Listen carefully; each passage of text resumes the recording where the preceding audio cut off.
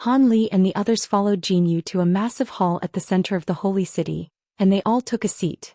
Following instructions from Jinyu, several young female servants immediately made their way into the hall, setting down things like spirit tea and spirit fruits onto the tables.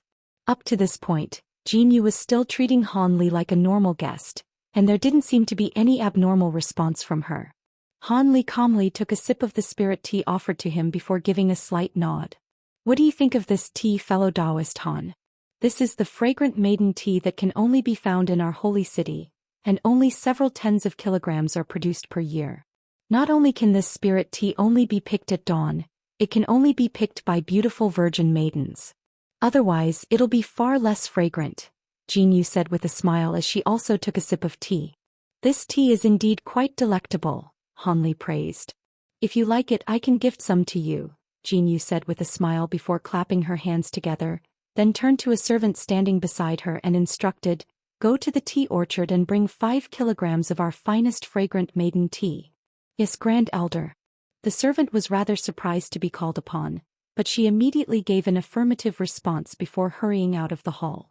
Han Li was also rather surprised by this gesture, but his expression remained unchanged as he cupped his fist in a grateful salute. "Thank you, fellow Taoist Jin." The other elders were quite taken aback by this as well, but none of them said anything. "Allow me to make an introduction. Everyone, this is fellow Taoist Han, the human who once saved our Tianping race during the Holy Disciple trials. I'm sure all of you have heard of him, but not all of you have seen him before," Jinyu explained to the elders who were only meeting Han Li for the first time. "What? That's him? Didn't he die in the earth abyss?" The other elders were quite stunned to hear this, with the exception of Elder Su and the other female elder who had met Han Li in the past, and they both exchanged a wry smile. "I encountered some opportunities in the earth abyss and managed to escape from the demon monarchs. After that, I returned to my own human race. You wouldn't fault me for that, would you, fellow Taoist Jin?" Han Li asked in a calm manner. "Of course not. If it weren't for your efforts several hundred years ago, there was no way that Bai Bai and Loner would have passed the trial and become holy masters of our race. Your actions saved our Tianping race, and in doing so you fulfilled our agreement, so you had earned your freedom. However, I must say that I'm truly stunned to see that you managed to become a holy race being even though you were only a deity transformation cultivator several centuries ago. I presume you had something to do with the disappearance of the 4 demon monarchs. If you don't mind, would you be able to disclose what happened between you and the demon monarchs?"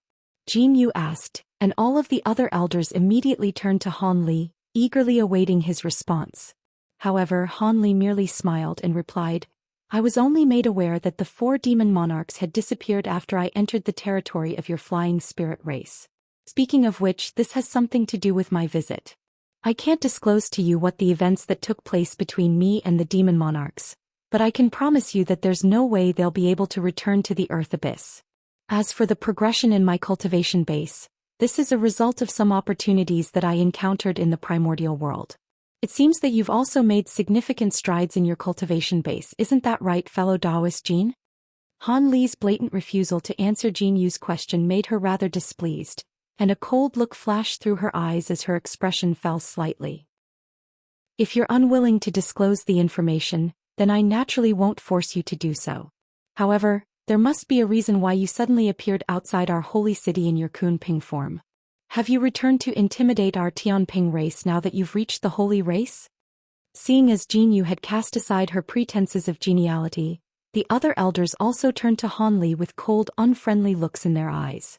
As opposed to being alarmed by this situation, Han Li smiled and asked, "What did you think of my Kunping transformation, fellow Taoist Jin?"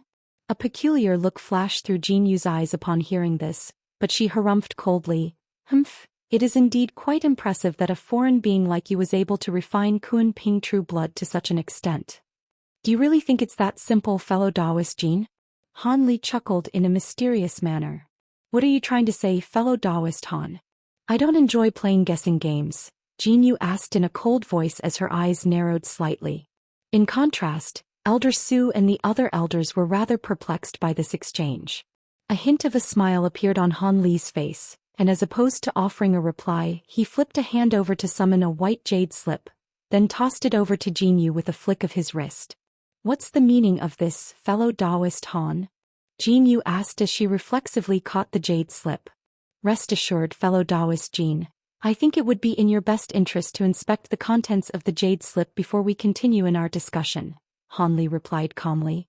Jin Yu was still rather skeptical, but after hesitating a while longer she still adhered the jade slip to her forehead before injecting a wisp of spiritual sense into it.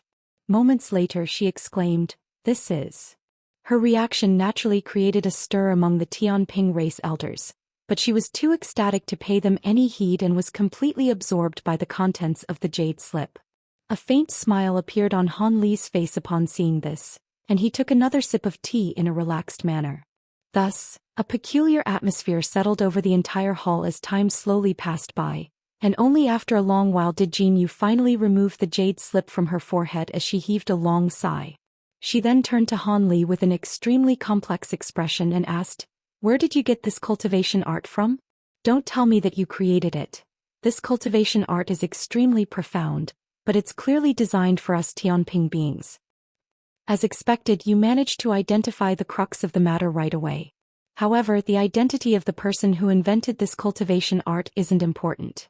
What's important is the value that this cultivation art will bring to your race, Han Li replied with a smile, seemingly having already predicted Jin Yu's question.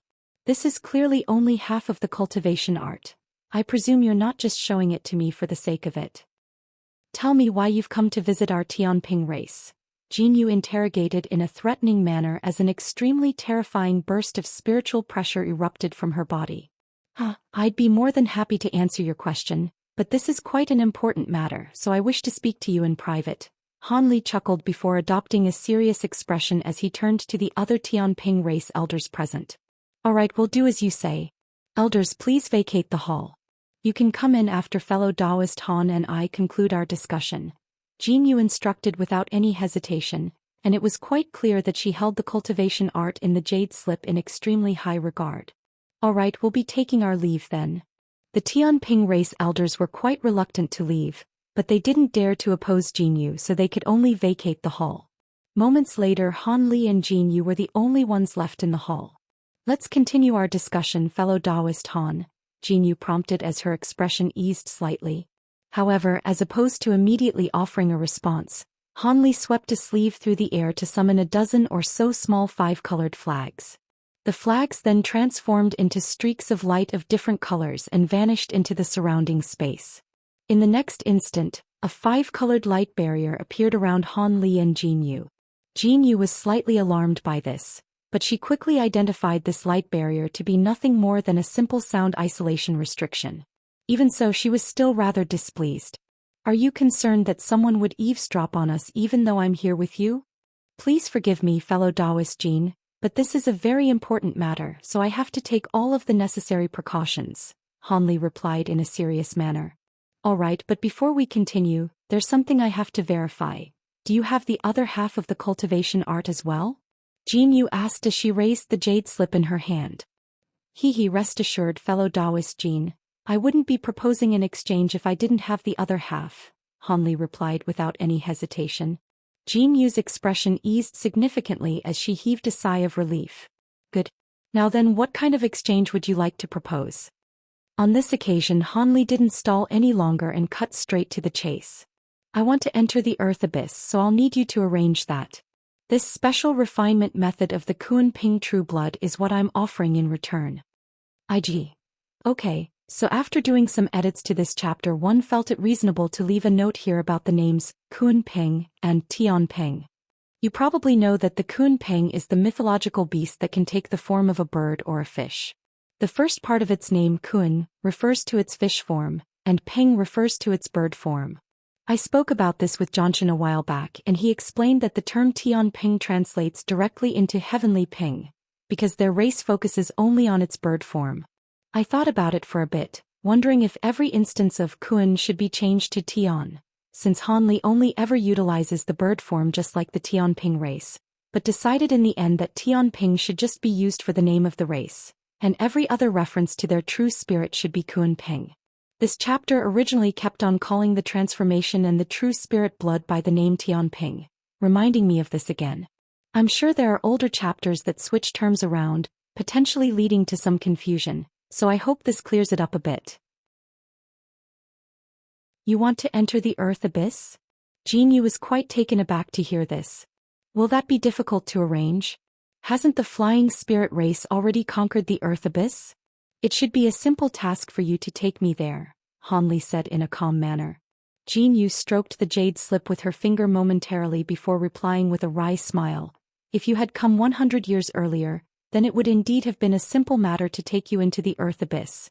But now things are not so simple. Why is that? Han Li asked. After a brief hesitation, Jinyu explained. Around 100 years ago, someone stumbled upon an extremely obscure mine of precious ore on the deepest level of the Earth Abyss. Not only is this mine extremely important to our flying spirit race, it contains an astonishing amount of ore.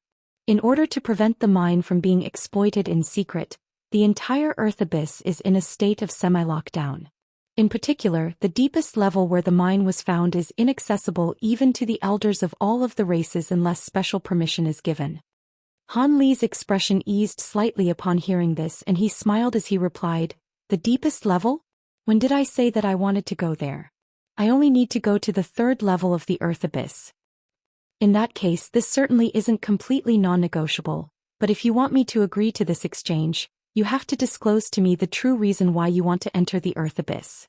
After all, the Earth Abyss is now an extremely important part of the flying spirit race's territory, and it could contain many hidden secrets yet to be discovered. You can't just expect me to blindly take an outsider into such an important place.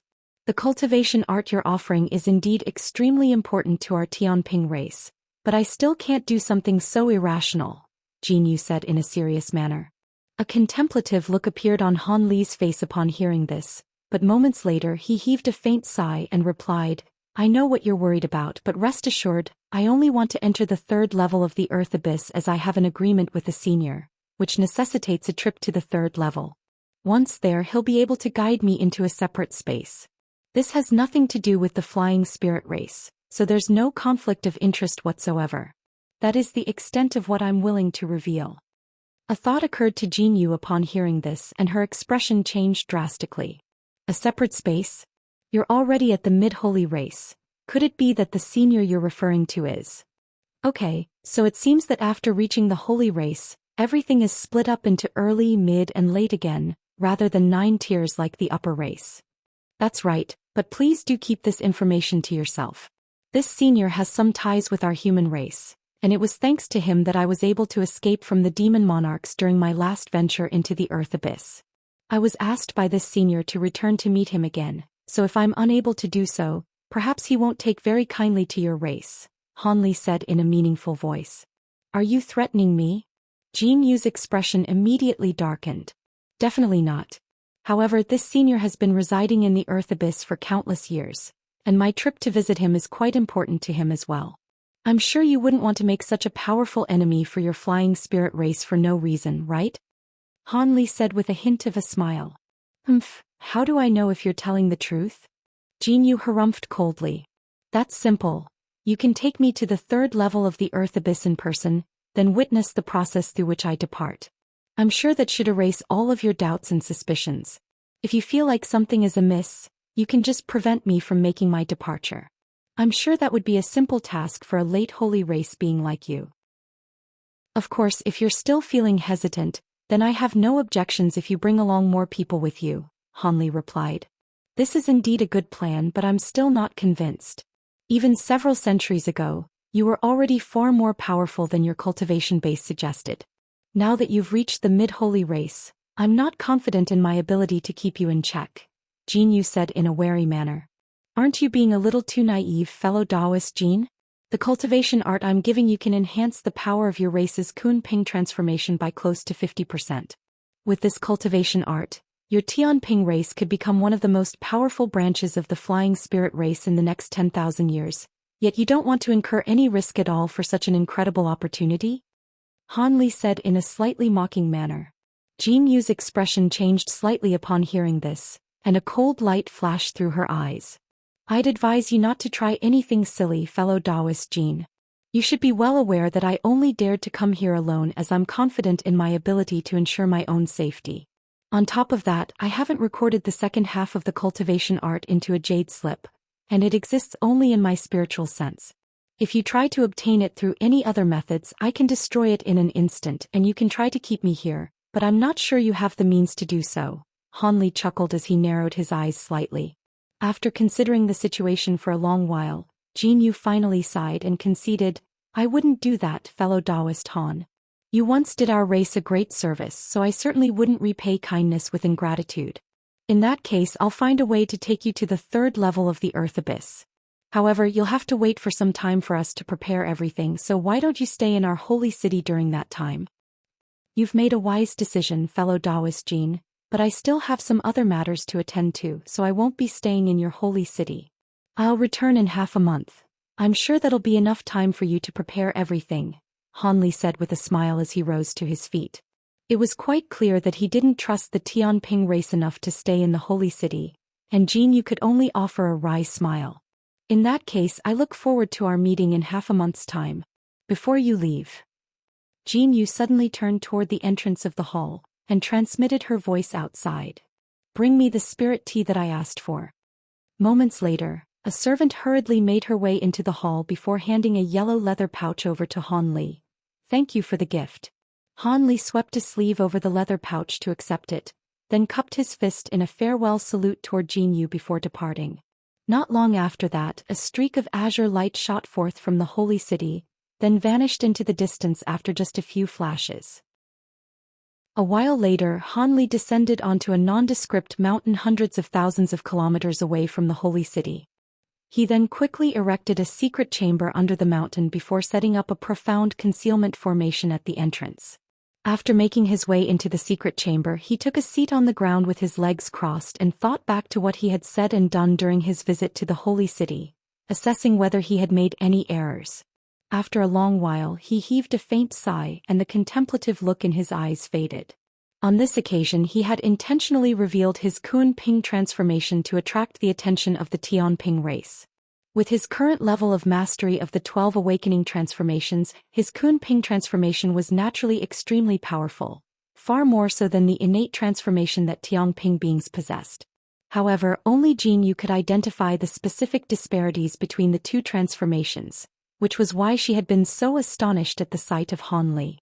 Of course, Han Li only dared to do something like this as he was confident he would be able to protect himself, even if all of the Tianping race elders were to turn on him. He still couldn't defeat all of them at once, but no one could stop him if he were to escape. This was something that Jin Yu was naturally also well aware of. That, in conjunction with the vastly improved Kunping transformation that Han Li had displayed, was why she had acted so politely toward him in the beginning. As for the cultivation art that he had offered as part of the exchange, that was something that he had created after taking into account his knowledge of both the 12 awakening transformations and the Gu family's spirit blood refinement method. The cultivation art would indeed be extraordinarily effective to Tianping beings, which was why Jin Yu had been so interested. Now that he had made this agreement with Jin Yu, he should be able to access the Earth Abyss with no issues. Even though the Tianping race was one of the weaker branches of the flying spirit race, Jin Yu was still a late holy race being, so this really shouldn't be too difficult for her to arrange. Without her help, it would definitely be far more difficult for him to infiltrate the Earth Abyss. However, he still had to constantly be on his guard when he went back to meet Jin Yu again in case she did something hot-headed. Of course, after he had hinted at the fact that this matter was related to a Grand Ascension stage being, the possibility of that happening was naturally far smaller. With that in mind, Han Li set aside that train of thought and closed his eyes to enter a meditative state. Meanwhile, the elders of the Tianping race had just departed from a large hall in the holy city following a discussion with Jin Yu. Thus, Jin Yu was left by herself on the main seat within the hall, and she seemed to be pondering something with a contemplative look on her face. Half a month flew by in a flash, and on this day several streaks of light flew away from the holy city, traveling deeper into flying spirit race territory. Among these streaks of light was Han Li in his usual azure robes, the white-robed Jin Yu, and a young woman with arcs of lightning flashing around her body. The woman had a pair of large bright eyes, and she was none other than one of the Tianping race's two holy masters, Lei Lan.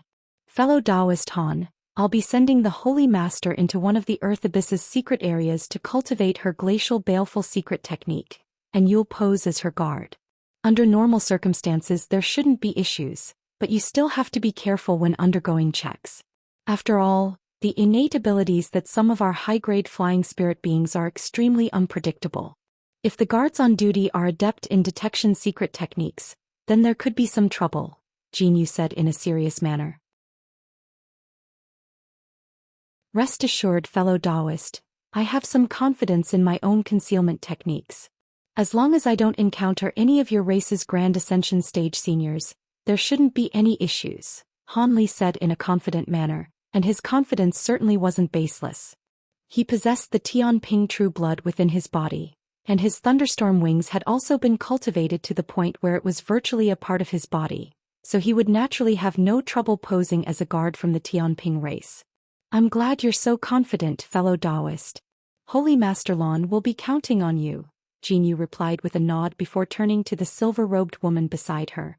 Rest assured, Grand Elder, I really do have a type of secret technique that requires glacial baleful qi to cultivate, and I visited the Earth Abyss for this very same reason several decades ago, so the guard definitely won't suspect anything, the silver-robed woman replied in a respectful manner before her gaze strayed involuntarily toward Han Li again, and there was clearly a hint of astonishment in her eyes. Even though she had already been made aware prior to setting off that Han Li had become a mid-holy race being, she was still extremely stunned to see this for herself. Back when they were undertaking the Earth Abyss trials together, she could already tell that Han Li was far more powerful than his cultivation base suggested, but it was downright absurd that he had managed to progress to the mid-holy race after just several centuries. However, as the Holy Maiden, it would be unbefitting of her to let her astonishment get the better of herself, so she merely extended a respectful salute of gratitude toward Han Li for assisting her and Bai during the Earth Abyss trials, and repressed her curiosity thereafter. As for Bai himself, he was apparently cultivating some kind of secret technique in seclusion, so he was unable to meet Han Li. A faint smile appeared on Jinyu's face in response to Lei Lan's reassuring words, and she nodded before falling silent again. Thus, the three of them continued in their journey and quickly left the holy city behind. Several months later, Han Li's trio finally arrived at the giant city guarding the Earth Abyss, and from a distance, they could see a row of armored figures standing atop the city wall. Jinyu's eyes narrowed slightly, and she led Han Li and Lei Lan on a descent before flying toward a certain city gate. There were a dozen or so Earth Abyss guards with wings of different colors situated at the Azure City Gate, and they were appraising Han Li's trio with wary looks on their faces. The three of them landed in front of the guards, and at this point Han Li had already altered his own appearance. At the same time, he had restricted his own magic power to only around the spatial tempering stage. The leader of this group of guards was a mid-spatial tempering stage being, and he extended a salute toward Jinyu before asking, "Are you from the Tianping race, senior? May I ask why you've come here? It isn't time to change the guards yet." He was unable to glean Jinyu's exact cultivation base, but he knew that she was definitely a holy race being. As for Han Li and Lei Lan, they seemed to have been unconsciously ignored by him. It was no wonder that he held such an attitude. The guards here had been constantly fighting Earth Abyss demons for many years, so their powers far outstripped their peers of the same cultivation base. As such, they had all developed a hint of arrogance toward beings from other branches of the flying spirit race. Jinyu remained unbothered by this and merely smiled as she raised a hand, upon which a blue jade badge shot forth out of her sleeve before landing in the guard's hand. The guard was rather perplexed by this, but upon inspecting the jade badge, his expression immediately changed as he returned the badge respectful with both hands, then said, "Forgive me for my rudeness, Senior Jin, I didn't recognize you as the Grand Elder the Tianping race. According to the agreement signed by all the races, the Grand Elders have the right to access the Earth Abyss at any time, so I'm sure you'll have no issues granting me passage, right?" Jinyu said as she took the jade badge back from the guard. "Of course," the guard immediately replied before waving a hand, upon which all of the guards stepped away to the side, opening up a passageway for Han Li's trio. Jinyu merely nodded upon seeing this before leading Han Li and Lei Lan in through the city gate. On the other side of the city gate, Han Li was greeted by the sight of a series of cylindrical pavilions that were each around 300 to 400 feet tall. They were situated in dense clusters and spread over most of the city. However, there were very few people inside the city. only a few groups of guards that were patrolling the entire city at low altitudes. Let's go, there's no reason to delay here. Jin Yu transmitted her voice to Han Li and Lei Lan before rising up into the air and flying toward the city wall on the other side. Han Li and Lei Lan naturally followed along behind her. 2 hours later, they arrived in front of another massive azure wall, and on one face of the wall, there was a giant shimmering silver formation that had been carved onto its surface. In front of the formation was another group of guards wearing suits of armor of different colors. However, what was rather strange was aside from these guards, there was also an azure-armored middle-aged man seated atop a futon with his eyes tightly shut. Han Li's heart immediately stirred at the sight of this man, and Jin Yu's pupils also abruptly contracted. This man was none other than the general of the guards of this place, Jin Feng. Han Li had met him once in the past and he knew that this man was a being at the pinnacle of the holy race. It appeared that he was guarding the entrance to the Earth Abyss in person. Jin Yu was slightly flustered by this unexpected occurrence, but her expression remained calm as she smiled and said, "I'm quite surprised to see you here, General Jin. It's been several centuries since we last met. How have you been?" The azure-armored slowly opened his eyes upon hearing Jin Yu's words before replying, "Ah, long time no see, Fairy Jin. Why have you come here rather than staying in the Tianping race to cultivate?" "I should be asking you that. Since when did the entrance to the Earth Abyss require General Jin to guard?" Jin Yu asked with a smile. "Under normal circumstances, I naturally wouldn't be tasked with this duty, but a major event recently took place, so I had no choice but to take on this role," Jin Feng replied in a calm manner. "Major event?" Jin Yu was rather taken aback to hear this. "Around a month ago, I received news that someone had robbed the warehouse on the deepest level of the Earth Abyss and plundered all of the precious or weed mine during the past few years. In the process, he also killed and wounded many of the guards, and he's quite a powerful being. I've already sent a large number of guards into the Earth Abyss to investigate. This is the only entrance and exit to the Earth Abyss, and normal guards wouldn't be able to stop that man if he were to try and escape, so I had to take on this role," Jin Feng explained with a smile. "I see. If I recall correctly, isn't Elder Qin situated on the deepest level of the Earth Abyss? Was the thief able to overpower even Elder Qin?" Jin Yu asked in an incredulous voice. The thief was very cunning and struck right when Elder Qin left the mine for half a day as he had some other matters to attend to. By the time he received news of what had happened, the thief had already fled the scene. "Now then, can you tell me why you've come here, Fairy Jin? Grand Elders do indeed have the right to access the Earth Abyss at will, but you have to have a legitimate reason," Jin Feng said as a serious look appeared on his face. "Holy Master Lei Lan of our race needs to draw upon glacial baleful qi to cultivate, so she has to enter the Earth Abyss," Jin Yu explained with a smile as she pointed to Lei Lan. Lei Lan immediately stepped forward in an obedient manner before extending a respectful curtsy toward Jin Feng. Lei Lan pays her respects to Senior Jin. "Ah yes, I've heard from my subordinates that there is indeed a precedent of Holy Master Lei entering the Earth Abyss for this purpose. In that case you'll naturally be granted passage. On top of that, with Fairy Jin in accompaniment, I'm sure your safety won't be an issue even with the current ongoing situation in the Earth Abyss. However, who is that man and why does he need to accompany you?" Jin Feng asked with furrowed brows as he turned his gaze to Han Li. "This is a junior of mine and he possesses outstanding aptitude as well. He's currently acting as Holy Master Lei Lan's personal guard, so he'll be accompanying us into the Earth Abyss," Jin Yu replied in a calm manner. "If Holy Master Lei already has you to accompany her, why would she still need a guard? I don't think there's any need for him to enter the Abyss. With the current situation, it's best to have as few people enter the Earth Abyss as possible," Jin Feng said as he inspected Han Li through narrowed eyes. Lei Lan and Han Li's expressions both changed slightly upon hearing this, but Jin Yu wasn't panicked in the slightest as she shook her head and insisted, "I'm afraid that won't do. Junior Han may only be a guard, but he shares a very close bond with Holy Master Lei Lan, and he'll be very important for her cultivation, so he must accompany us into the Earth Abyss. Otherwise, I wouldn't have taken him all the way here." "What do you mean by that, Fairy Jin? How could a guard like him be connected with Holy Master Lei's cultivation?" Jin Feng asked with a hint of disbelief in his voice. Jin Yu merely smiled before transmitting her voice directly to Jin Feng, and initially Jin Feng was rather perplexed, but an enlightened look quickly appeared on his face, followed by a meaningful smile. I see. In that case, it's not in my place to say anything. All three of you will be granted passage, Jin Feng said as he cast his gaze toward Han Li and Lei Lon with a peculiar look in his eyes.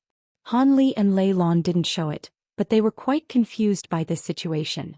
However, seeing as they had been granted passage, the two of them naturally immediately expressed their gratitude toward Jin Feng. Thus, Jin Feng waved a hand, and some of the guards immediately stepped forward before purple wooden badges appeared in their hands amid flashes of spiritual light. The wooden badges glowed bright, and two purple pillars of light shot forth before vanishing into the center of the formation on the wall in a flash.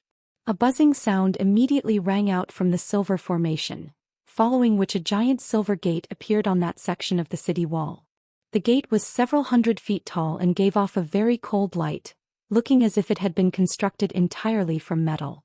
Jin Feng then began to chant something before sweeping a sleeve toward the gate, and a burst of azure light erupted forth. As a result, the gate was slowly opened. Thank you for your efforts, fellow Taoist, Jin Yu said with a smile. She then led Han Li and Lei Lon through the giant gate as three streaks of light, quickly vanishing into the world beyond the gate. Jin Feng stood in front of the giant gate and looked on as they disappeared from view. He had a contemplative look on his face, as if there were a nagging concern in his heart. Perhaps I'm just being too paranoid. I did sense something slightly off about that guard, but there shouldn't be any issues. Jin Yu is the grand elder of the Tianping race, so she wouldn't do anything detrimental to the flying spirit race, Jin Feng murmured to himself before issuing an instruction to have the gate closed again. After that, he sat down at his original spot again before closing his eyes. On the other side, Han Li's trio was situated beneath a massive sea of mist, flying toward the entrance to the Earth Abyss. Back when Han Li had been a deity transformation cultivator, flying through these winds had been a slightly difficult task. However, now that he was at the mid-body integration stage, they naturally posed no impediment to him at all. Even when he encountered those black glacial winds at the end, they were all easily repelled as a layer of azure light flashed from his body. As for Lei Lon, she was being protected by Jin Yu, so her safety was naturally ensured. Not long after that, they were greeted by the sight of the Earth Abyss entrance, which resembled a gigantic funnel. Han Li looked down at the giant funnel through narrowed eyes before descending toward it without any hesitation. Jin Yu and Lei Lon exchanged a glance before also doing the same. After entering the Earth Abyss, Han Li was immediately buffeted by fierce winds from all directions, and everything was quite similar to when he had last entered the place. Around 10 minutes later, he suddenly stopped in his descent, and at this point he had finally entered the first level of the Earth Abyss. However, as he inspected his surroundings, his brows immediately furrowed slightly. He was situated in the air above a murky gray swamp. There was a faint layer of green mist over the swamp, and it was giving off a faint odor of decaying plant matter. It was quite clear that this wasn't the same place he had entered through last time. Han Li turned to Jin Yu and asked, "Fellow Taoist Jin, do you know where this place is and whether it's close to the entrance to the second level?" According to the map, this place is around half a day of travel away from the entrance to the second level. I suggest you take some precautions, fellow Taoist.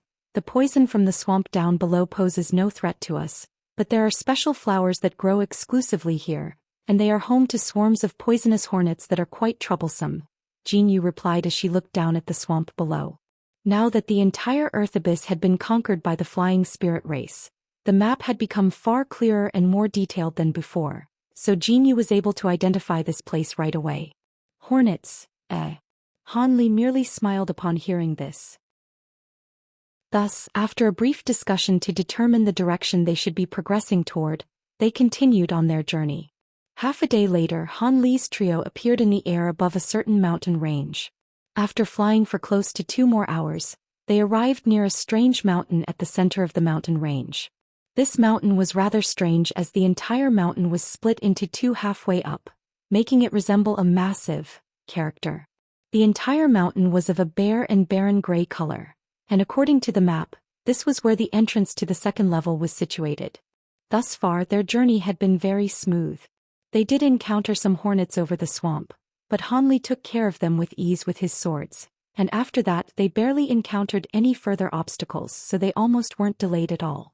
It seemed that most of the low-grade demons on the first level had been wiped out. That made sense considering how those low-grade demons didn't have much value, so there was naturally no need for the flying spirit race to keep them around.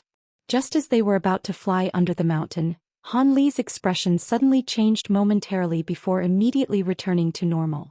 In contrast, Jin Yu suddenly stopped right in front of the mountain and yelled with a dark expression, "Who's there? Show yourself." The space near the entrance of the mountain suddenly twisted and warped, following which a winged humanoid figure appeared out of thin air before extending a respectful bow toward Jin Yu. Mingzhen pays his respects to Grand Elder Jin and Holy Master Lei. This was a late spatial tempering stage man from the Tianping race, and he wore a suit of blue armor. The same scenes unfolded nearby as 5 more humanoid figures emerged one after another. However, these people merely extended salutes toward Jin Yu, but didn't say anything.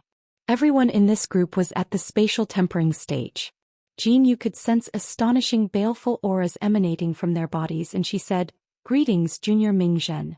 If you're here, then that must mean they're all members of the law enforcement squad as well. Could it be that you're hiding here to ambush the person who robbed the mine warehouse? So you've already heard about what's happened. Indeed, we were ordered to guard this entrance, Grand Elder.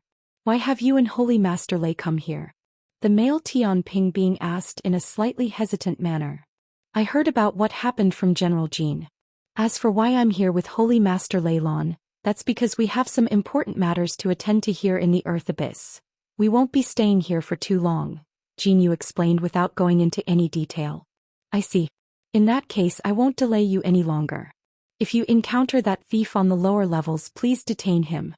The entire second level is being guarded by the law enforcement squad, so he should still be hiding on one of the lower levels," the male Tianping being said in a respectful manner.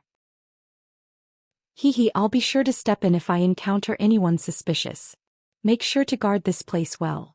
I'll be leaving with Holy Master Lei Lan now." Jin Yu nodded before immediately continuing on toward the mountain, and soon Han Li's trio had vanished under the mountain. After Han Li's trio had departed, a gray-winged flying spirit being turned to Mingzhen and said, "Is that the Grand Elder of your race, Brother Mingzhen? She really is unfathomably powerful as the rumors suggest. With the presence of this Grand Elder Jin, your Tianping race won't have to worry about its survival for at least the next few tens of thousands of years. Come to think of it, who was that other man? He seems to have a similar cultivation base to ours, but I don't think I've ever seen him before." Grand Elder Jin is naturally an extremely important figure in our race, but the main reason behind why none of the other races have targeted our Tianping race is due to the existence of our 2 holy masters. As for the man who was accompanying them, I haven't seen him before either. However, that's not anything to be surprised about. Our Tianping race has always been one of the weaker branches of the flying spirit race, but our population still numbers in the hundreds of millions. Are you just going to be suspicious toward every single unfamiliar face you see?" Mingzhen replied with a slightly dark expression, clearly not impressed by the suspicions raised by the gray-winged being. I was only asking out of curiosity, Brother Zhen. I naturally have full trust in the Grand Elder and Holy Master of your race," the gray-winged man replied in a slightly sheepish manner. "All right, this is not the place to be having a chat. Don't forget that we're still on a mission. Hide yourselves right away," a woman with a pair of pristine white horns on her head and a pair of purple wings on her back suddenly said. Thus, the conversation was abruptly abandoned and everyone hurriedly nodded in response, seemingly quite wary of this woman. All 6 of the Tianping beings present made their own hand seals, and they all vanished into thin air again. Meanwhile, Han Li's trio was situated within a cloud of black mist, and they were flying in a downward direction. Looks like the warehouse robber really is quite powerful. Even an entrance like this one is being guarded by 6 great spirit generals. It seems that the thief is either a holy race being or possesses powers on that level, Jin Yu said as she flew, and there was a hint of mockery in her voice. "Oh. It sounds like you're not overly concerned about this mine," Han Li remarked. "Why should I care about it? The mine is supposedly there to benefit all of the branches in the flying spirit race, but in reality most of the ore mined from it are taken by the handful of the most powerful branches. Our Tianping race barely gets anything," Jin Yu chuckled coldly in response. "I see. It looks like even though your Tianping race managed to avoid being wiped out, your situation still isn't a very optimistic one, Han Li said in a contemplative manner. If not for this, I wouldn't have agreed to this deal in exchange for that cultivation art. With that cultivation art up our sleeve, the Tianping race will definitely become a force to be reckoned with again in just a few tens of thousands of years. Speaking of which, you'd best make sure that there are no issues with that second half of the cultivation art, fellow Taoist Han, Jin Yu said in a meaningful voice. Rest assured, fellow Taoist Jin. Once we reach the agreed location, I'll issue the second half of the cultivation art to you right away for examination. If there are any issues, I'll take full accountability, Han Li replied with a smile. Good. Jin Yu gave a clipped response before falling silent. Moments later, the black mist began to thin out and they finally arrived on the second level of the earth abyss. The second level was naturally far more perilous than the first one, but it still posed no threat to Han Li and the others. After checking the map to verify their location, they traveled west for 3 days and 3 nights in succession. Along the way, they slew some mid-grade demons and encountered several groups of law-enforcing cultivators. Even the weakest of these cultivators were at the deity transformation stage, and there were even some holy race beings among them. Jin Yu was the grand elder of the Tianping race, so these law-enforcing cultivators naturally granted her passage without much interrogation. However, Jin Yu was gradually becoming more and more unsettled by this. It was very strange that they had deployed so many people just to hunt down a single thief. Could it be that there were some hidden details involved in this matter? Jin Yu had been the grand elder of the Tianping race for many years, so she was naturally far more intelligent and sensitive than the average being. However, despite her growing suspicions, she made no outward displays of her emotions. Thus, the 3 of them found the entrance to the 3rd level quite easily, hidden beneath an underground river. After drifting with the flow of the water for several hours, Han Li's trio arrived on the 3rd level of the earth abyss. 3 days later, Han Li's trio was flying over a set of barren plains that was littered with rocks, when all of a sudden, they felt a disturbance in the world's origin qi in the distance. Immediately thereafter, a streak of silver light appeared in the distant sky, followed by a resounding boom that made the entire earth tremor violently. Han Li and Jin Yu's expressions both changed drastically as they exchanged a glance with one another. It seems like there are people fighting over there, fellow Taoist Jin. Should we go and have a look? Han Li asked after a brief hesitation. If there are any law enforcement squad members nearby, it would be apparent to them that we're hiding something if we don't go and investigate such a massive commotion, Jin Yu said. In that case, let's go and have a look. Han Li didn't want to have to take any detours, but he knew that Jin Yu was right, so he agreed with a quick nod. Lei Lan naturally had no objections either, so the 3 of them changed directions and flew toward the place where the silver lightning had just flashed from. After flying for close to 10,000 kilometers, they finally stopped and looked down at the carnage below with different expressions on their faces. A massive crater with a radius of several hundred feet had appeared on the ground below, and everything around the crater was completely charred black. There was a faint odor of scorched earth wafting through the air, and it seemed that this was the result of a lightning strike. All of a sudden, Han Li raised a hand before making a grabbing motion toward a certain spot on the edge of the giant crater. An item immediately flew out from under some rubble before landing in his grasp. He inspected the item to find that it was a damaged blue dagger. Even though there were cracks running all over its surface, it was still shimmering with spiritual light, indicating that it was quite a powerful treasure. Looks like everyone was reduced to dust by that bolt of lightning, and even their bonded treasures didn't manage to survive. It's quite incredible that just a single bolt of lightning was able to kill a group of deity transformation and spatial tempering cultivators. What are your thoughts, fellow Taoist Han? Jin Yu suddenly asked. Even from thousands of kilometers away, we could sense how ferocious this bolt of lightning was, so it's quite clear that the perpetrator is most likely extremely adept in lightning abilities. On top of that, I can sense a faint baleful aura from this dagger which still hasn't dissipated even following the death of its owner, so the victims should be members of the law enforcement squad, Han Li replied in an assured manner as he tossed the dagger aside. Jin Yu waved a hand through the air and several other damaged treasures flew out from under piles of rubble. After inspecting the treasures, she nodded in agreement. Indeed, I can sense the auras of 3 people who recently passed away here, and they were most likely killed by the mine warehouse thief. So that man is powerful enough to kill 3 law enforcement squad members at once? Lei Lan was quite alarmed to hear this. That's not all that remarkable. If he didn't have at least this much power, he wouldn't dare to do something so brazen. No one else has arrived on the scene aside from us, so it seems that there aren't any other members of the law enforcement squad nearby. However, the squad members have all cultivated a sensory secret technique. Someone will definitely be arriving soon. Let's get out of here before that, Jinyu said. Indeed, there are only several days of travel left until we reach our destination. The sooner we get there, the sooner we'll be able to breathe a sigh of relief, Hanli agreed. Lei Lan also nodded in a contemplative manner. Thus, the 3 of them rose up into the air and continued onward as streaks of light. Only after over half a day had passed did a dozen or so streaks of light arrive at the giant crater. At this point, Han Li's trio was already millions of kilometers away. 7 days later, Han Li was situated over a black undulating mountain range with a white disk in his hand. There were several tens of small azure swords flying around him, and they were shredding hordes of oncoming giant crow-like demon beasts, sending their blood cascading down from above. Standing beside Han Li was Jinyu, and she was holding a golden mirror, which was expelling bolts of golden lightning that were shredding the nearby demon beasts into pieces. As for Lei Lan, she was making a hand seal with a solemn look on her face, conjuring up a small net of silver lightning that had completely enveloped her entire body. Occasionally, a demonic bird would crash into the lightning net, only to be instantly reduced to dust amid a loud thunderclap. After flying onward for another hour, the black demonic birds finally began to thin out, and in the end, they dispersed and flew away after a few shrill cries. Han Li's trio naturally withdrew their treasures and abilities upon seeing this before continuing on their journey.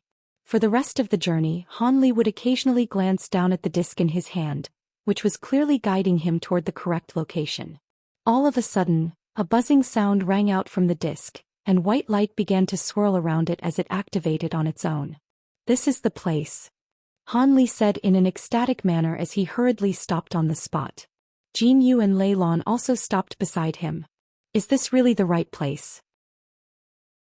"The surrounding space is very stable and there doesn't seem to be any spatial nodes here," Jinyu said as she looked around with her brows furrowed in skepticism.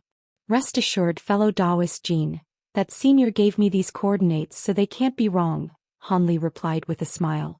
"All right, I'll trust your judgment then, fellow Taoist Han.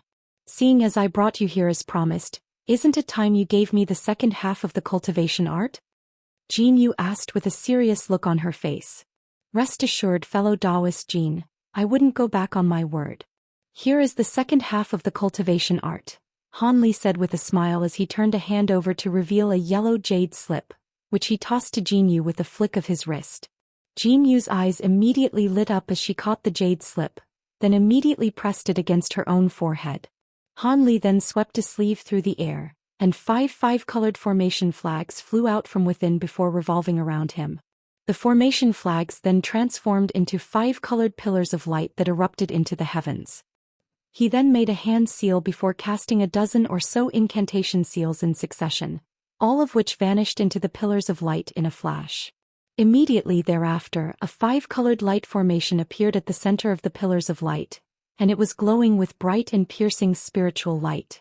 Han Li then began to chant something as one top-grade spirit stone after another flew out of his sleeve. Soon, over 100 such spirit stones had been released, and they all disappeared into the light formation. Immediately thereafter, he tossed the disc in his hand forward, and it hovered in front of him as he flicked his fingers toward it in quick succession, seemingly working to activate it. Lei Lan observed everything in silence, and as bright light began to glow from the disc, she couldn't help but turn to Jinyu with a hint of concern in her eyes. Jinyu's eyes were still closed at this point, but there was clearly an elated expression on her face, so it seemed that the second half of the cultivation art was authentic. Lei Lan naturally heaved a faint sigh of relief upon seeing this. All of a sudden, Han Li let loose a low cry before pointing a finger at the disc. At this point, it had transformed into a ball of white light, and it slowly hovered toward the center of the 5-colored light formation, then fused as one with the formation amid a dull thump. At this moment, Han Li stopped what he was doing and turned to Jinyu. "What do you think, fellow Taoist Jin? Is there anything you're dissatisfied with? Not at all. This is indeed the second half of the cultivation art, and I must thank you on behalf of our entire race for this precious gift. Jinyu replied in an extremely pleased manner as she finally withdrew her spiritual sense from the jade slip. There's no need to thank me. This was a mutually beneficial trade after all. In that case I'll be taking my leave, Hanli said as he cupped his fist in a parting salute. Jinyu returned his salute with a smile and said, I wish you the best of luck, fellow Taoist Han. Thank you for your kind words. Holy Master Lei, I wish you luck in progressing to the holy race soon. Hanli chuckled as he turned his gaze to Lei Lan. Thank you, Senior. I'll be sure to work hard, Lei Lan replied with a curtsy and a rather complex look on her face. All right, it's time for me to leave. Hanli gave the two women a quick nod before stepping into the five-colored light formation, following which a burst of chanting immediately rang out. A burst of loud rumbling then suddenly erupted from the light formation, and countless silver runes surged forth in a frenzy. The white ball of light at the center of the formation also swelled to several times its original size, taking up almost the entire light formation. The entire formation began to flash with silver runes and white light, and specks of starlight flashed within it to form a radiant galaxy. It was quite clear that the formation had been activated to the limit of its power. A solemn look appeared on Jinyu's face upon seeing this, but in the next instant her expression abruptly changed as she yelled, Who's there? Show yourself. As soon as her voice trailed off, she extended a hand out of her sleeve before making a grabbing motion, and a burst of enormous invisible force erupted forth. The invisible force converged toward what was seemingly nothing more than thin air, but a ball of silver lightning suddenly exploded there, and a silver snake shot forth from within the lightning before pouncing toward the light formation.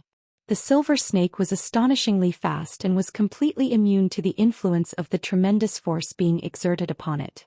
Jinyu faltered slightly upon seeing this, and before she had a chance to react, the silver snake had plunged headfirst into the light formation.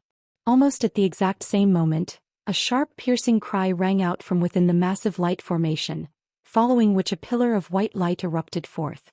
The pillar of light tore through over 10,000 feet of space in an instant, then vanished into a black hole that emerged out of thin air. Only then did the five-colored light formation fade away, leaving only a shattered white disk behind. Lei Lan looked on in a flabbergasted manner, and only after a while did she return to her senses. Who was that Grand Elder? They seemed to have been teleported away along with Senior Han. I don't know, but that person was using an extremely remarkable lightning cultivation art that allowed them to disregard my powers. He's most likely the thief that the law enforcement squad is hunting for, Jinyu replied with a dark expression. What? Will Senior Han be in danger then? Lei Lan drew a sharp breath upon hearing this. Rest assured, fellow Taoist Han's powers are most likely not inferior to mine. Even that thief won't be able to best fellow Taoist Han in battle. However, the fact that he was lurking nearby indicates that he's most likely been following us ever since we visited that giant crater several days ago. Yet neither fellow Taoist Han nor I were able to sense him, so he must possess incredible concealment abilities. It's no wonder that even after deploying so many people, the law enforcement squad was still unable to hunt him down. However, Jinyu's voice suddenly trailed off as a perplexed look appeared on her face. What is it? Lei Lan asked. That man's aura was rather strange. It seemed to have been intermingled with a beastly aura that resembles that of the lightning cloud falcon of the primordial world, but it's not exactly the same, Jinyu explained in a hesitant manner. A beastly aura? Could it have belonged to a spirit beast that he owns? Lei Lan asked. I don't think so. The aura was completely integrated with his aura, and they seem more like constituent parts of a whole rather than two separate entities. In any case, we've achieved our objective, so let's leave this place right away. We came here under the guise that you were going to cultivate in the glacial baleful area, so we have to go there to avoid suspicion. That teleportation formation created quite a massive commotion just now, so there are most likely going to be people arriving on the scene soon, Jinyu said. You're right, Grand Elder, Lei Lan agreed with a nod. Thus, Jinyu swept a sleeve through the air to release a burst of light that scattered the remnant fluctuations left behind by the light formation, then flew away with Lei Lan as two streaks of light. Elsewhere, within a space that was filled with murky white mist, Han Li was standing mid-air, looking at the man who had barged his way into the teleportation formation with a peculiar look on his face. I'd meet you again, let alone under these circumstances. I presume you must the one who's been stealing from the mine warehouse, Han Li said. In the instant before he was teleported away, he had discovered that someone else had barged into the formation, but the teleportation had already commenced at that point, so he could only allow that person to be teleported into the infernal river with him. However, never did he think that this man would be someone that he recognized. Oh. From the sounds of it, you seem to know who I am. Standing several hundred feet away from Han Li was a thin middle-aged man in a set of long blue robes. He wore a faint smile on his face and was quite calm and collected. How has that lightning beast of yours been developing, fellow Taoist you? I'm sure it must have played a big role in your progression to the holy race, Han Li said as a cold smile appeared on his face. The man's calm expression instantly transformed into one of bewilderment upon hearing mention of the term lightning beast, and he yelled, "Who are you? How do you know about the lightning beast?" At the same time, his terrifying early body integration stage aura was released toward Han Li without any reservation. This man was none other than the shopkeeper with the Yu surname that Han Li had last met in the holy city of the Tianping race. 1. At the time, the shopkeeper had promised Han Li an azure shifting fruit in exchange for his services to help him tame a certain lightning beast. 2 other spatial tempering cultivators had also been recruited for the task, but in the end, after they had successfully helped the shopkeeper tame the lightning beast, the latter had turned on them and tried to kill them. Only after displaying his extraordinary powers did Han Li manage to survive that ordeal, and the shopkeeper had begrudgingly given him an azure shifting fruit core before they parted ways. At the time, he had already realized that this was a very mysterious figure who definitely wasn't an ordinary Tianping being. The fact that he had progressed to the early holy race after just several hundred years further vindicated Han Li's suspicions toward him. However, Han Li was now far more powerful than he had been in the past, and even though he had restricted his own aura to the mid-spatial tempering stage, that was still completely incomparable to his past cultivation base. On top of that, he had also altered his own appearance, so it was no wonder that the shopkeeper had been unable to recognize him. In the face of the astonishing spiritual pressure the man was releasing, Han Li's expression remained calm, and in the next instant he also released a burst of spiritual pressure that should only belong to holy race beings. A resounding boom rang out as the 2 bursts of spiritual pressure clashed, then nullified one another, indicating that they were evenly matched. You're also an early holy race being? Shopkeeper Yu's heart immediately jolted upon seeing this. He had been following Han Li's trio from afar, and after seeing that Han Li had a way to leave the earth abyss, he had barged into Han Li's teleportation formation without any hesitation. He had thought that Han Li was only at the spatial tempering stage, so he hadn't been overly wary of him. If he had known Han Li's true cultivation base in advance, he may not have followed through with his initial plan. A faint smile appeared on Han Li's face upon hearing this, and in the next instant, the spiritual pressure he released became even more powerful. You're a mid-holy race being. Who are you? There's no way I wouldn't recognize a mid-holy race being from the flying spirit race. Shopkeeper Yu exclaimed as his pupils contracted drastically. However, what was rather surprising was that he still seemed to be quite calm and wasn't displaying any signs of panic. Who I am isn't important. You must have plundered a lot of precious ore from the mine warehouse, right? I'm not going to ask for anything excessive. Hand over all of the ore you stole and I'll let you go free. That will act as your payment for hitching a ride in my teleportation formation, Han Li replied in an indifferent manner, displaying no intention of revealing his own identity. I see, so you want the materials that I took from the warehouse. Indeed, I was only able to escape from the earth abyss using your teleportation formation, so it's only right that I issued some payment to you.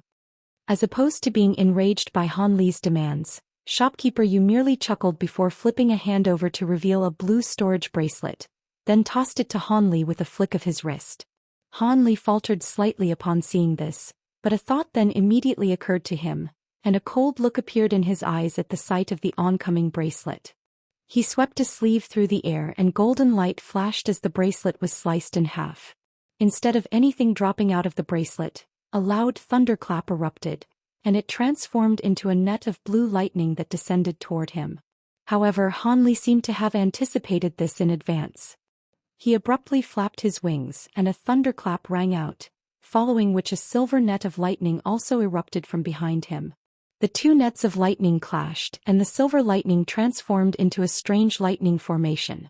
The blue lightning net was sucked into the lightning formation in an instant, and it was unable to unleash any of its power. Shopkeeper Yu's heart jolted upon seeing this, while Han Li merely pointed a finger at the lightning formation, and it vanished following a loud thunderclap. I can forgive you just this once. Here's a second chance, hand over the ore and I'll let you leave. Otherwise hee. Han Li chuckled coldly as killing intent flashed through his eyes. This shopkeeper Yu had tried to kill him several hundred years ago, and if it weren't for the fact that Han Li was more powerful than he had expected, he would most likely have tried to kill Han Li here as well. As such, Han Li naturally wasn't going to show him any kindness. In fact, he was already letting him off the hook by granting him freedom in exchange for the ore that he had stolen. Of course, if he didn't want to comply, then Han Li certainly wouldn't mind putting an end to his life. The man's ability to remain calm in this situation indicated that he had some trump cards up his sleeve, but with Han Li's current powers, he naturally wasn't going to be fearful of him. Looks like you know me quite well. In that case. After some contemplation, shopkeeper Yu feigned a resigned expression and seemed to be about to concede, but right at this moment, a dozen or so transparent thin needles suddenly appeared behind Han Li. These needles then shot forth toward Han Li as silver threads, and at the same time, a loud thunderclap erupted above him. A ball of lightning emerged out of thin air, consisting of 3 colors which were gold, silver and blue. Within the lightning was a half-human half-bird beast, and it opened its mouth to expel 3 thick bolts of lightning at once. 1. Han Li first meets this guy in chapter 1421, near the end of the chapter. A cold light flashed through Han Li's eyes and his body blurred, leaving only an afterimage for the silver threads to pierce through. Immediately thereafter, bright golden light erupted above his head, and a golden projection with 3 heads and 6 arms emerged. As soon as it appeared, the projection thrust all 6 of its palms forward at once, releasing 6 pillars of golden light. A string of resounding booms rang out, and despite the astonishing power imbued within the 3 bolts of lightning, they were still destroyed by the 6 pillars of light in the end. Before the strange beast up above could unleash another attack, Han Li flapped his wings and vanished on the spot. In the next instant, a loud thunderclap rang out over 200 feet away, and he re-emerged with a cold expression. So it seems you insist on a fight. In that case, I'll send you on your way and settle our differences once and for all. As soon as his voice trailed off, the golden projection behind him took on a substantial form and manifested into the provenance golden body. After that, he quickly laid a hand onto the top of his own head, and an inky black nascent soul emerged, then disappeared into the golden body as a burst of black chi. The golden body immediately opened all 6 of its eyes at once, and it swung its 6 arms through the air, summoning a giant golden blade in each hand. The golden blades were then swung through the air in unison, and countless streaks of golden sword chi surged forth in a frenzy. After that, the golden body itself pounced directly toward the beast in the air above. The beast within the lightning let loose a roar of fury upon seeing this, and countless balls of silver lightning appeared around it. At the same time, it flapped its wings and countless feathers shot forth like arrows before transforming into bolts of blue lightning. The balls of silver lightning and bolts of blue lightning were all quite powerful, but they were instantly reduced to tatters by the countless streaks of devastating sword chi. The golden body appeared right before the beast in a flash, and its 6 blades transformed into wagon wheel-sized golden balls of light that hurtled directly toward the beast. A vicious light flashed through the beast's eyes upon seeing this, and light flashed from its 2 arms before they transformed into a hammer and an awl. Immediately thereafter, it let loose a loud screech and swung both the hammer and awl through the air. A halo of crimson light appeared around its body alongside arcs of golden lightning, and it flew directly toward the 6 balls of golden light without any fear or inhibitions. Streaks of sword chi instantly intertwined with bolts of lightning, and the 2 seemed to be evenly matched. Shopkeeper Yu was stunned to see that even the lightning beast was unable to take care of Han Li. He was more aware than anyone of just how powerful this lightning beast of his was. The lightning released by this beast appeared to be quite ordinary, but in reality, every single bolt was capable of killing a spatial tempering cultivator. The law enforcement squad members that had managed to chase him down on the 3rd level of the Earth Abyss had been slain by none other than this lightning beast. Despite his astonishment, he immediately made a hand seal with a hand that was hidden within his sleeve. At the same time, a dull thump rang out from behind him and a burst of 5-colored light erupted forth, then transformed into a giant peacock projection. "You're a 5-light being." Han Li was rather taken aback to see this. "Hee, why don't you come and see for yourself?" Shopkeeper Yu chuckled coldly as the peacock projection transformed into a vibrant sea of 5-colored light that surged toward Han Li from afar. The space in the wake of the sea of 5-colored light twisted and warped violently, as if it were threatening to make the entire sky cave in. At the same time, the silver threads that had missed Han Li earlier shot forth again before vanishing into thin air in a flash. Han Li's expression darkened upon seeing this, and blue light flashed through his eyes, following which purple light erupted from his body. A vibrant green figure then separated itself from him before positioning itself right behind him. The dozen or so silver threads shot forth through the air and plunged straight into the green figure, but it was as if they had struck a dead log. At this moment, the spiritual light flashing from the green figure's body faded, revealing it to be a green-skinned Han Li, with purple patterns all over its body. This was naturally the spirit body that Han Li had cultivated using that immortal Zhou Xian. Having been regularly nourished by the green liquid from the mysterious small vial, the spirit body now possessed early body integration stage powers. Furthermore, it was at the pinnacle of the early body integration stage and was only one step away from progressing to the mid-body integration stage. On top of that, after reaching the body integration stage, this spirit body had attained several incredible abilities, so it was now one of Han Li's trump cards. Han Li immediately released a wisp of his spiritual sense to control the spirit body, and he was quite eager to see just what it was capable of in battle. After the silver threads had pierced into the spirit body, they revealed themselves to be a dozen or so silver needles. What was quite alarming was that the skin on the spirit body around the areas where the silver needles were embedded had turned completely black, and a repugnant odor was being emitted from the affected area. These silver needles were clearly all extremely poisonous, and they were squirming violently in an attempt to embed themselves even deeper into the spirit body's chest. However, the green-skinned Han Li merely harumphed coldly, and a layer of purple patterns suddenly appeared on its chest, causing the skin there to turn into a gray color. As a result, the needles were unable to advance any further, and it was as if they had been trapped in a wall of iron and steel. Immediately thereafter, the green-skinned Han Li lowered its head and blew out a burst of green light alongside a fragrant breath onto its own chest. An astonishing scene then ensued. As the green light swept over its chest, its blackened skin quickly returned to its normal green color, and the silver needles tremored before being plucked out one by one, then swallowed by the green-skinned Han Li. Shopkeeper Yu was truly becoming quite alarmed upon seeing this. However, even as a slightly panicked look flashed through his eyes, he gritted his teeth and rapidly made a series of hand seals to further increase the rate at which he was releasing his own magic power. With this new influx of magic power, the sea of 5-colored light emitted a faint buzzing sound and countless runes appeared above it.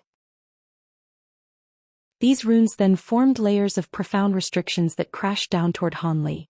A hint of surprise appeared in Han Li's eyes upon seeing this. He had cultivated the 12 awakening transformations, and he also possessed 5-colored peacock true blood, so he was naturally extremely familiar with the 5 light race's 5-colored divine light ability. However, this sea of light was several times more powerful than the 5-colored divine light that he was familiar with. If it weren't for the fact that he could sense the familiar aura of the 5-colored peacock within the sea of light, he would have thought that this was an entirely different ability altogether. It was no wonder that Shopkeeper Yu still decided to attack him without any hesitation despite the disparity in their cultivation bases. Just this 5-colored divine light alone would be enough to take down the average mid-body integration cultivator.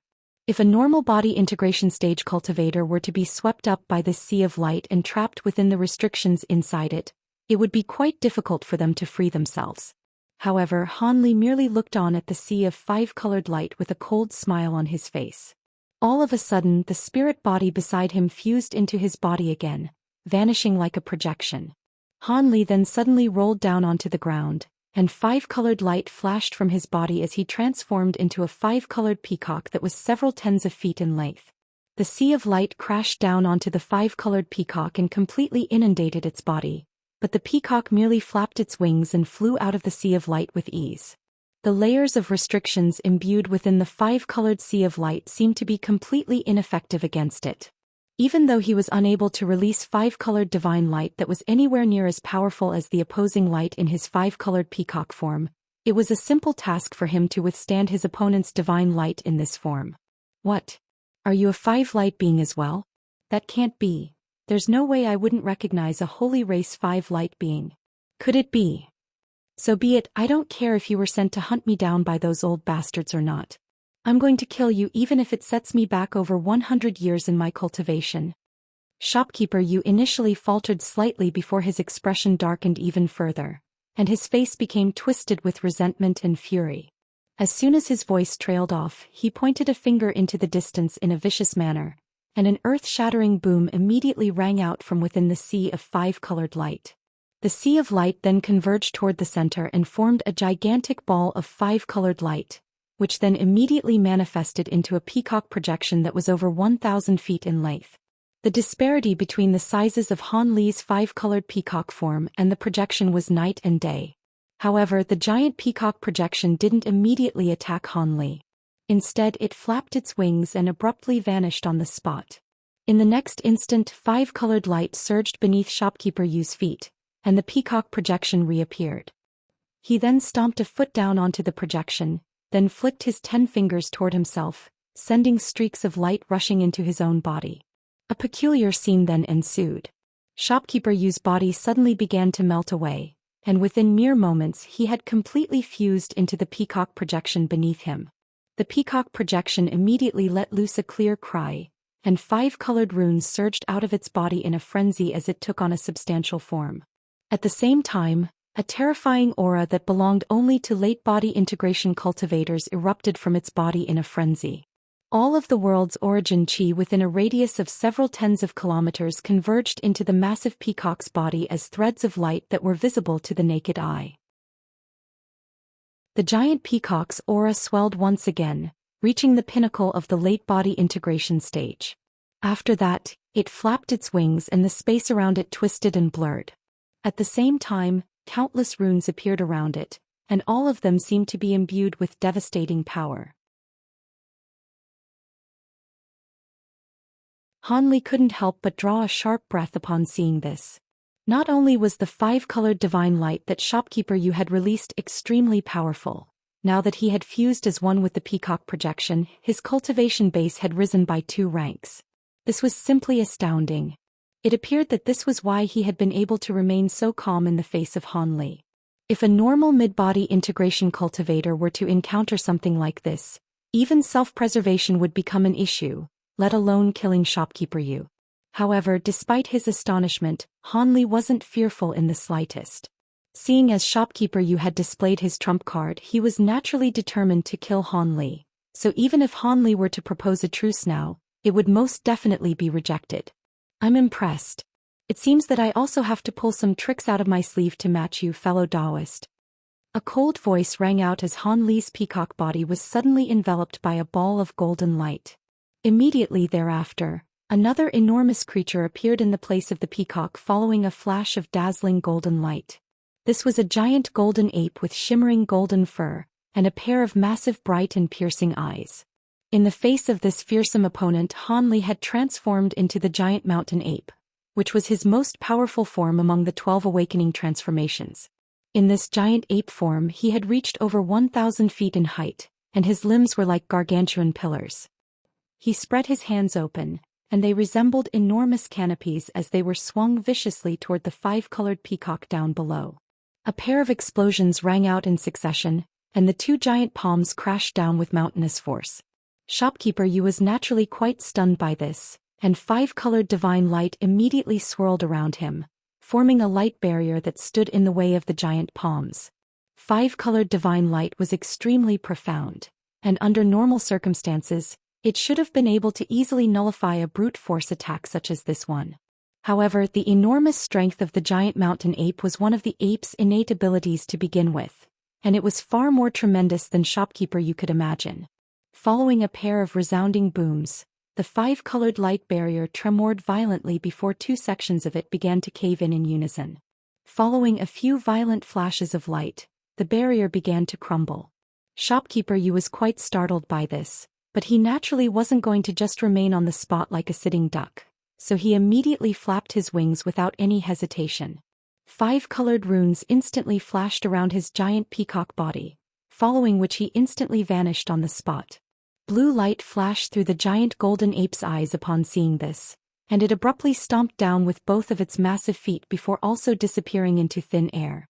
In the next instant, spatial fluctuations erupted several thousand feet away, and the peacock re-emerged. However, almost at the exact same moment, golden light flashed above it, and the giant ape also strode out of thin air before immediately sending both of its massive fists crashing downward in a vicious manner.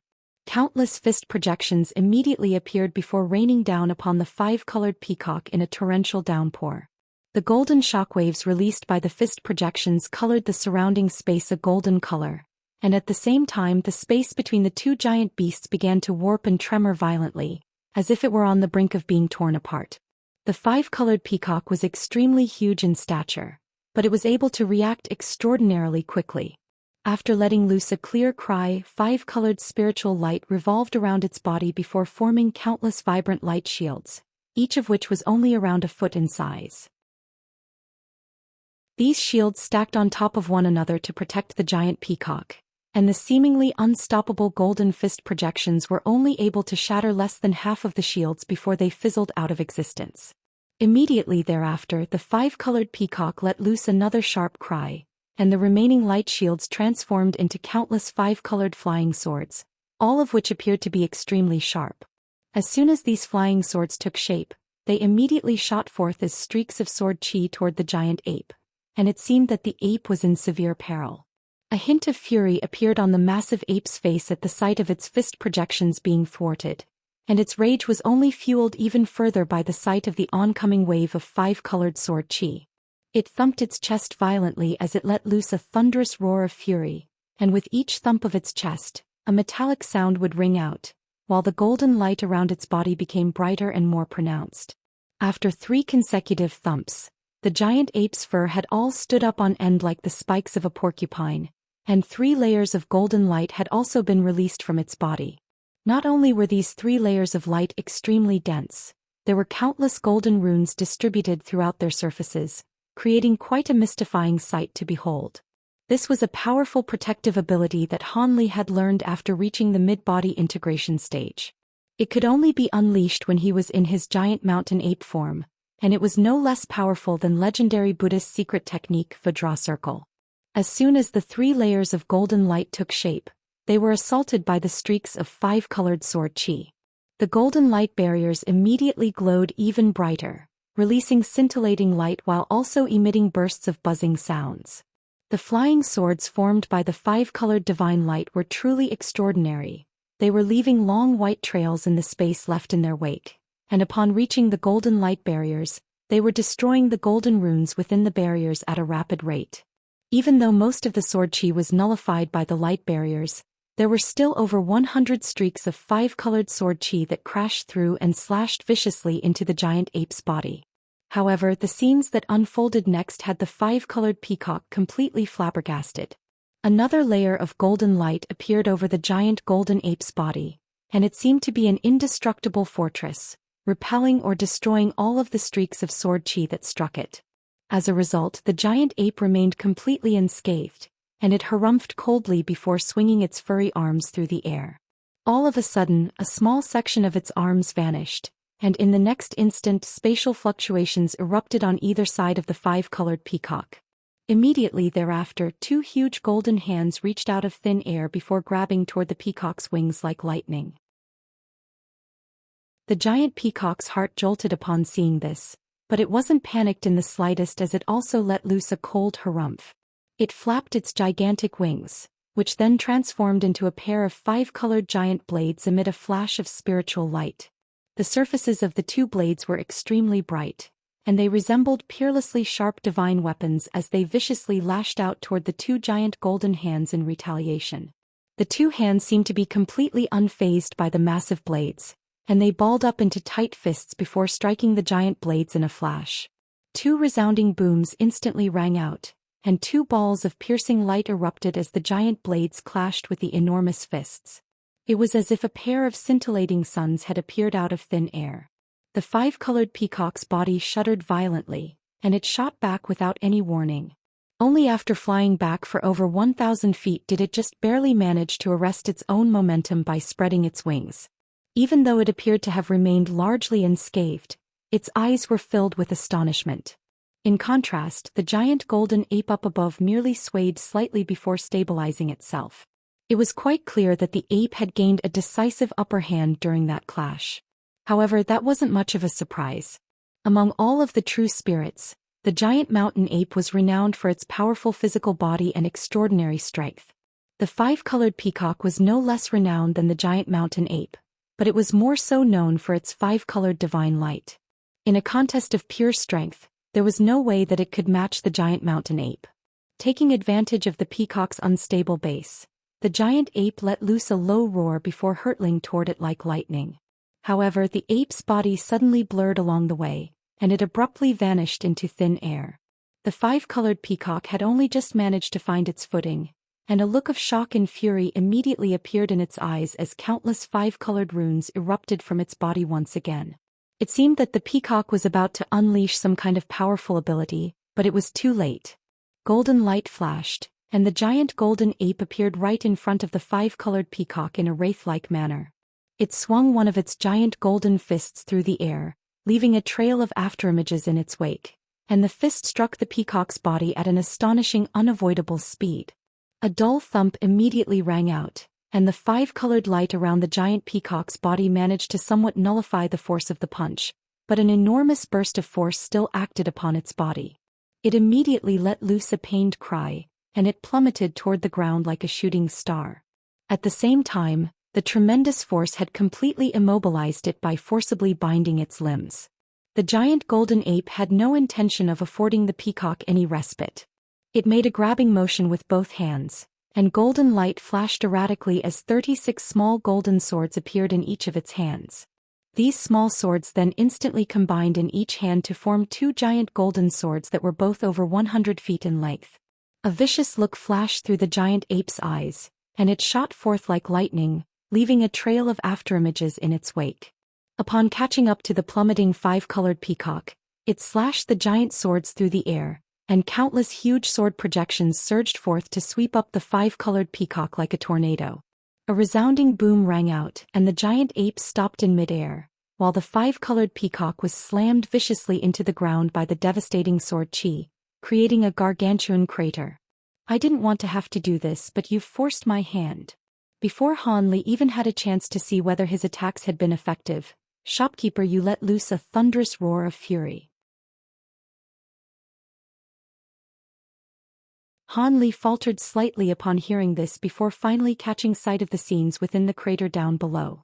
The five-colored peacock laid within the crater with its talons pointing up at the heavens, and its feathers were in a state of complete disarray, with many of them having been severed.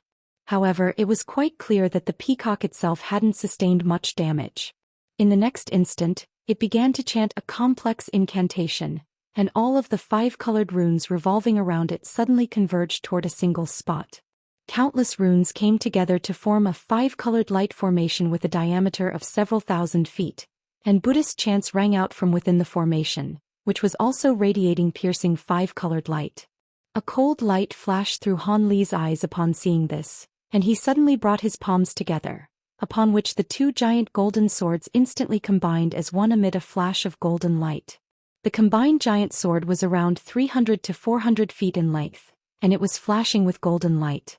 There was faint azure wurm dancing and writhing within the sword, looking as if it could erupt out of the sword and rise up to the heavens at any moment. The giant ape then uttered the word, slash, in a cold voice and swung giant sword downward. A streak of azure sword chi immediately erupted from the blade, and it swelled to over 1,000 feet in size in a flash before striking the giant light formation in a vicious manner. The formation was torn apart without being able to offer any resistance, but it then immediately repaired itself, and it was as if the slash of the giant sword had been completely ineffective against the light formation. A hint of surprise flashed through the giant ape's eyes upon seeing this, but a cold smile then immediately appeared on its face as it slashed the giant sword downward again. With Han Li's wealth of battle experience, he was naturally aware that the light formation definitely wasn't truly indestructible. He would just have to attack it a few more times. The second streak of sword chi was even more devastating than the first one, but as soon as it left the giant sword, the five-colored peacock suddenly ceased its chanting, then pointed one of its talons toward a certain direction in a solemn manner.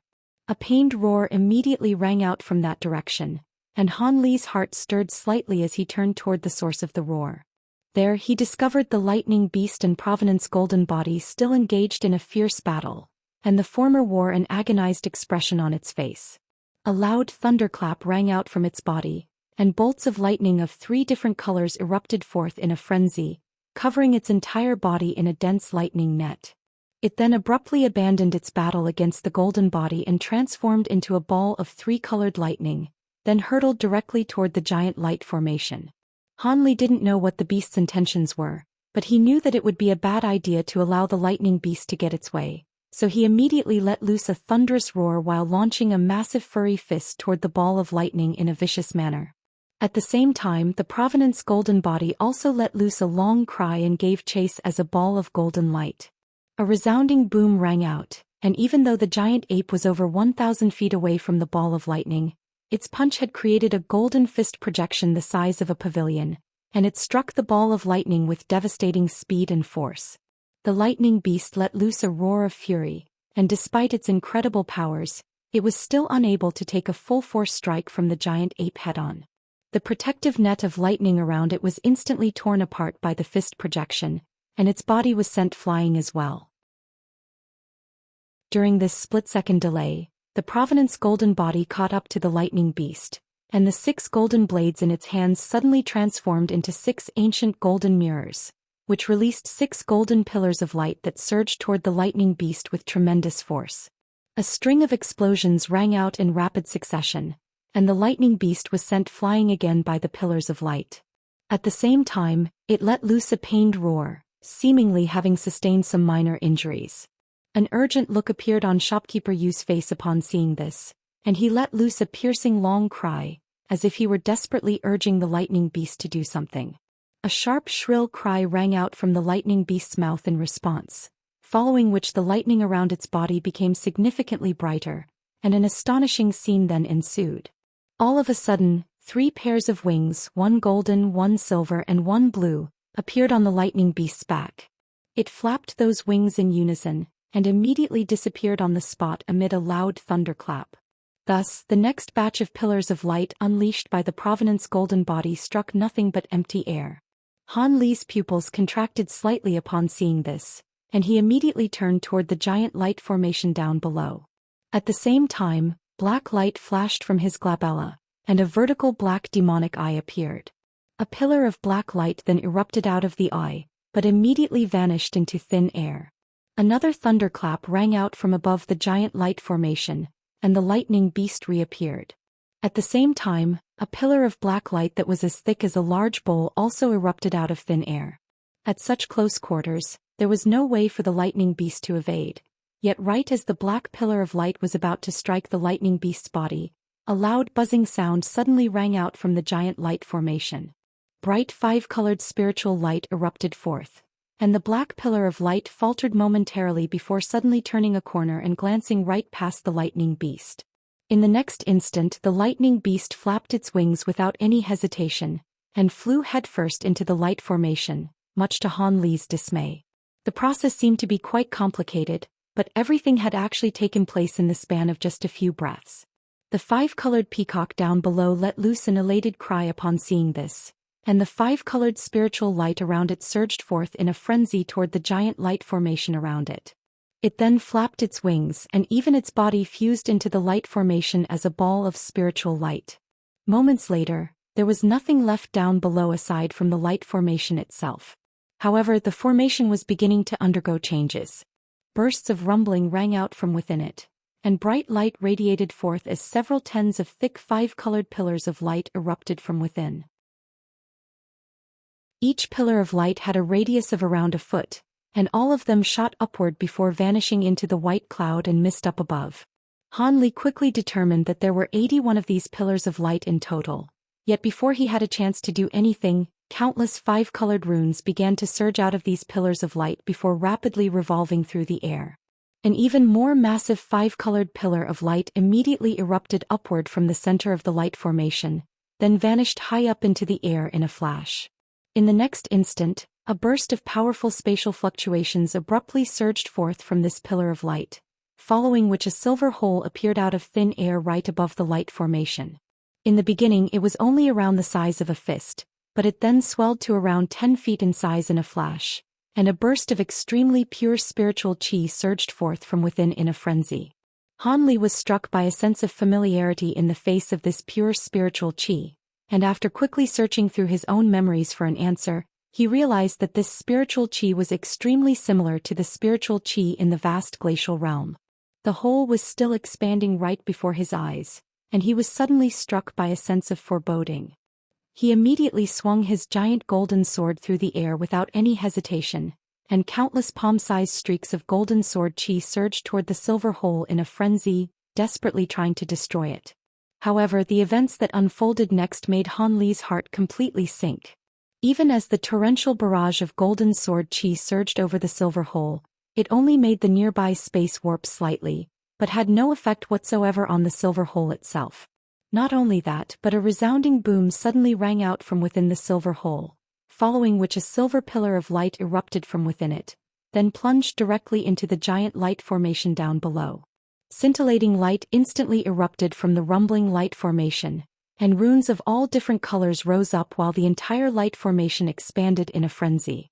The silver pillar of light then abruptly vanished, as did the silver hole, and at this point, the light formation had swelled to over 10 times its original size.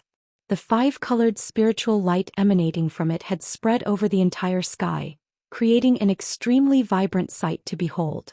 At the same time, the unsettling sobbing of women and children rang out from the center of the light formation, striking the listener with a sense of disorientation. Han Li's expression changed drastically upon hearing this, not because he had been affected by this strange sound, but instead due to the spine-chilling sense of peril he had suddenly been struck by. He was sensing a very real threat that could put an end to his life here. Crap. Han Li's heart sank even further, and the Provenance golden body immediately disappeared in a flash at his behest, then abruptly appeared beside him. It then raised all 6 of its arms in unison, and there was a golden ball of light in each of its 6 palms. The balls of golden light were brought together in front of its chest, forming a head-sized golden vortex. At the same time, the golden body's 3 heads began to chant 3 different types of incantations that stacked on top of one another, and Buddhist chants rang out from within the vortex alongside loud thunderclaps. The vortex then rapidly expanded to several times its original size, and began to revolve rapidly. Specks of spiritual light that resembled starlight could be seen within the vortex, and Han Li yelled, "Go!" The golden body immediately hurled the golden vortex viciously down toward the light formation below at his command, and as soon as the vortex left its hands, it swelled drastically once again, expanding to over 100 feet in size in the blink of an eye, and it showed no signs of stopping there. Right before it was about to make contact with the 5-colored light formation, the vortex had expanded into a golden sea with a radius of over 1,000 feet.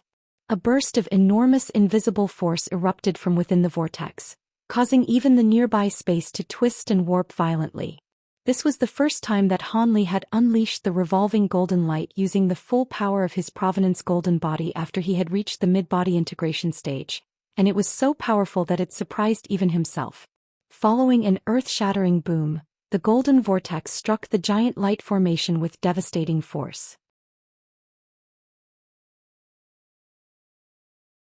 In the instant that the two clashed, ripples surged over the surface of the enormous light formation, and its center also tremored violently as if it were about to be shattered at any moment.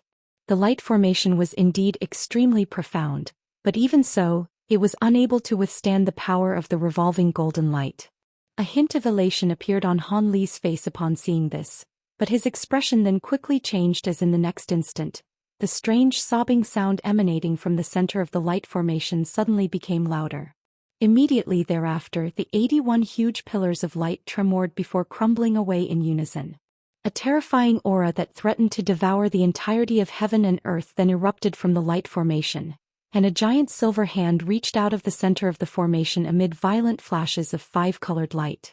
The silver hand then spread its 5 fingers and slowly raised up the golden vortex, completely unaffected by the enormous force emanating from within the vortex. Han Li's face immediately paled upon seeing this terrifying aura. Impossible. This aura belongs to a Grand Ascension stage being. There's no way such an absurdly powerful ability could exist in this realm. As soon as his voice trailed off, the sobs ringing out from within the light formation abruptly cut off, and the entire formation itself crumbled into nothingness like an illusion. At the center of where the formation had once stood, there now stood a gargantuan creature that was 3,000 to 4,000 feet in size. It had 2 heads and 8 wings with a humanoid upper body, yet the lower body of a bird. The 2 heads belonged to the lightning beast and shopkeeper Yu. The 8 wings on its back also consisted of the lightning beast's original 6 wings, as well as the wings of the 5-colored peacock. What was even more formidable was that bolts of 5-colored lightning were revolving around its body, and under the illumination of this lightning, the creature was made to look even more sinister and fearsome. The head that belonged to shopkeeper Yu cackled while the silver hand that was carrying the golden vortex abruptly released a torrent of 5-colored lightning. An earth-shattering thunderclap rang out, and the golden vortex was torn into shreds by countless bolts of 5-colored lightning.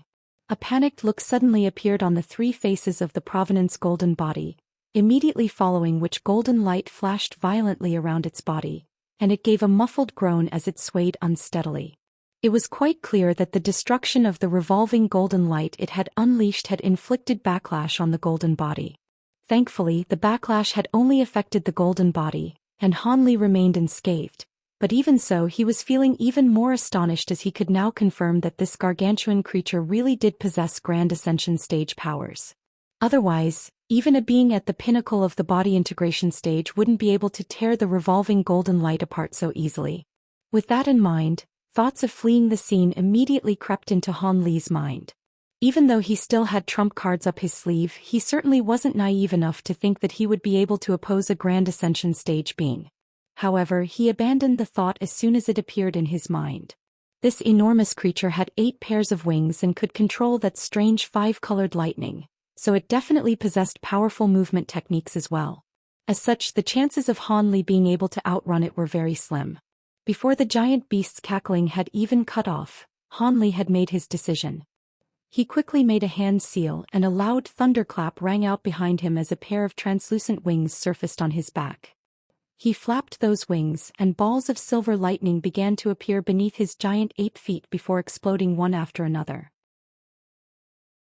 Silver arcs of lightning flashed and a giant lightning formation took shape. Han Li was enshrouded under countless bolts of lightning, and his giant ape body began to blur as he prepared to teleport himself away. However, in the next instant his expression changed drastically. The 2-headed creature down below suddenly let loose a loud cry, then flapped its 8 wings in unison, and an enormous burst of the power of laws erupted from its body, instantly encompassing a radius of close to 10 kilometers. Almost at the exact same moment, the light radiating from the lightning formation beneath the giant ape instantly faded, and the teleportation was cut off. Han Li immediately drew a sharp breath upon seeing this. At this moment, shopkeeper Yu's head turned to the giant ape with a cold mocking expression and scoffed, This lightning beast may not be the same as the lightning beasts of the true immortal realm, but after I injected my true spirit power into its body, it's still able to control some laws of lightning. You're just digging a grave for yourself if you try to use lightning in my presence." As soon as his voice trailed off, the giant beast's other head let loose a sharp piercing cry, and a resounding boom rang out from within the lightning formation. Immediately thereafter, a dozen or so thick bolts of lightning sprang forth like silver chains and bound the giant ape, catching it completely off guard. As soon as the lightning bound the giant ape's body, all of them exploded in unison, inundating the ape in a huge ball of lightning. The giant golden ape immediately let loose a thunderous roar, raising both of its fists up into the air while golden light erupted from its body in a frenzy. The silver lightning was instantly dispelled by the golden light, then vanished amid a loud thunderclap. As soon as the ape emerged from the lightning, it immediately shrank down and reverted back to its human form in the blink of an eye. Han Li then looked up at the two-headed giant beast with an extremely dark expression on his face. In the next instant he took a deep breath, and a golden blade segment abruptly appeared in his hand. At the same time he swept the sleeve of his other arm through the air, and over 1,000 golden flowers surged forth from within. These were none other than his mutated gold-devouring beetles. When they first emerged they were each only around the size of a human thumb, but they quickly expanded to the size of human fists, and with over 1,000 of them clustered together, they created an extremely harrowing sight to behold. At this moment, a burst of black chi also suddenly flew out of the Provenance Golden Body's body and vanished into Han Li's body. Meanwhile, the Provenance Golden Body dissipated into specks of golden light amid a dull thump. In the next instant golden light flashed from behind Han Li, and the Provenance True Devil projection appeared once again. At the same time an azure figure and a ball of white light also abruptly emerged, separating from Han Li's body before revealing themselves to be that other green-skinned Han Li, and a beautiful woman in white. The former was Han Li's spirit body, while the other was his sentient puppet doll. Han Li brandished the golden blade segment before himself, then looked up at the giant two-headed beast in an expressionless manner. "Oh, so you possess mature gold-devouring beetles as well? You sure have quite a few trump cards up your sleeve, but do you really think a mere 1,000 such beetles can harm me? Perhaps if you had several tens of thousands of these beetles I would be somewhat fearful, but with what you have now, haha." Shopkeeper Yu's head guffawed in a mocking manner, but upon closer inspection, one would discover that despite his display of bravado and arrogance, he was staring intently at the golden blade segment in Han Li's hand. Even though Han Li hadn't yet injected his power into the profound heavenly blade segment, Shopkeeper Yu could still sense that it was no ordinary item due to his ability to sense the power of laws. Of course, none of this managed to escape Han Li's notice, and even though his expression remained unchanged, he was very disheartened to see this. He had originally planned to use this blade segment as a trump card to unleash a surprise attack, but now that his opponent was clearly displaying wariness toward it, the chances of that plan succeeding were significantly reduced. However, there was no way that his opponent could be aware that he really did have tens of thousands of gold-devouring beetles up his sleeve, as well as the profound heavenly spirit/sword that was sealed within his arm. If he were to use those two items at the right opportunities, there was a chance that he would be able to escape.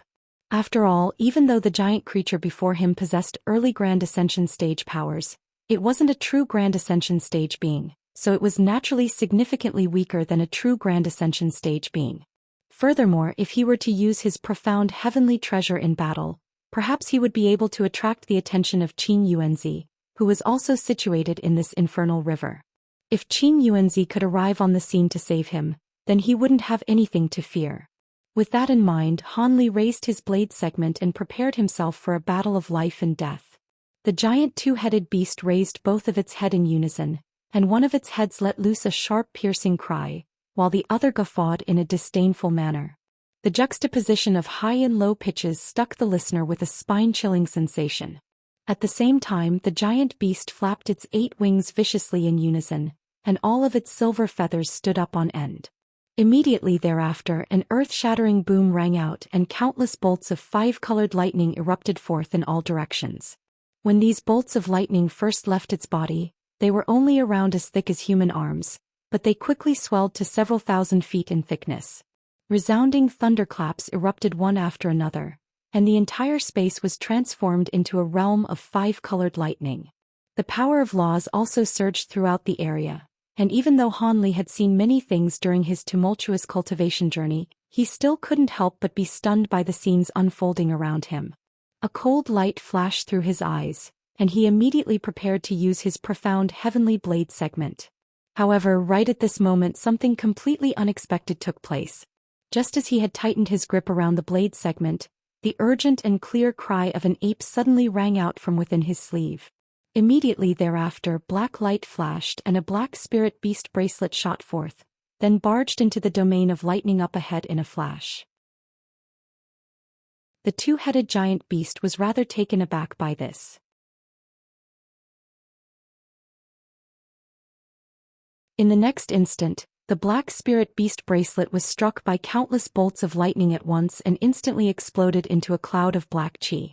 The black chi then absorbed all of the lightning it was being struck by, and remained completely unscathed. A hint of surprise flashed through the two-headed beast's eyes, but it then harumphed coldly before reaching out and making a grabbing motion toward the black chi with one of its silver hands. Countless bolts of lightning immediately intertwined to form a massive five-colored hand above the cloud of black chi, and the enormous hand then grabbed onto the black chi at an astonishing speed with countless arcs of lightning crackling over its surface. The fingers of the giant hand tightened, and a scintillating flash of lightning erupted as it attempted to crush the cloud of black chi into oblivion.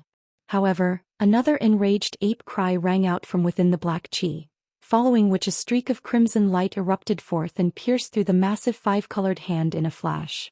A peculiar scene then ensued. As soon as the crimson light flashed through the five-colored hand, the latter immediately crumbled away as if it had encountered the bane of its existence. Thus, the black chi regained its freedom, then immediately transformed into a small black monkey. It was none other than the Weeping Soul Beast. However, the current Weeping Soul Beast was clearly far different from how it normally was. It was staring up at the giant two-headed beast with excitement and elation on its face, and without even requiring any instructions from Han Li, it let loose a thunderous roar before expanding to over 300 feet tall amid a flash of black light. Crimson light then flashed within its eyes, and it thumped its mountainous chest with its massive fists. All of its fur immediately stood up on end, and strange horns appeared on its head. It then revealed its fangs in a menacing manner, and it had transformed into a giant three-eyed monster. The monster also had 3 inky black bone spikes on its back, and it was extremely terrifying to behold. Xing Beast. Shopkeeper Yu's head immediately let loose a shrill cry of horror at the sight of the giant monster, and all of the countless bolts of lightning in the surrounding area converged toward the two-headed beast to form a massive shield of lightning. The shield had an area of over 1,000 feet and was over 100 feet thick. The giant two-headed beast then flapped its 8 wings in unison, and 5-colored lightning surged forth from its enormous body in a frenzy, following which it abruptly vanished amid a loud thunderclap. In the next instant, the giant two-headed beast reappeared close to 10 kilometers away amid a flash of 5-colored lightning. It immediately flapped its wings again, and more arcs of lightning emerged from its body as it attempted to flee the scene. Right at this moment, the Weeping Soul Beast let loose a thunderous roar, seemingly enraged by the two-headed beast's escape. As it roared, its body expanded drastically and golden and silver runes appeared all around it.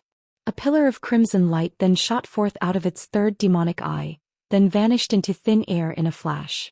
Right as the giant two-headed bird had also disappeared amid a flash of lightning, the crimson pillar of light emerged nearby, then transformed into a crimson chain as it hurtled through the air. The chain shot forth through the air before forming a massive noose, and the loop of the noose vanished into thin air again. A loud buzzing sound rang out from the entire chain, and arcs of crimson lightning appeared over its surface. The chain then suddenly stretched taut, and an anguished cry immediately rang out, seemingly from nowhere. The arcs of crimson lightning around the chain intensified in brightness, and the giant two-headed beast was forcibly dragged out of thin air. Its 2 heads both wore expressions of shock and horror, and it was desperately flapping all 8 of its wings as it cried out in alarm, but the crimson chain refused to budge. The two-headed beast seemed to have somehow been rendered completely unable to use its lightning abilities, and the power of laws that it was releasing earlier had also ceased to exist. The Weeping Soul Beast cackled upon seeing this, and crimson light flashed from its glabella as it unleashed several more crimson chains that completely bound the two-headed beast. After that, the chains abruptly vanished along with the giant beast, immediately following which spatial fluctuations erupted several hundred feet in front of the Weeping Soul Beast, and the bound two-headed beast reappeared. Crimson light flashed from the Weeping Soul Beast's eyes, and it abruptly reached out with one of its huge furry hands before making a grabbing motion. One of the 3 black bone spikes protruding from its back then disappeared without any warning, only to reappear in its hand in the next instant amid a flash of black light. The weeping soul beast began to chant an ancient unintelligible incantation, and rows of bright golden runes suddenly began to appear along the bone spear, creating quite a mystifying sight to behold. The bone spear then began to vibrate without any warning, and it also released a buzzing sound that was only growing louder and louder. Golden shockwaves erupted from the tip of the spear, and dazzling golden light immediately erupted forth. Some runes that were similar to the ones on the bone spear also began to appear in the surrounding air before dancing around the spear. As soon as these runes emerged, a devastating baleful aura erupted from the bone spear. The horror in the eyes of the two-headed beast was further exacerbated by the sight, and its cries immediately became louder and more desperate as it thrashed like a deranged madman within the crimson chains. However, no matter how much it struggled and thrashed, the chains remained completely firm and resolute. In the next instant, an explosive boom rang out, and the golden spear shot forth through the air as a streak of translucent light. The streak of light was extraordinarily fast, and it pierced through the bird head of the giant two-headed beast in a flash. A fist-sized hole was punched into the giant beast's glabella, and piercing golden light instantly poured out of the hole in a frenzy. The lightning beast's head instantly stiffened, and countless tiny golden cracks spread over its surface before it exploded with a dull thump. Strangely enough, as opposed to scraps of flesh, blood and bones flying in all directions, instead, the head exploded into balls of dazzling five-colored light. At the same time, the same golden cracks also appeared along the giant beast's severed neck, and they were quickly spreading to the rest of its body. The weeping soul beast harumphed coldly upon seeing this, and a burst of yellow light erupted out of its huge nostrils. Shopkeeper Yu's head remained completely unscathed, but it was completely petrified by this sudden turn of events, and in his desperation he opened his mouth to expel a short silver sword. The sword then unleashed a streak of sword chi that was over 100 feet in length that viciously slashed his own neck, and Shopkeeper Yu was decapitated amid a howl of agony. His severed head then toppled down from the body of the giant beast before vanishing as a streak of crimson light.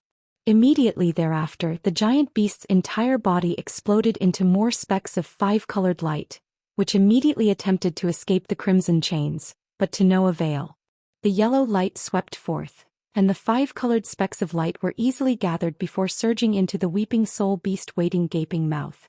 After devouring these specks of five-colored light, the weeping soul beast thumped its own chest again in a joyful manner with an extremely excited look on its face. Having lost their purpose, the crimson chains disintegrated into specks of spiritual light immediately thereafter. The bone spear also returned to the weeping soul beast's back amid a flash of golden light, and it turned completely black and lusterless again, as if that last attack had completely exhausted its power. Han Li was looking on in a completely flabbergasted manner, but he immediately returned to his senses when Shopkeeper Yu's head attempted to escape as a streak of crimson light. He immediately let loose a long cry and adopted his giant mountain ape form again, while the profound heavenly blade segment and gold-devouring beetles were instantly stowed away. Golden light flashed from the giant ape's body, and it took a step forward before abruptly vanishing into thin air. In the next instant, the giant ape's enormous body re-emerged several thousand feet away, right in front of the fleeing streak of crimson light, and it immediately launched its massive furry fist toward the streak of light. Before the fist had even struck the streak of crimson light, the latter was enveloped by a burst of tremendous power. A normal cultivator would have most likely been completely immobilized by that burst of enormous power, but the streak of crimson light managed to break free in an instant and before appearing 300 feet away. A cry of shock and fury then rang out from within the crimson light, and the light receded to reveal a humanoid figure. It was none other than Shopkeeper Yu. However, at this point his face was completely pale, and his aura had become significantly more feeble, to the point where he could barely even maintain an early body integration stage cultivation base. "If you're intent on killing me, then I'm going to make you pay for my life." Shopkeeper Yu roared with an expression of twisted fury and desperation. As soon as his voice trailed off, crimson light flashed from his body, and he transformed into a giant crimson peacock that was over 100 feet in size. The peacock flapped its wings and a gust of fierce winds immediately swept forth along with the pungent odor of blood and gore. Han Li's heart jolted upon seeing this, and he couldn't help but cast his gaze toward the weeping soul beast, only to find that it was joyfully playing with a head-sized crystalline core and had no intention of helping him at all. He tried to urge the weeping soul beast to come to his aid using his spiritual sense, but that proved to be completely ineffective. It seemed that the weeping soul beast had completely lost interest in shopkeeper Yu after devouring the 5-colored lightning. A wry smile appeared on Han Li's face, but as he turned his gaze back to shopkeeper Yu, the wry smile had been replaced by a cold expression. The giant ape suddenly threw back its head and let loose a thunderous roar, then flipped both of its huge hands over to reveal a pair of small mountains. One of the mountains was black while the other was azure, and they were each over 100 feet tall.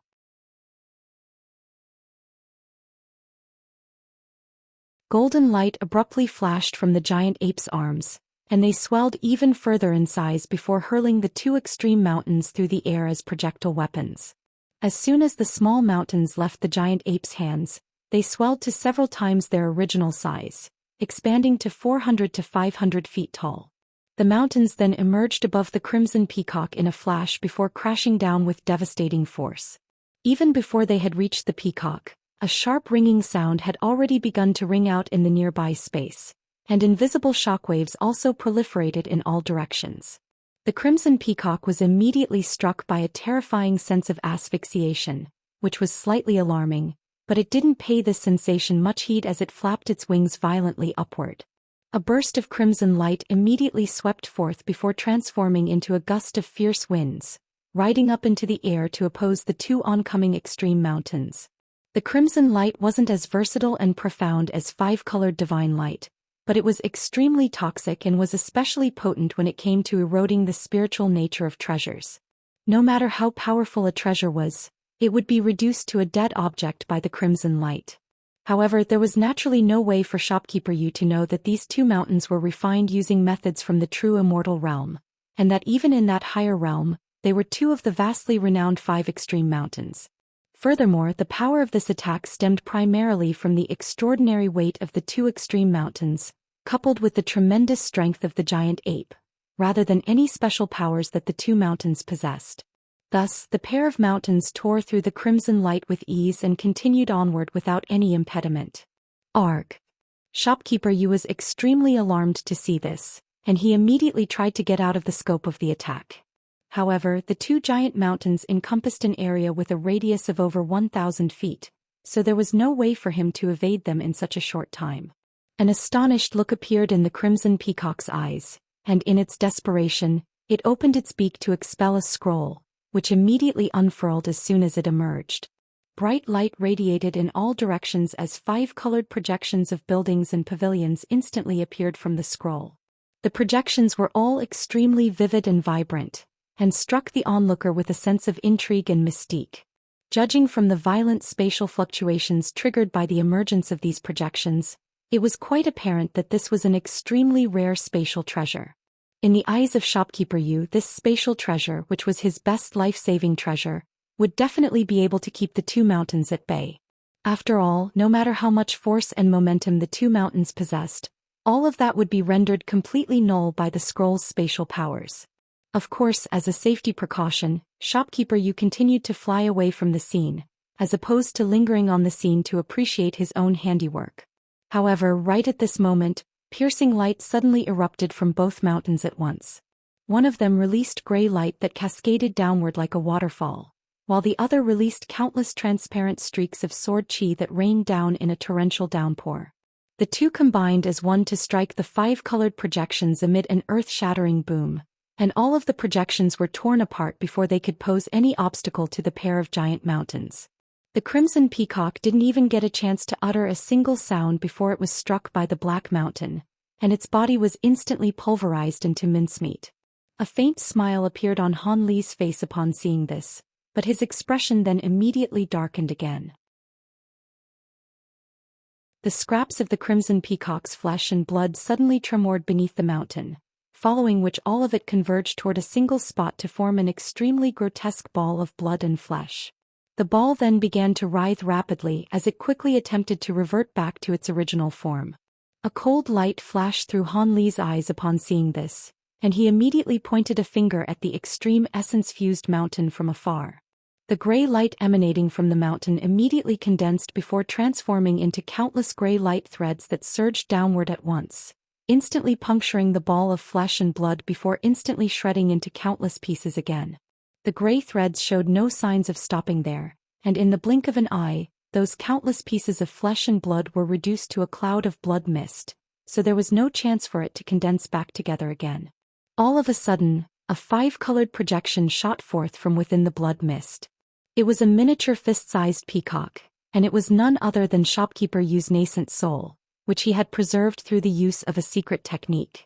However, Han Li naturally wasn't going to allow it to escape. He took a deep breath before opening his mouth to release a bolt of golden lightning that was as thick as a large bowl. The bolt of lightning covered a distance of several hundred feet in a flash, then struck the five-colored projection amid a resounding thunderclap. The miniature peacock let loose a howl of anguish and was erased off the face of this realm.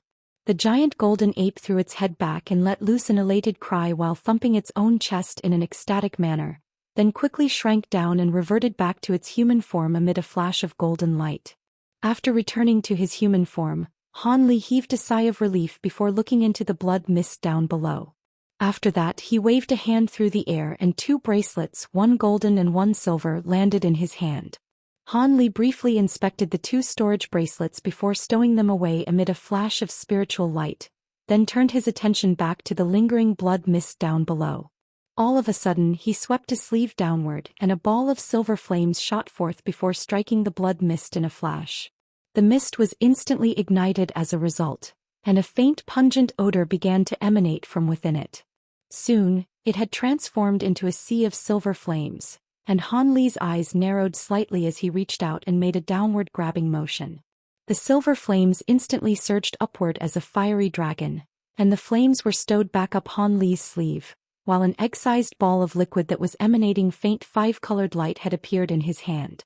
Han Li looked down at the ball of liquid, and a hint of astonishment flashed through his eyes.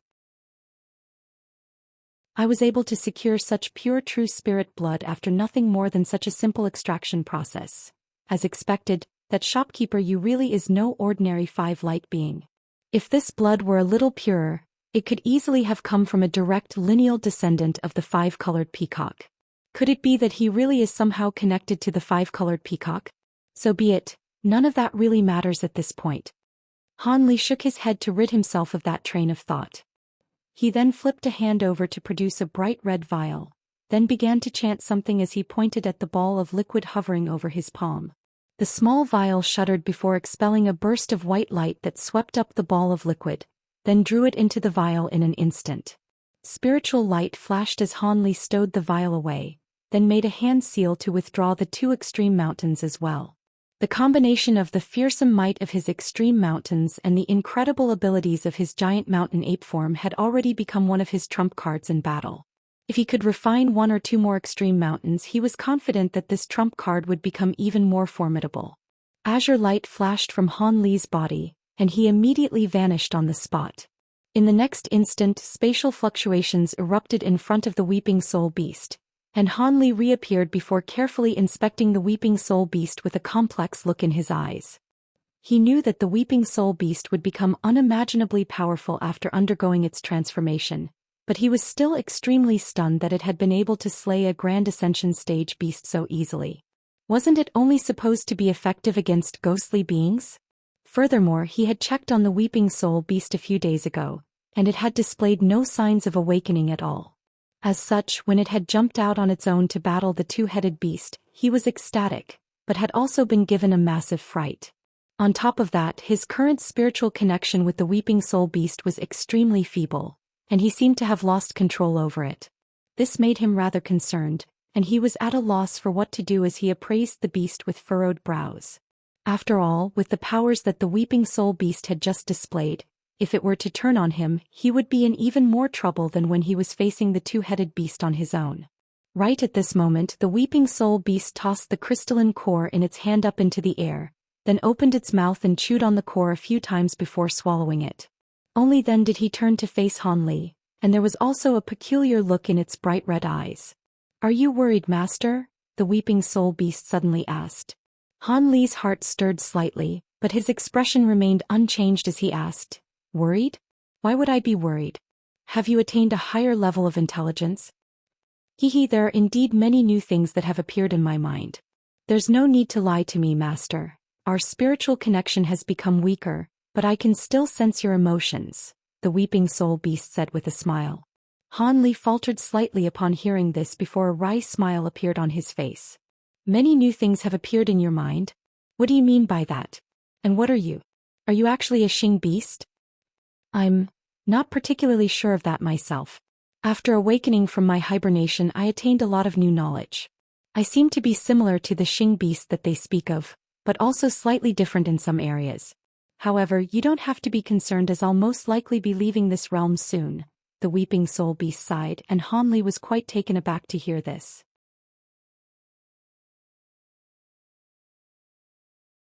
A bewildered look appeared on Han Li's face. You're leaving this realm? What do you mean by that? Could it be? Indeed, Master. After I devoured the spiritual sense of that heavenly devilish sovereign in the Golden Devil Mountain ranges, massive changes have occurred within my body, and I can sense the call from the other realm. Hence, I had to hibernate in the spirit beast bracelet to protect myself. Just now, I was roused by that creature, and I was unable to control myself as I instinctively acted to absorb the heavenly lightning power within its body.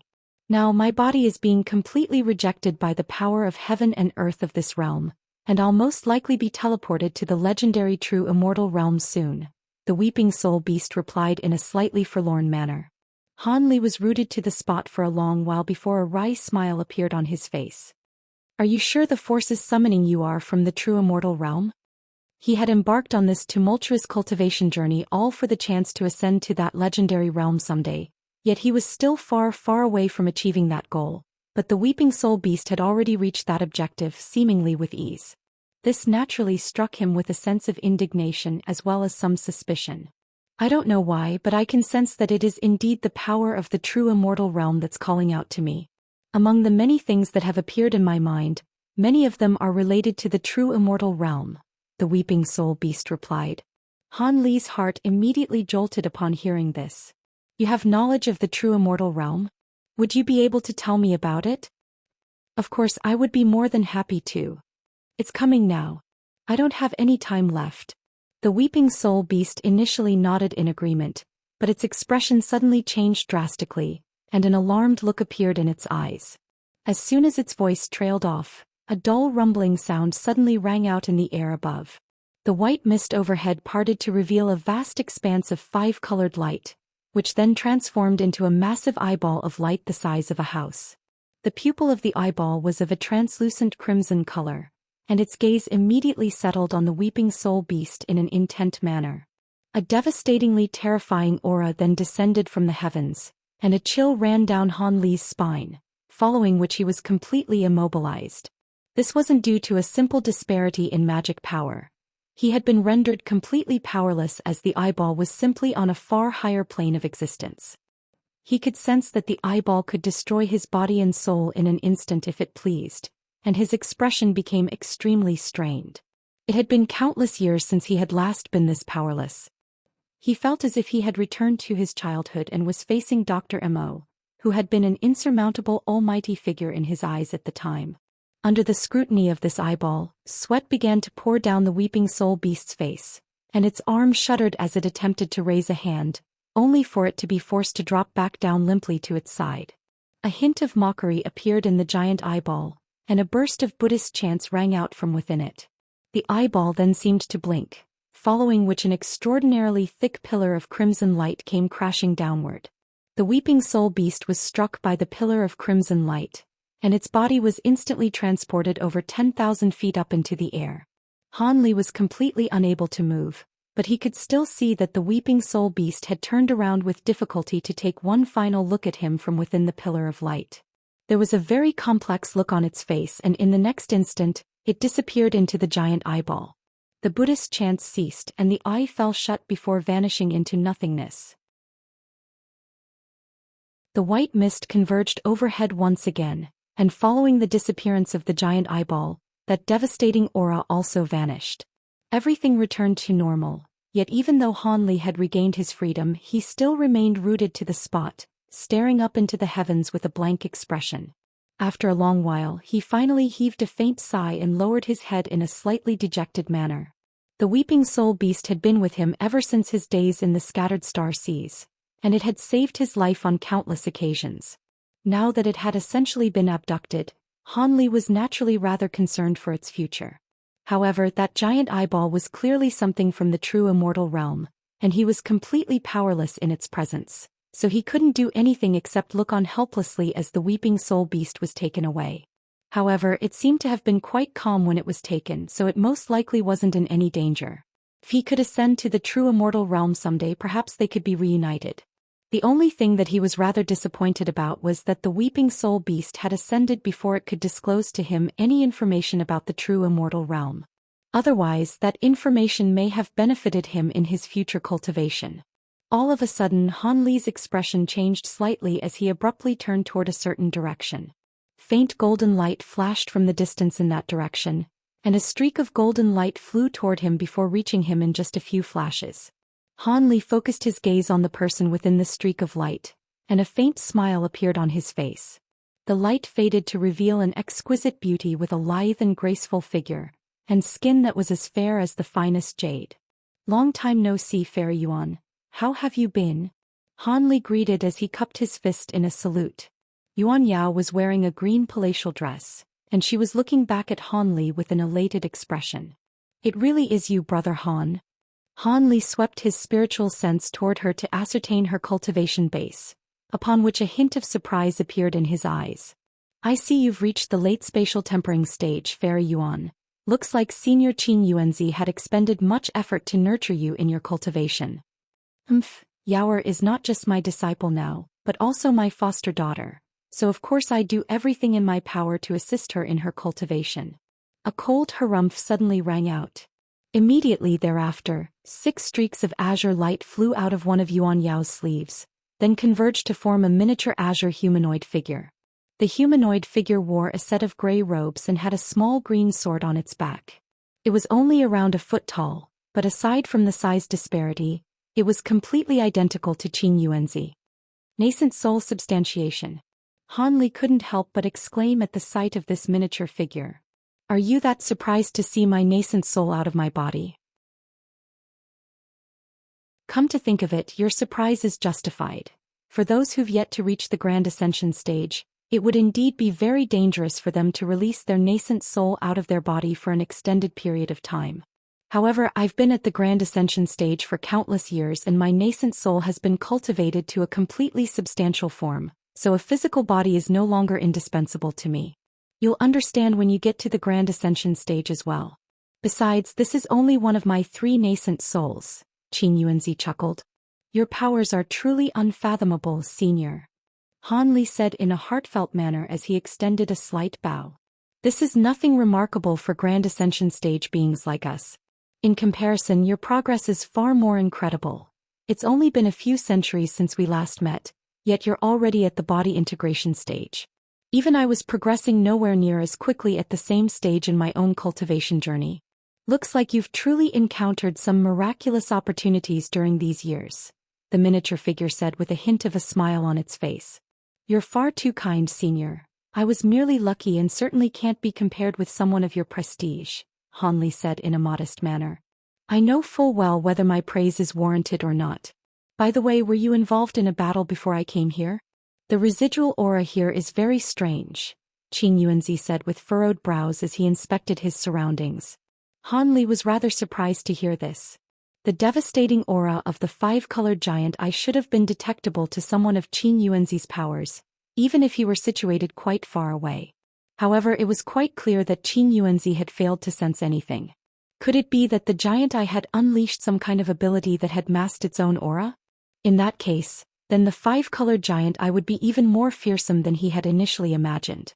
Even with these thoughts racing through his mind, Han Li maintained a calm expression and replied, "I was indeed involved in a battle earlier.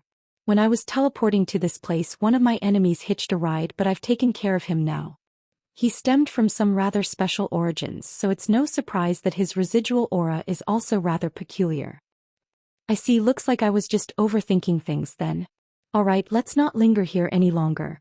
Come with me and we'll talk further when we get back to my cave abode." It'll take around half a day to get back to my abode, and if it weren't for the fact that I just so happened to be testing a type of secret technique with Yaoer, I wouldn't have been able to get here so quickly, Qin Yunzi said as he aimed a meaningful glance at Han Li. Before Han Li had a chance to respond, Qin Yunzi flew away as a streak of azure light, and Han Li could only follow along behind him.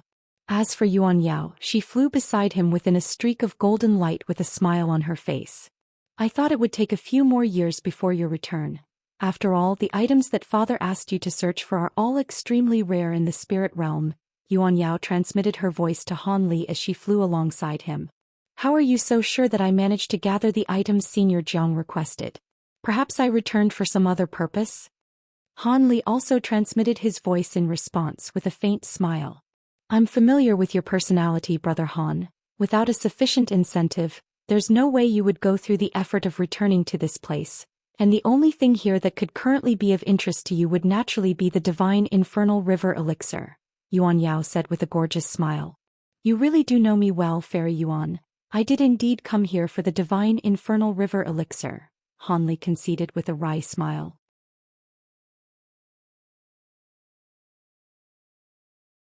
In that case, it's going to be slightly difficult for you to achieve your objective, Yuan Yao sighed in a forlorn manner. What do you mean by that, Fairy Yuan? Could it be that Senior Jiang changed his mind about the divine infernal river elixir? Han Li asked in a surprised manner. Of course not. Someone of Father's status wouldn't go back on their word so easily. However, something outside of his control recently happened. I'm sure he'll explain everything to you once we get back, so I won't say too much about it. Having said that, things aren't entirely non-negotiable, so you needn't worry too much, Yuan Yao said in a meaningful voice. Yuan Yao's words presented more questions than answers, but Han Li merely nodded and fell silent. Yuan Yao knew that he was contemplating what she had just said, so she remained silent in a thoughtful gesture to avoid disrupting Han Li, and merely flew by his side with a smile on her face. Meanwhile, Qin Yuanzi was flying on ahead of them and didn't even turn his head to check on them once. Thus, the three streaks of light quickly vanished into the distance, leaving the battlefield between Han Li and Shopkeeper Yu completely empty. Around half a day later, the trio finally returned to Qin Yuanzi's cave abode, and Han Li arrived in the hall that was still slightly familiar to him. The miniature azure figure stretched lazily, then suddenly expanded to the size of a normal human being. He sat down on the main seat in a casual manner, then said to Han Li, "You're already a body integration cultivator now, so there's no need for you to be too reserved and rigid in my presence. You can take a seat as well." "Thank you, Senior." Han Li immediately extended a respectful salute before taking a seat as he was told. Yuan Yao strode over to Qin Yuanzi's side before standing behind him in an obedient manner, and right at this moment, a white-robed young woman with a round face emerged into the hall, carrying a platter with several cups of spirit tea. She placed one of the cups onto the table in front of Han Li, then said with a smile, "Welcome, Brother Han. I didn't think that you would return to this place so soon." This woman was naturally none other than Yen Li. Han Li turned to her with a smile and said, "Long time no see, Fairy Yen. You look just as youthful and beautiful as ever." "I possess a half-ghost body, so my appearance naturally won't change. I can't seem to ascertain your exact cultivation base now. Could it be that you've already reached the body integration stage, Brother Han?" Yen Li initially had a smile on her face, but that smile quickly gave way to a stunned expression as she swept her spiritual sense toward Han Li. Yen Li was currently at the early spatial tempering stage, so it was naturally impossible for her to glean Han Li's current cultivation base. "Indeed, I was very fortunate and managed to progress to the mid-body integration stage," Han Li replied in a calm manner. "The mid-body integration stage?" Yen Li was completely rooted to the spot. A hint of impatience appeared on Qin Yuanzi's face and he said, "If you want to catch up with fellow Taoist Han, you can talk to him all you want after we're done with our discussion here." My apologies for my rudeness." Yen Li finally returned to her senses before offering the other cup of spirit tea on her platter to Qin Yuanzi, then situated herself beside Yuan Yao. "I also didn't think that you would come here so soon, and my main nascent soul is currently in seclusion cultivating a powerful ability, so I won't be able to greet you with my true body," Qin Yuanzi suddenly said to Han Li. "It's already a great honor for me to be graced by the presence of one of your nascent souls even though you're at a critical juncture in your cultivation, Senior," Han Li replied in a sincere manner. Qin Yuanzi nodded at the sight of Han Li's respectful display, then cut straight to the chase. You returned to the infernal river using the treasure I gave you, so you must have gathered a lot of the materials I asked for, right? Roughly how many of the materials have you gathered? As we agreed, you only have to gather 2/3 of all the materials on the list to complete your mission.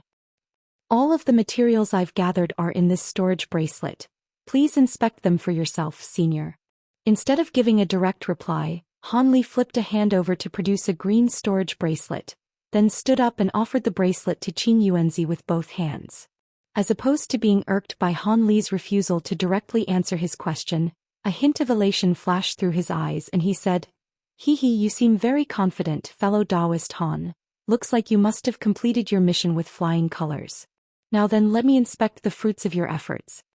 Thus he reached out to accept the storage bracelet, then closed his eyes and injected his spiritual sense into it. Yuan Yao and Yan Li both turned to appraise Qin Yuanzi in unison. They naturally couldn't inject their spiritual sense into the storage bracelet as well, but they could gauge Han Li's degree of success by inspecting Qin Yuanzi's reaction. In contrast with the slightly anxious looks on their faces, Han Li was very calm and collected. With Qin Yuanzi's immensely powerful spiritual sense as well as his vast wealth of knowledge and experience, it naturally wouldn't take him long to inspect all of the materials in the storage bracelet. Initially he remained completely expressionless, but not long after that, a hint of astonishment had appeared on his face, and as more time passed the astonishment gave way to shock and elation. Yuan Yao was quite relieved to see this, and at the same time she turned to Han Li with a curious look in her eyes. As Qin Yuanzi's foster daughter, she was naturally aware of what materials were on the list that had been given to Han Li. The quantity and rarity of the materials on that list had been truly astonishing to her, and she had always been concerned that Han Li wouldn't be able to complete this mission. However, judging from Qin Yuanzi's reaction, Han Li had to have gathered a very significant proportion of the materials on the list. Initially, Qin Yuanzi hadn't actually harbored very high hopes for Han Li. He had merely given Han Li a list of materials as it couldn't hurt to do so it was a low-risk endeavor for a potentially high reward, albeit only with very slim chances. These materials were very important to Qin Yuanzi to begin with, and the fact that he was unable to leave the infernal river made the materials even more precious to him. Yan Li was also staring at Han Li with an astonished look in her eyes, but that was also tinged with some other complex emotions. Very good. Aside from a few materials that even I wouldn't be confident in finding, you've found all of the materials on my list. You have truly surprised me, fellow Taoist Han. With these materials, I'll have a 20% better chance of transcending my next lightning tribulation, Qin Yuanzi said in an excited voice as he opened his eyes. These materials can only result in a 20% increase? Han Li was stunned to hear this. All of the materials that he had gathered were extremely difficult to find in the spirit realm, and he had only found some of them in the medicine garden within the vast glacial realm. In Han Li's opinion, many of those materials most likely couldn't even be found in the spirit realm anymore. Once someone reaches my cultivation base, normal methods are completely ineffective when it comes to increasing the chances of transcending a tribulation, and there are extremely limited external forces that can be drawn upon, so 20% is already an optimistic estimate. Alright, setting that aside for now, you delivered the materials I asked for, so I'll naturally give you some divine infernal river elixir in return. But before that, are you still planning to exchange these materials for the elixir? If you're open to alternatives, I can offer you items that are no less valuable than the elixir, Qin Yuanzi said with a smile as he carefully stowed the storage bracelet away. I'm sure you're aware of how important the elixir is to me now that I'm at the body integration stage, so I'll have to turn down any alternatives, Han Li replied without any hesitation. Yuan Yao had already hinted that there would be an issue with this exchange, so he was ready for such an offer. In that case, things could be a little troublesome. Qin Yuanzi's brows furrowed slightly as a contemplative look appeared on his face. You seem troubled, senior. Would you be able to tell me what the issue is? If I recall correctly, didn't you already have some divine infernal river elixir? Han Li asked.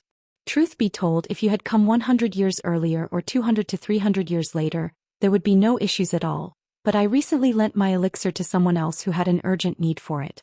If you wait another few centuries, perhaps I can source some more, Qin Yunzi said in a resigned manner. You lent out the elixir? Han Li's expression changed slightly upon hearing this. Indeed. The one who borrowed the elixir is one of the grand elders of the Mayfly race and we're close acquaintances. He's one of the reasons I've been able to reside in the Infernal River, so I couldn't turn him down, Qin Yunzi revealed. Han Li's expression naturally became rather strained upon hearing this. However, Qin Yunzi then suddenly smiled and said, but rest assured, fellow Taoist Han, if you really want the elixir, it's not impossible to obtain it. What do you mean by that, senior? Are there other avenues through which the elixir can be secured? Han Li immediately asked as an elated look appeared on his face. Of course. Divine Infernal River elixir is very rare, and every time it's produced, I always make sure to get my hands on some. However, there are also several other tremendously powerful beings who inhabit this realm, and they'll also take a share each as well. Generally, half of the elixir produced is taken by the Mayfly race, while the rest is split among us. However, these people all have rather peculiar personalities and are no less powerful than I am. I have no ties or relations with them, and I'll have to pay them a visit in person to see if I can borrow some elixir from them. Rest assured, even if I'm unable to do so, I'll make sure to issue you satisfactory reparations for your efforts, Qin Yunzi said in a confident manner.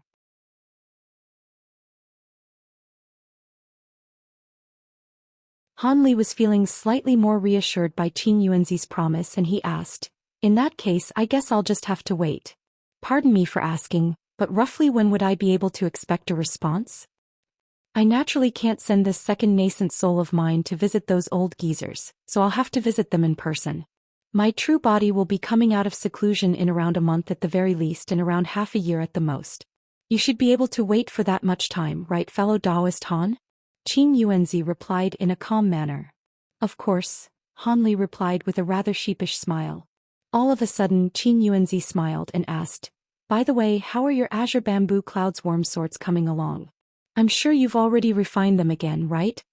Han Li was rather taken aback by the sudden change in topic, but he still replied, I did indeed refine all of the flying swords again following your instructions. I've cultivated the final azure coil sword formation as well. It's just that the sword art you passed down to me is truly profound, and I was only able to glean a small portion of it. In that case, would you like me to instruct you in the sword art? I developed some new insights regarding this sword art during the past years, and I'm sure those insights would be beneficial to you. On top of that, now that you're at the mid-body integration stage, I'm sure it'll only be a matter of time before you encounter your late-body integration stage bottleneck. I also have some insights on this area if you'd like to hear them as well. Han Li was naturally both surprised and ecstatic to hear this, and he hurriedly rose to his feet before extending a deep bow. Thank you, senior. It would be a vast honor for me to receive instructions from you. He was naturally aware that Qin Yunzi was only willing to do this as he had gathered far more materials on the list than Qin Yunzi had expected. Alright, then you can stay here for now. I'll go organize these materials first. You can come directly to my secret chamber to find me tomorrow. In the meantime, Yao Yanli, please keep fellow Taoist Han company, Qin Yunzi instructed as he turned to Yuan Yao with a smile. Yuan Yao and Yanli naturally hurriedly extended curtsies and the former replied, yes father, we'll be sure to look after fellow Taoist Han. Qin Yunzi nodded in response before giving Han Li a nod, then departed from the hall, leaving only Han Li, Yuan Yao and Yanli in the room. A faint blush appeared on Yuan Yao's face, and just as she is contemplating what she should say to Han Li, Yanli suddenly said in an intrigued manner, I can't believe you've managed to progress to the mid-body integration stage in just a few centuries, brother Han. Your rate of progression truly puts us to shame. The two women shared quite a close bond with Han Li, so even though Han Li had far outstripped them in power, Yanli was still regarding him as an equal, much like good friends did. You've done quite well for yourself, Fairy Yan. You've managed to remain by Senior Zhang's side and reach the spatial tempering stage after just a few centuries.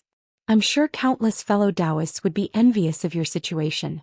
On top of that, I can see that a lot of the yin qi within your bodies has faded, so I presume you've found a way to revert back to human bodies. I must congratulate you on that as well, Han Li said with a smile. Your powers are truly unfathomable, brother Han. I didn't think that you would be able to spot the changes we'd undergone right away. Indeed, Senior Jiang did find a way for us to return to our human forms. It's just that this method is extremely slow, and even after all this time, we've only displayed slight changes. At this rate, it'll probably take 2,000 to 3,000 more years until we complete our transformations.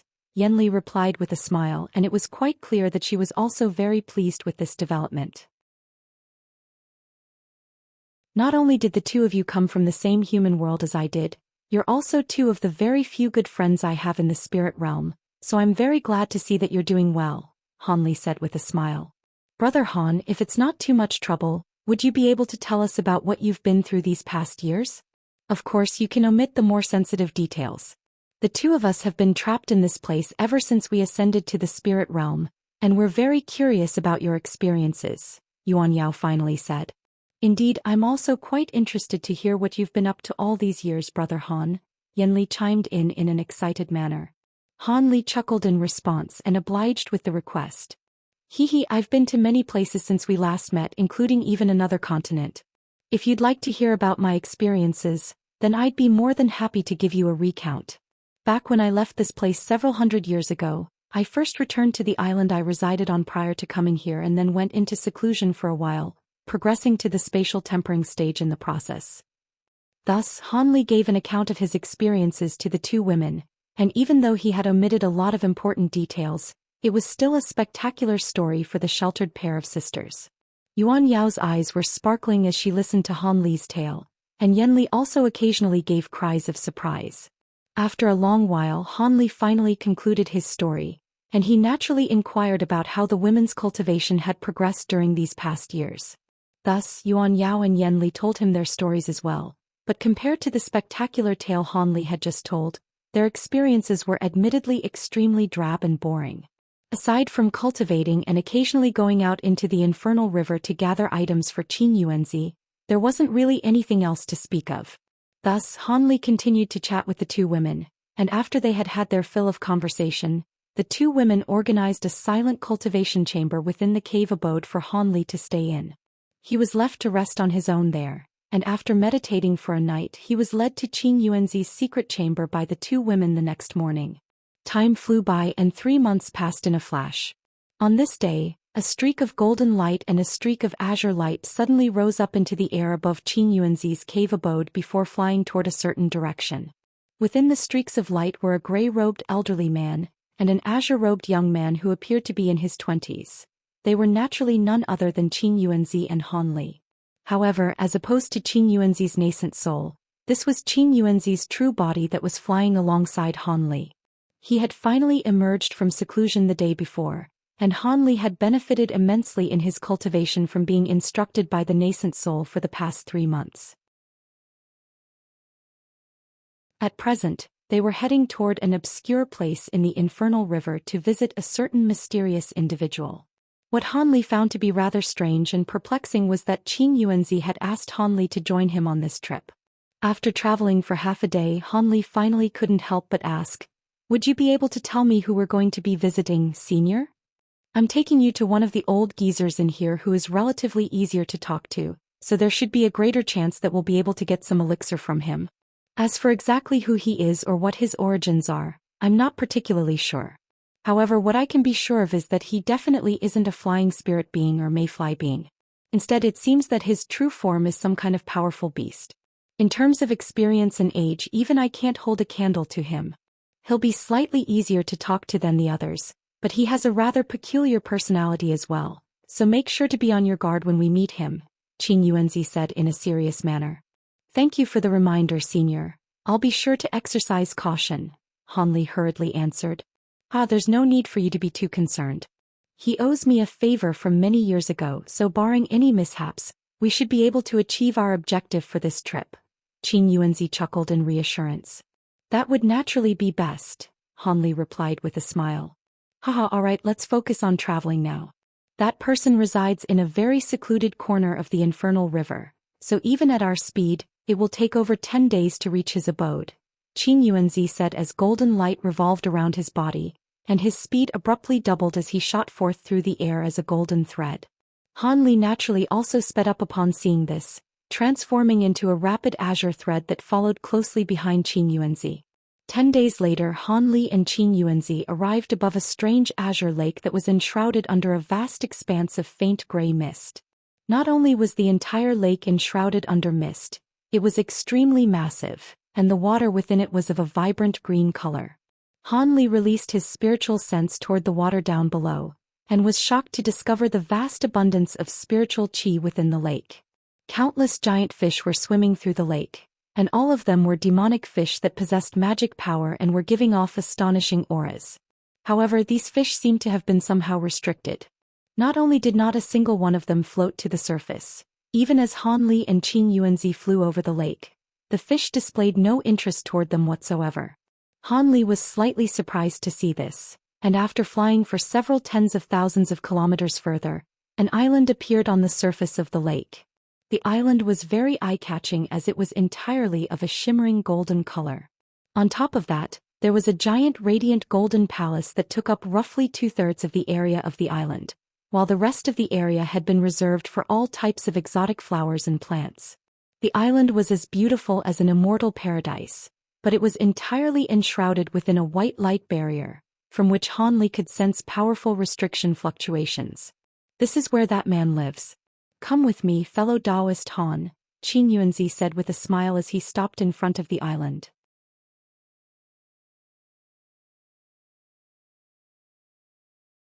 "This senior sure lives in a rather unique place." Han Li looked down at the dazzling golden island in a stunned manner. This is just one of his strange indulgences. You'll know what he's like when you meet him," Qin Yuanzi replied as a slightly peculiar look appeared in his eyes. "I'm quite curious about this senior now," Han Li mused with a contemplative look on his face. Meanwhile, Qin Yuanzi swept a sleeve toward the white light barrier up ahead, and a burst of golden light immediately shot forth before transforming into a giant golden sword that was over 100 feet in length. The sword swept toward the light barrier without any hesitation, and a resounding boom rang out as ripples ran over the entire surface of the light barrier. Almost at the exact same moment, several roars of fury immediately rang out from the island. "Who dares to attack our Golden Flame Island? Are you unaware that this is Master Golden Flame's abode?" Several figures instantly appeared within the light barrier before revealing themselves to be 4 golden armored guards, all of whom immediately turned toward Qin Yuanzi and Han Li with furious expressions. However, upon catching sight of Qin Yuanzi, the 4 guards hurriedly extended respectful bows. It's Master Qin." It was quite clear that all of the guards recognized Qin Yuanzi, and their enraged expressions immediately faded. Han Li swept his spiritual sense toward these 4 guards and discovered that they were all at the spatial tempering stage. However, there were violent auras within all of their bodies, so they clearly weren't ordinary people. "Golden Flame Baron, why don't you come out to meet your old friend?" Qin Yuanzi called out toward the Golden Palace, paying no heed to the 4 golden armored guards. Even though his voice wasn't very loud, he had clearly used some kind of secret technique that made his voice audible over the entire island. "Come in on your own, Qin Yuanzi. Are you asking me to come out to greet you?" An indifferent male voice rang out from within the Golden Palace in response. It was coming from somewhere quite far away, but it was also very clearly audible to Han Li and Qin Yuanzi. Pardon my intrusion then. You can lead the way for me," Qin Yuanzi said to the 4 guards with a smile. The 4 golden armored guards hurriedly replied in a respectful manner, "Yes, please come with us, senior." Thus, Han Li and Qin Yuanzi were led through the light barrier by the guards before descending toward the palace on the island. Not long after that, Qin Yuanzi was seated in a spacious hall in a casual manner, while Han Li was seated beside him in a more rigid and respectful posture. On the main seat in the hall sat a golden-robed middle-aged man with a golden dragon crown on his head, and a calm look on his face. "I can see that this fellow Taoist is a mid-body integration cultivator. Could it be that you accepted him as your disciple, knowing that your life is about to come to an end soon? Someone of his powers at his age is indeed worthy of being your heir. However, last time I visited Old Man Yen, I recall he told me that you have a female disciple," the Golden Crown man said. This man had skin that was as fair as jade, and a very graceful and refined appearance. He was the owner of this place, a grand ascension stage being by the name of Golden Flame Baron. Almost every single inch of his body was adorned by shimmering golden accessories, and Han Li was left feeling rather speechless at the sight of him. At the same time he finally understood what Qin Yuanzi had told him earlier. I'm afraid you're mistaken, fellow Taoist Jin. Fellow Taoist Han is just one of my acquaintances. I'm sure you recall an incident that took place several hundred years ago, where members of the Mayfly race hunted down a few people who tried to steal some divine infernal river elixir. It was during that time that I first met fellow Taoist Han.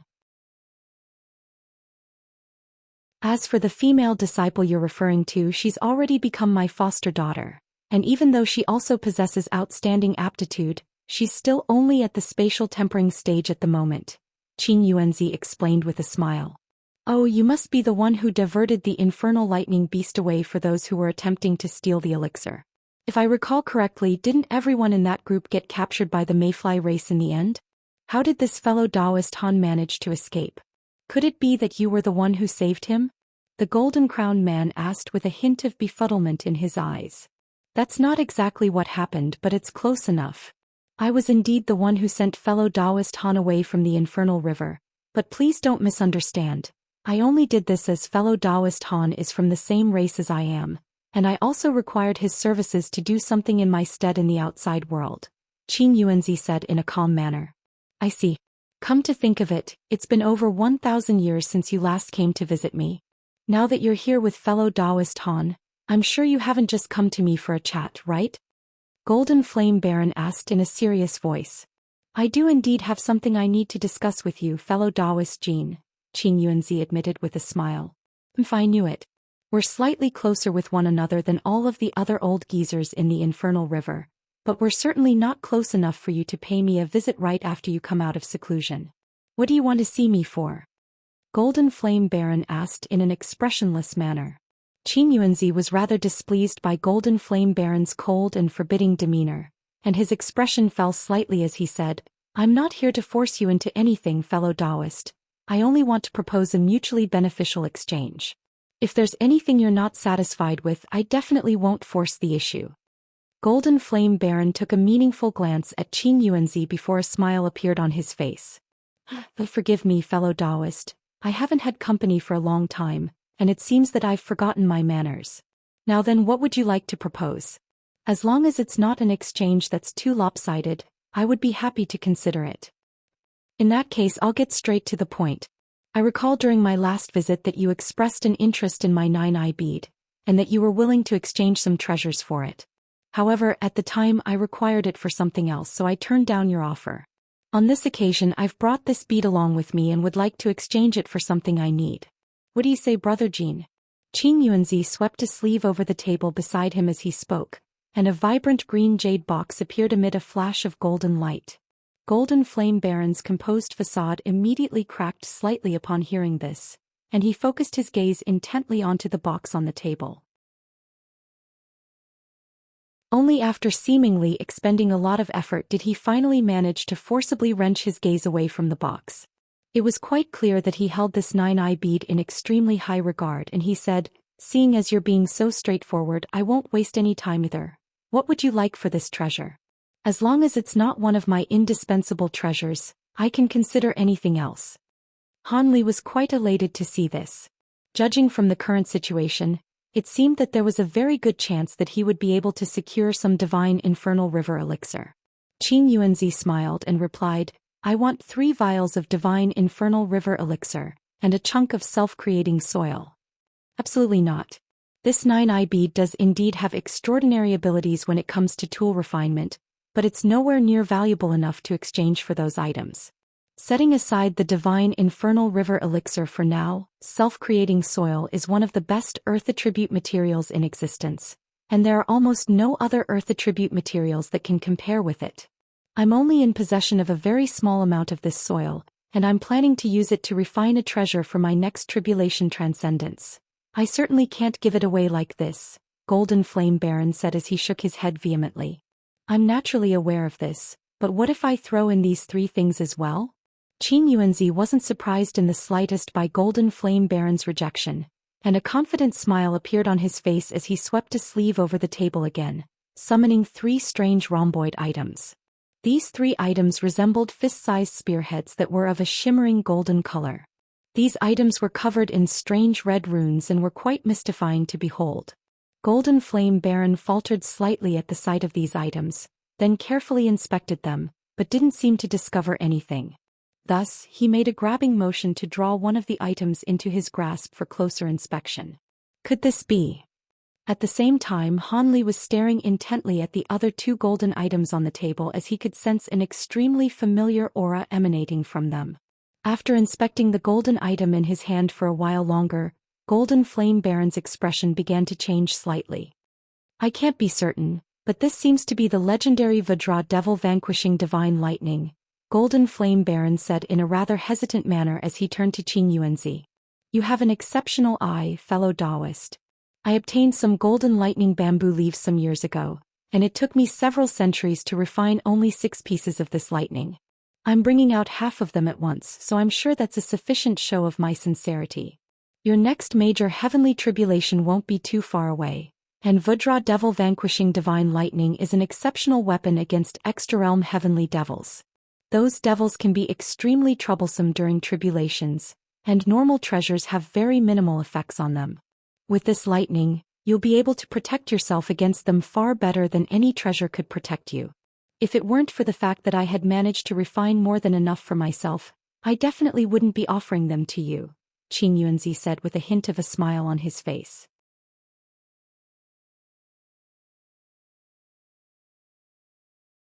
Golden Flame Baron seemed to have been quite tempted by this and he fell into deep thought. Meanwhile, a peculiar look flashed through Han Li's eyes upon hearing the name, Vajra Devil Vanquishing Divine Lightning. It was no wonder that these 3 items had struck him with a sense of familiarity. They had been refined from the golden lightning bamboo leaves he had given to Qin Yuanzi as the main material. These leaves stemmed from the same source as the golden lightning bamboo cane, so their auras were naturally quite similar. Even though this lightning was supposed to be an effective weapon against extra-realm heavenly devils, those were heavenly devils that would only appear when one made a breakthrough attempt to the Grand Ascension stage or endured heavenly tribulations when at the Grand Ascension stage, so it wasn't something that he had to worry about for now. As for the refinement method for this lightning, Han Li had unintentionally stumbled upon that in the market of a certain foreign race, but he had been stunned by the vast amount of lightning attribute materials required to refine it. At the time he knew that he wouldn't be able to gather all of the required materials and that he wouldn't be able to refine it anyway, so he reluctantly cast the matter aside. The fact that even Qin Yuanzi could only refine 6 pieces of this lightning in several centuries further confirmed to him that this was beyond his reach, and it seemed that there was no chance he would be able to refine this lightning before he reached the late body integration stage. 3 pieces of Vajra Devil Vanquishing Divine Lightning is indeed enough to exchange for self-creating soil. But there's one thing I don't understand. Don't you have divine infernal river elixir yourself? Why did you come all the way here to exchange for some with me? Golden Flame Baron asked in a skeptical manner. All of my elixir was borrowed to someone else over 100 years ago, and fellow Taoist Han requires this item to break through his next body integration stage bottleneck. I owe him a favor due to an agreement we had made, so I could only come to you to try and secure some elixir, Qin Yuanzi explained. You promised him some divine infernal river elixir? Looks like you owe him quite a big favor indeed. Golden Flame Baron mused as he turned to Han Li with a hint of surprise in his eyes. Han Li extended a slight bow in a display of respect, and he refrained from saying something. I do indeed owe him a very big favor. Alright, I've told you everything I have to say. If you still can't make up your mind, then I'll have to go to someone else. Old Man Yen is about to face a lightning tribulation soon as well, and I'm sure he'd be more than happy to exchange with me, Qin Yuanzi said in a meaningful manner. Haha, I never said I was going to refuse, brother Qin. Seeing as you're being sincere and I owe you a favor as well, I'll agree to this exchange. Golden Flame Baron chuckled after a brief moment of contemplation. You've made a wise decision, brother Qin. This is definitely a mutually beneficial exchange for both of us, Qin Yuanzi replied in an elated voice. Golden Flame Baron smiled before suddenly opening his mouth to expel 4 balls of spiritual light, 3 of which were white while the other was yellow. They consisted of 3 small white jade vials and a yellow jade box. He swept a sleeve through the air, and the 4 items immediately flew toward Qin Yuanzi in unison. At the same time he waved his other hand toward the green jade box on the table, as well as the other 2 pieces of Vajra Devil Vanquishing Divine Lightning, and those items were all drawn into his grasp. Meanwhile, Qin Yuanzi had also drawn the small vials and yellow jade box into his own hand, and he immediately began to carefully inspect the items with his spiritual sense. After a while, a pleased look appeared on his face. I really must thank you, Brother Jin. Fellow Taoist Han, here's your divine infernal river elixir. Qin Yuanzi tossed the 3 small vials toward Han Li with a flick of his wrist as he spoke, and Han Li hurriedly accepted them in an elated and grateful manner. Qin Yuanzi had initially only agreed to give him 2 vials of this elixir, yet he was now giving him all 3 vials, clearly as an extra reward for all of the materials he had gathered. It seemed that he had made a wise decision in offering all of the materials he had collected, rather than withholding some of them. This divine infernal river elixir was extremely precious, but it wasn't very useful to Qin Yuanzi, so he naturally wasn't going to be stingy with it. Golden Flame Baron was clearly also very pleased with this exchange, and he began to make some small talk with Qin Yuanzi. They exchanged some obscure news about the spirit realm as well as some information regarding cultivation, and Han Li also benefited from listening to their conversation. Close to 2 hours flew by in the blink of an eye, and Qin Yuanzi finally stood up to take his leave. Golden Flame Baron didn't try to keep him, but he also rose to his feet to accompany Qin Yuanzi to the gate of his palace. Right at this moment, a resounding boom rang out in the air above the island, causing the entire palace to tremor. It seemed that something had struck the restriction over the island. The trio in the hall were all quite alarmed by this, and they exchanged slightly bewildered glances. This was blatant provocation. Qin Yuanzi had struck the restriction over the island with a seemingly powerful streak of sword qi, but it actually hadn't packed much power, whereas the massive commotion that had just rung out clearly stemmed from the restriction being completely broken. Golden Flame Baron quickly returned to his senses, and an enraged look appeared on his face as he made a hand seal to activate some kind of ability. However, in the next instant, a male voice suddenly rang out in the air above the hall. Golden Flame, Qin Yuanzi, are you in there? Hurry up and come out to greet me, you little brats. The voice was very rough and uncouth, and both Golden Flame Baron and Qin Yuanzi's expressions changed slightly as they exchanged a wry smile. Why has no one come out to greet me yet? Do you want me to raze this place to the ground? The man outside seemed to have become rather impatient, and as soon as his voice trailed off, a string of resounding booms rang out in rapid succession outside the palace. Immediately thereafter, bursts of spatial fluctuations surged over the entire island, and golden light flashed from outside the hall as a panicked golden armored guard rushed into the hall. Master, the man outside is. I know who he is, you can go now.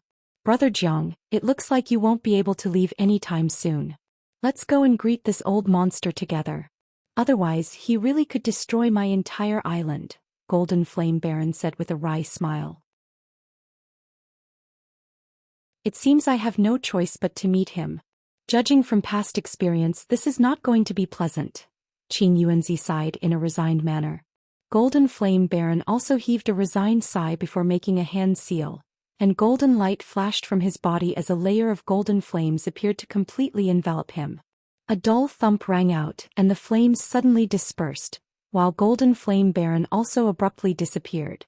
This was an extremely rare fire movement technique. Meanwhile, Qin Yuanzi merely flew toward the entrance of the hall as a streak of golden light, but vanished into thin air along the way. Thus Han Li was the only one left in the hall. He couldn't help but wonder what kind of being could evoke such a wary response from a pair of Grand Ascension stage beings.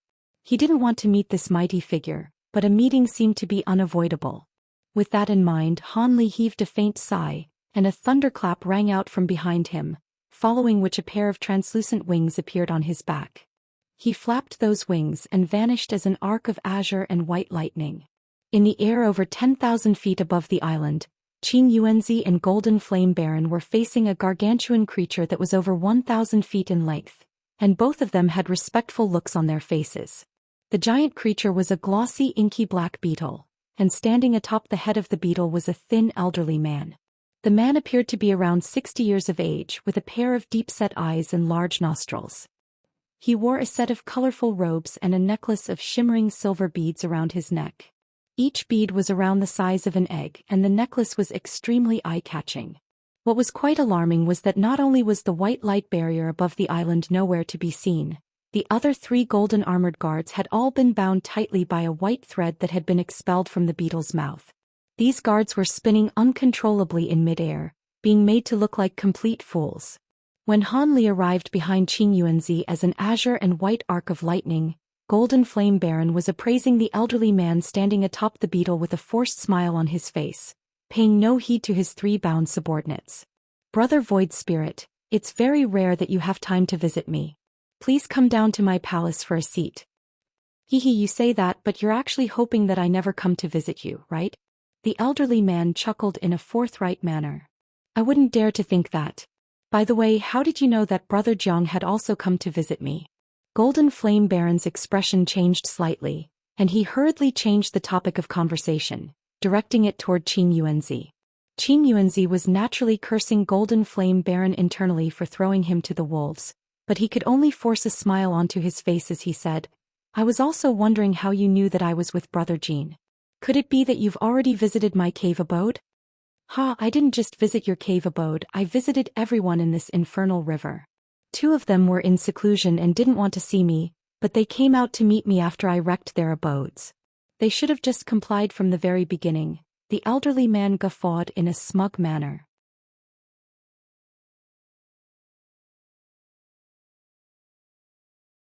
Not only did Golden Flame Baron and Qing Yuanzi exchange a wry smile upon hearing this, Han Li was also quite stunned by what he had just heard.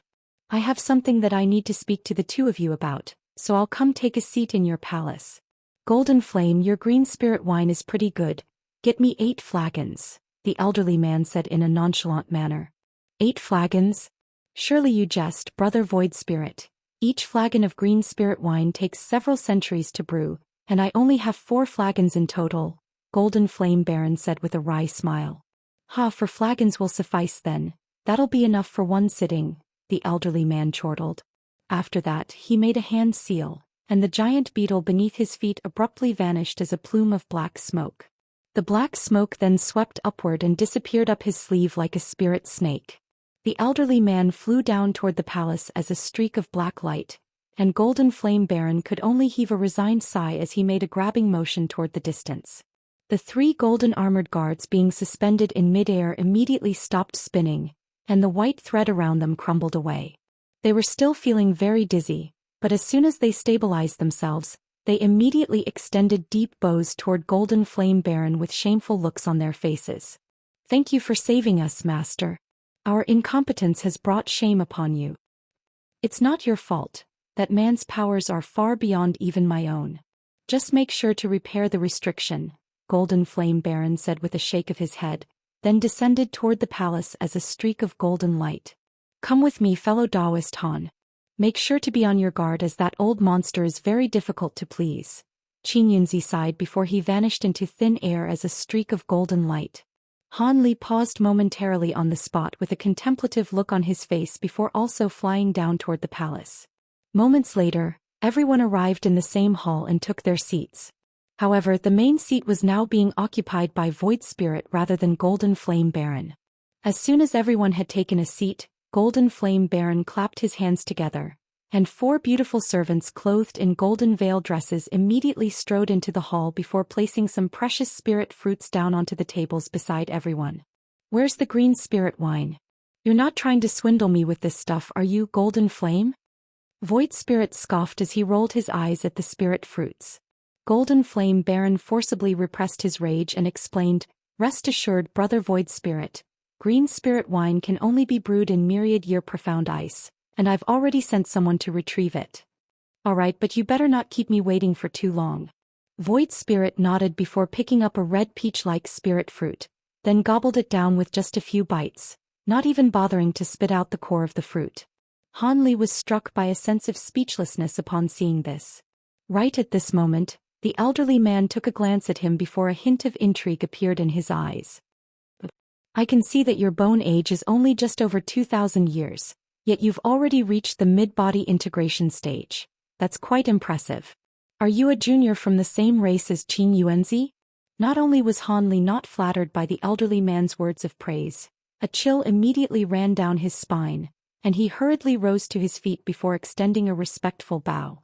Junior Han pays his respects to Senior Void Spirit. Indeed, I'm from the same race as Senior Jiang.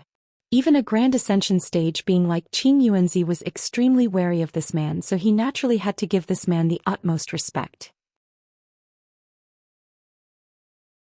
It was quite incredible that he was able to determine Han Li's age with just a single glance, and Han Li could only hope that the elderly man would only take a fleeting interest in him before moving on.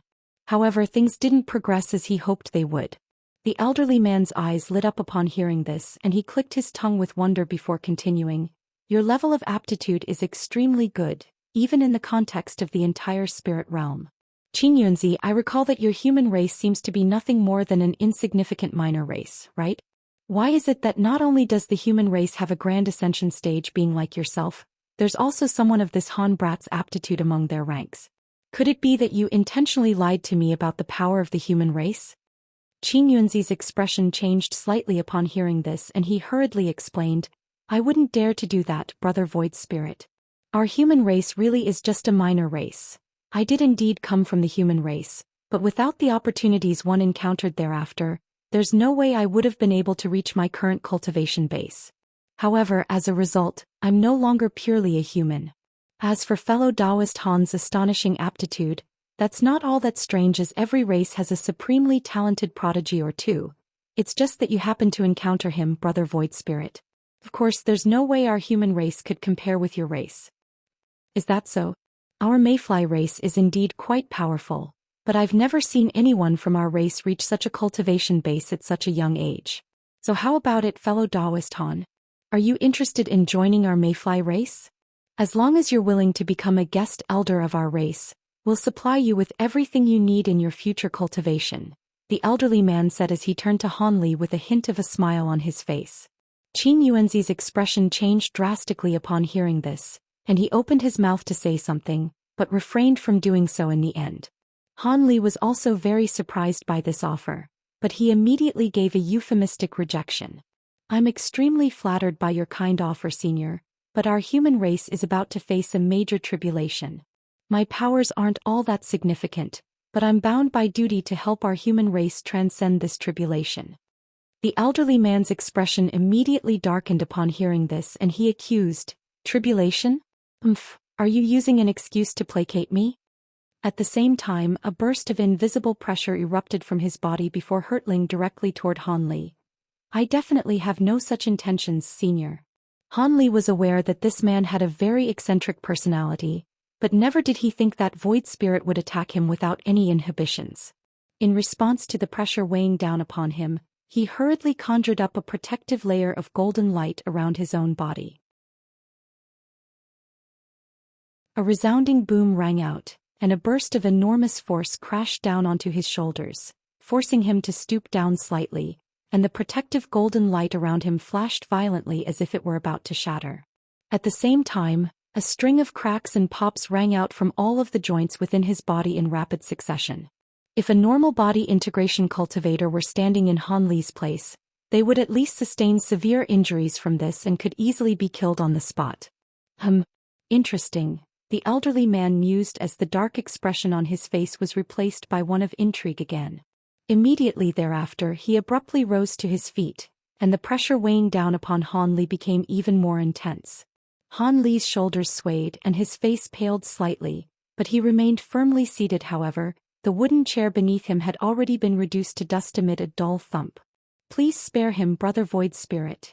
Qing Yunzi finally stepped in as he swept a sleeve through the air with furrowed brows, sending a burst of golden light surging forth from within his sleeve. A dull thump rang out and two bursts of enormous force clashed in front of Han Li, canceling each other out in the end. The pressure on Han Li's shoulders was immediately alleviated, leaving him feeling as light as air. He heaved an internal sigh of relief, but at the same time he was extremely stunned by this Void Spirit's powers. It was no wonder that even Qing Yuanzi and Golden Flame Baron were so wary of him. His powers were indeed far superior in comparison.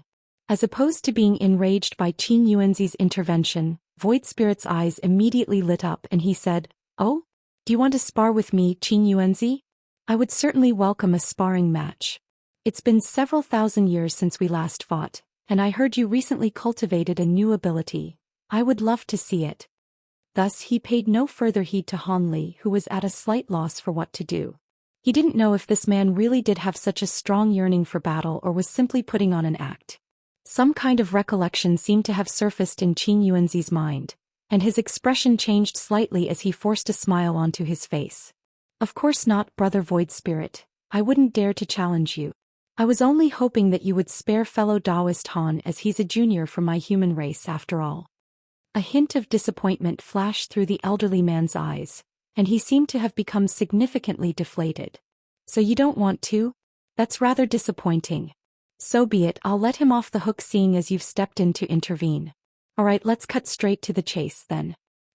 Brother Void Spirit, I heard that you had been in cultivation for over 1,000 years in preparation to ascend to the true immortal realm. What brings you here today? You mentioned that you'd visited everyone else in the Infernal River as well. Is there something important you have to discuss with us? Golden Flame Baron asked in a curious manner. Of course I do. Do you think I would make the effort to break into this realm because I'm bored and have nothing to do? I'll cut the chit-chat. Give me all of your divine Infernal River elixir. I brought 5 origin pills and eggs of myriad universe insects in exchange, the elderly man said in a straightforward manner. What? You want divine Infernal River elixir? What use do you have for divine Infernal River elixir, Brother Void Spirit? Qin Yuanzi and Golden Flame Baron were both quite surprised to hear this, as was Han Li. What's with this reaction? I'm only asking for your divine Infernal River elixir.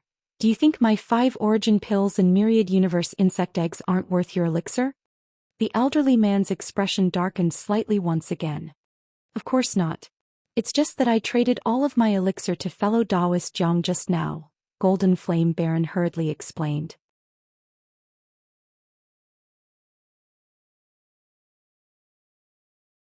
Is that true, Qin Yuanzi? The elderly man turned to Qin Yuanzi with a hint of surprise in his eyes. I did indeed just exchange for fellow Taoist Golden Flame's divine Infernal River elixir for some other items. Isn't this elixir completely ineffective for you at your cultivation base, Brother Void Spirit?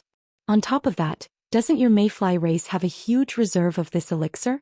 Other people in your Mayfly race may not have access to it, but wouldn't it be a simple matter for you to access those reserves? Qin Yuanzi was also quite surprised. Firstly, I'm sourcing this elixir for a purpose other than my own consumption. Secondly, there's a lot of routine expenditure of divine Infernal River elixir in our Mayfly race, so our reserves are nowhere near as abundant as you think. I've already used up all of the remaining elixir in our Mayfly race. Otherwise, I wouldn't be turning to you in Golden Flame.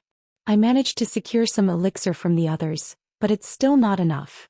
Hence, I don't care what you need the elixir for. I'm willing to exchange for it using something worth twice its value, the elderly man said in a serious manner. Qin Yuanzi's expression changed slightly upon hearing this, and he fell into deep thought. Meanwhile, Han Li's expression remained unchanged, but his heart was thumping in his chest. In contrast, Golden Flame Baron crossed his arms and appraised the unfolding situation with a smile, assured in the knowledge that this matter no longer concerned him.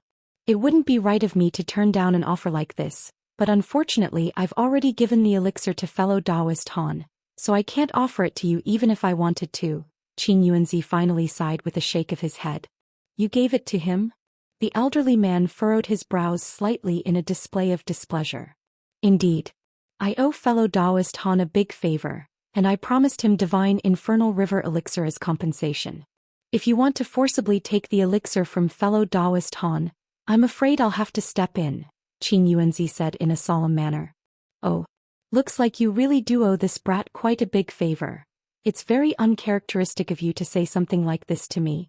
I may have a short temper, but I wouldn't stoop to robbing juniors. However, if he's willing to hand over the elixir to me, you wouldn't intervene, would you? The elderly man asked. Of course. As long as fellow Taoist Han is willing to hand over the elixir, I naturally won't stick my nose into this matter, Qin Yuanzi replied in an affirmative manner. Good. Thus, the elderly man nodded with a pleased expression before turning to Han Li with a smile. Han Li's heart jolted at the sight of the smiling void spirit, and he hurriedly cupped his fist in a salute as he tried to offer an explanation. Senior, the elixir. There's no need to say anything. I do indeed have a domineering personality, but I won't bully juniors for my own gain. If I want your elixir, then I'll make it so that you'll willingly hand it over to me." The elderly man cut him off in a confident manner. Immediately thereafter, he swept a sleeve over the table beside him, and a dozen or so jade vials of different sizes appeared amid a flash of black light. "These are some pills that I've collected over the years that can enhance the cultivation of a body integration cultivator.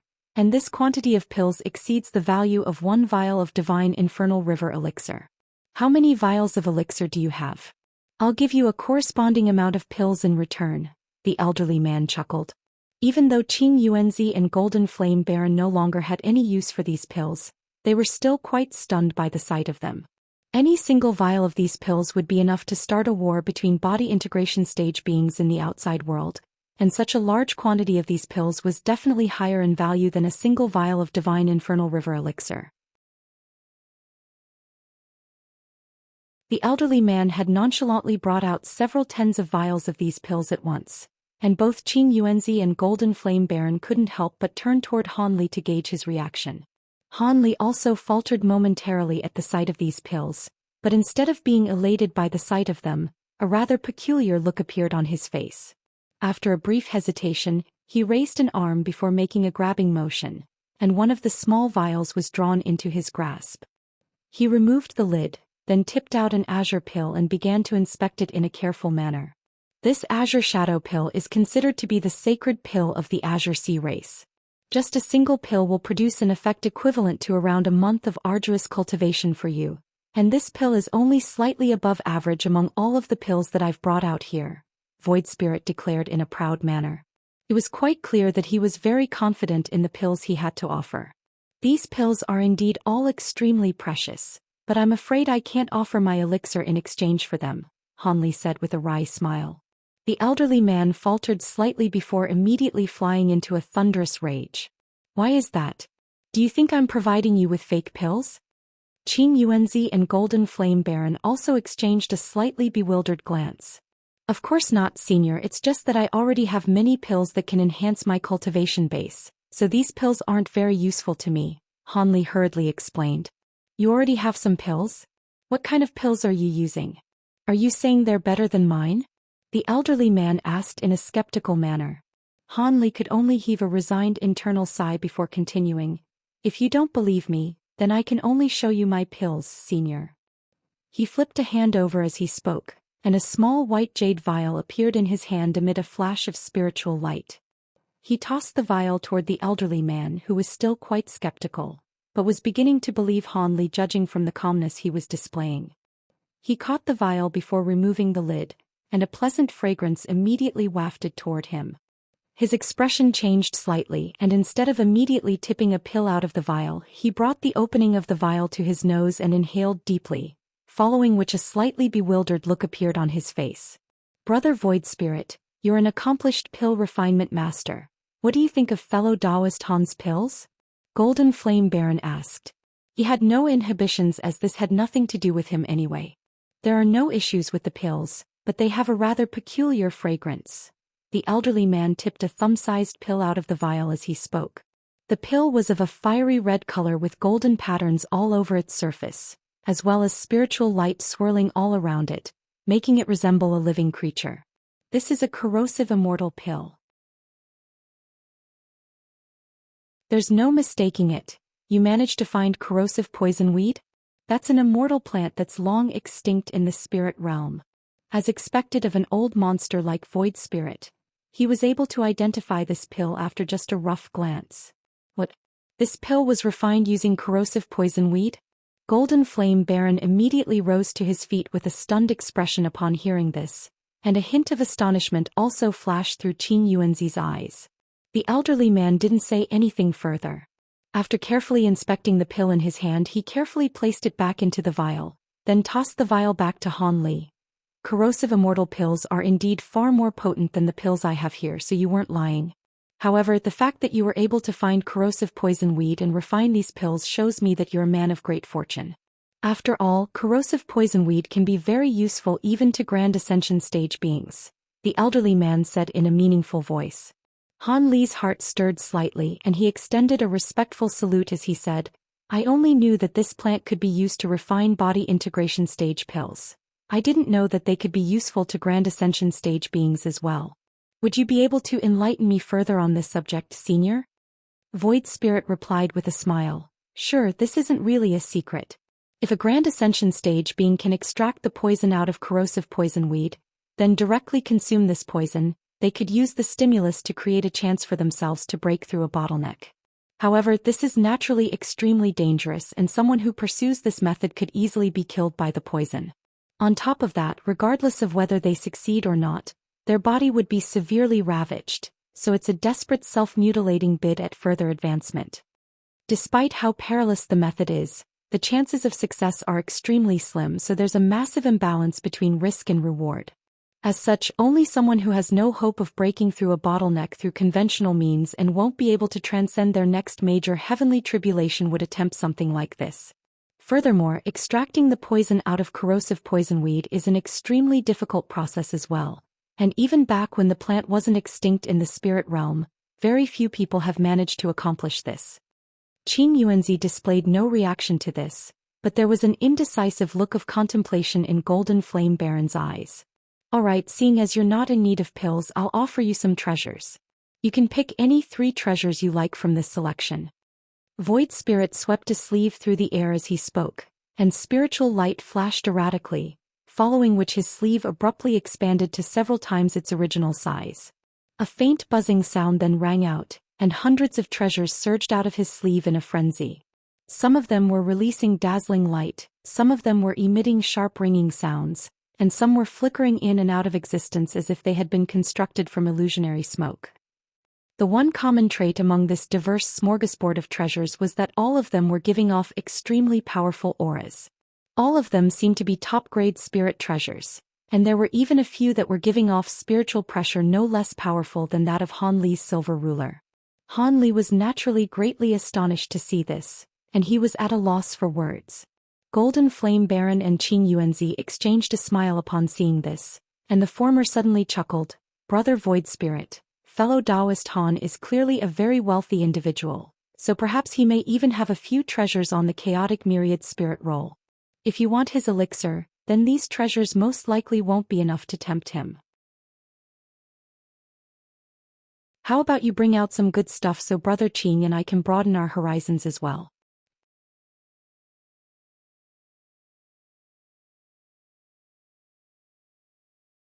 You want to see some good stuff? You sure dare to talk, Golden Flame. I do indeed have a few treasures that are on the chaotic myriad spirit roll, and they're even more valuable than divine spirit treasures. But do you think I'll be willing to exchange those for divine infernal river elixir? The elderly man chuckled coldly, turning down Golden Flame Baron's request without any hesitation. I see. I had heard that you had obtained quite a powerful treasure that seems to be related to profound heavenly treasures prior to your seclusion, and I really wanted to see it, Golden Flame Baron said in a slightly disappointed manner. A profound heavenly treasure? Qing Yuanzi's expression changed slightly upon hearing this. Void Spirit inspected Golden Flame Baron and Qing Yuanzi through narrowed eyes for a moment before suddenly smiling as he agreed. You sure seem to know a lot about what I've been up to recently. The treasure that I obtained was only a fragment of a profound heavenly treasure, not a true profound heavenly treasure. Seeing as you've already mentioned it, it would be stingy of me not to show you. In that case, Brother Qing and I are truly in for a treat. This is the first time I've ever seen a profound heavenly treasure, Golden Flame Baron said in an ecstatic manner.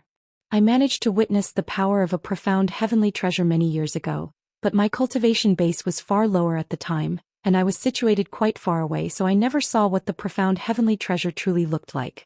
Speaking of which, as one of the major races of the Tian Yuan continent, the Mayfly race should be in possession of a profound heavenly treasure, right? A hint of excitement also flashed through Qing Yuanzi's eyes as he spoke. As for Han Li, his heart stirred slightly upon hearing the mention of profound heavenly treasure, and he withdrew his gaze from the multitude of treasures in the air before turning his attention to the elderly man as well. Our race does indeed have a profound heavenly treasure, but it was given to Master Insect of our Mayfly race countless years ago, and even I've only ever seen illustrations of the treasure before. There are only a dozen or so true profound heavenly treasures in the spirit realm, and they are the most powerful treasures this realm is capable of producing," the elderly man said as he rubbed his hands together, and a dull thump rang out as a ball of red light appeared between his hands. Within the red light was an object that resembled an incense burner. Its surface was riddled with pits and bumps, and there were a few golden runes inscribed upon it. At the same time, there were diagrams of unknown beasts on top of the burner. Some of these beasts had falcon heads and horse bodies, some had pig heads and dragon bodies, but all of them were damaged and missing limbs. Han Li's trio naturally focused their eyes on the item with different expressions on their faces. "This is a profound heavenly treasure fragment?" Golden Flame Baron asked with a hint of skepticism in his eyes. Qin Yuanzi's brows also furrowed slightly, but as opposed to being enraged by their suspicion, Void Spirit chuckled. "Hee, I had thought that beings of your powers would have learned not to judge a book by its cover."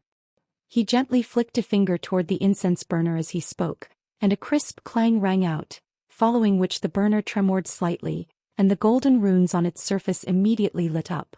The beastly diagrams on the top of the burner also began to glow with red light, and this red light manifested into the missing sections of the diagrams. He then flicked his finger toward the incense burner a second time, and the golden runes on its surface disintegrated into countless specks of golden light that enveloped the entire burner. Under the illumination of the red light, the beastly diagrams also sprang to life, and it looked as if they were going to spring out of the burner at any moment. At the same time, an enormous burst of the world's origin chi proliferated forth from the burner, transforming into an enormous invisible force that enveloped the entire hull. Han Li had risen to his feet earlier, and the terrifying pressure made his body sway as his expression changed ever so slightly.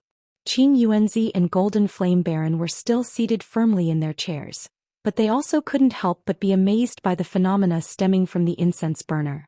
This profound heavenly treasure fragment was something I unintentionally stumbled upon in an ancient battlefield deep within the primordial world. What I just displayed was only around 10% of the full power of this treasure. If I were to unleash the entirety of its power, it would definitely be no less powerful than the top 10 treasures on the chaotic myriad spirit roll, the elderly man said in a smug manner as he withdrew his hand seal before drawing the incense burner back into his grasp. Even just a fragment is capable of unleashing such power. I wonder just how fearsome a true profound heavenly treasure would be. I really do envy your fortune, Brother Void Spirit. With this treasure, you should have a greater chance of transcending your future tribulation, Qin Yuanzi praised. I certainly hope so. However, the Ascension tribulation is certainly not that easy to transcend.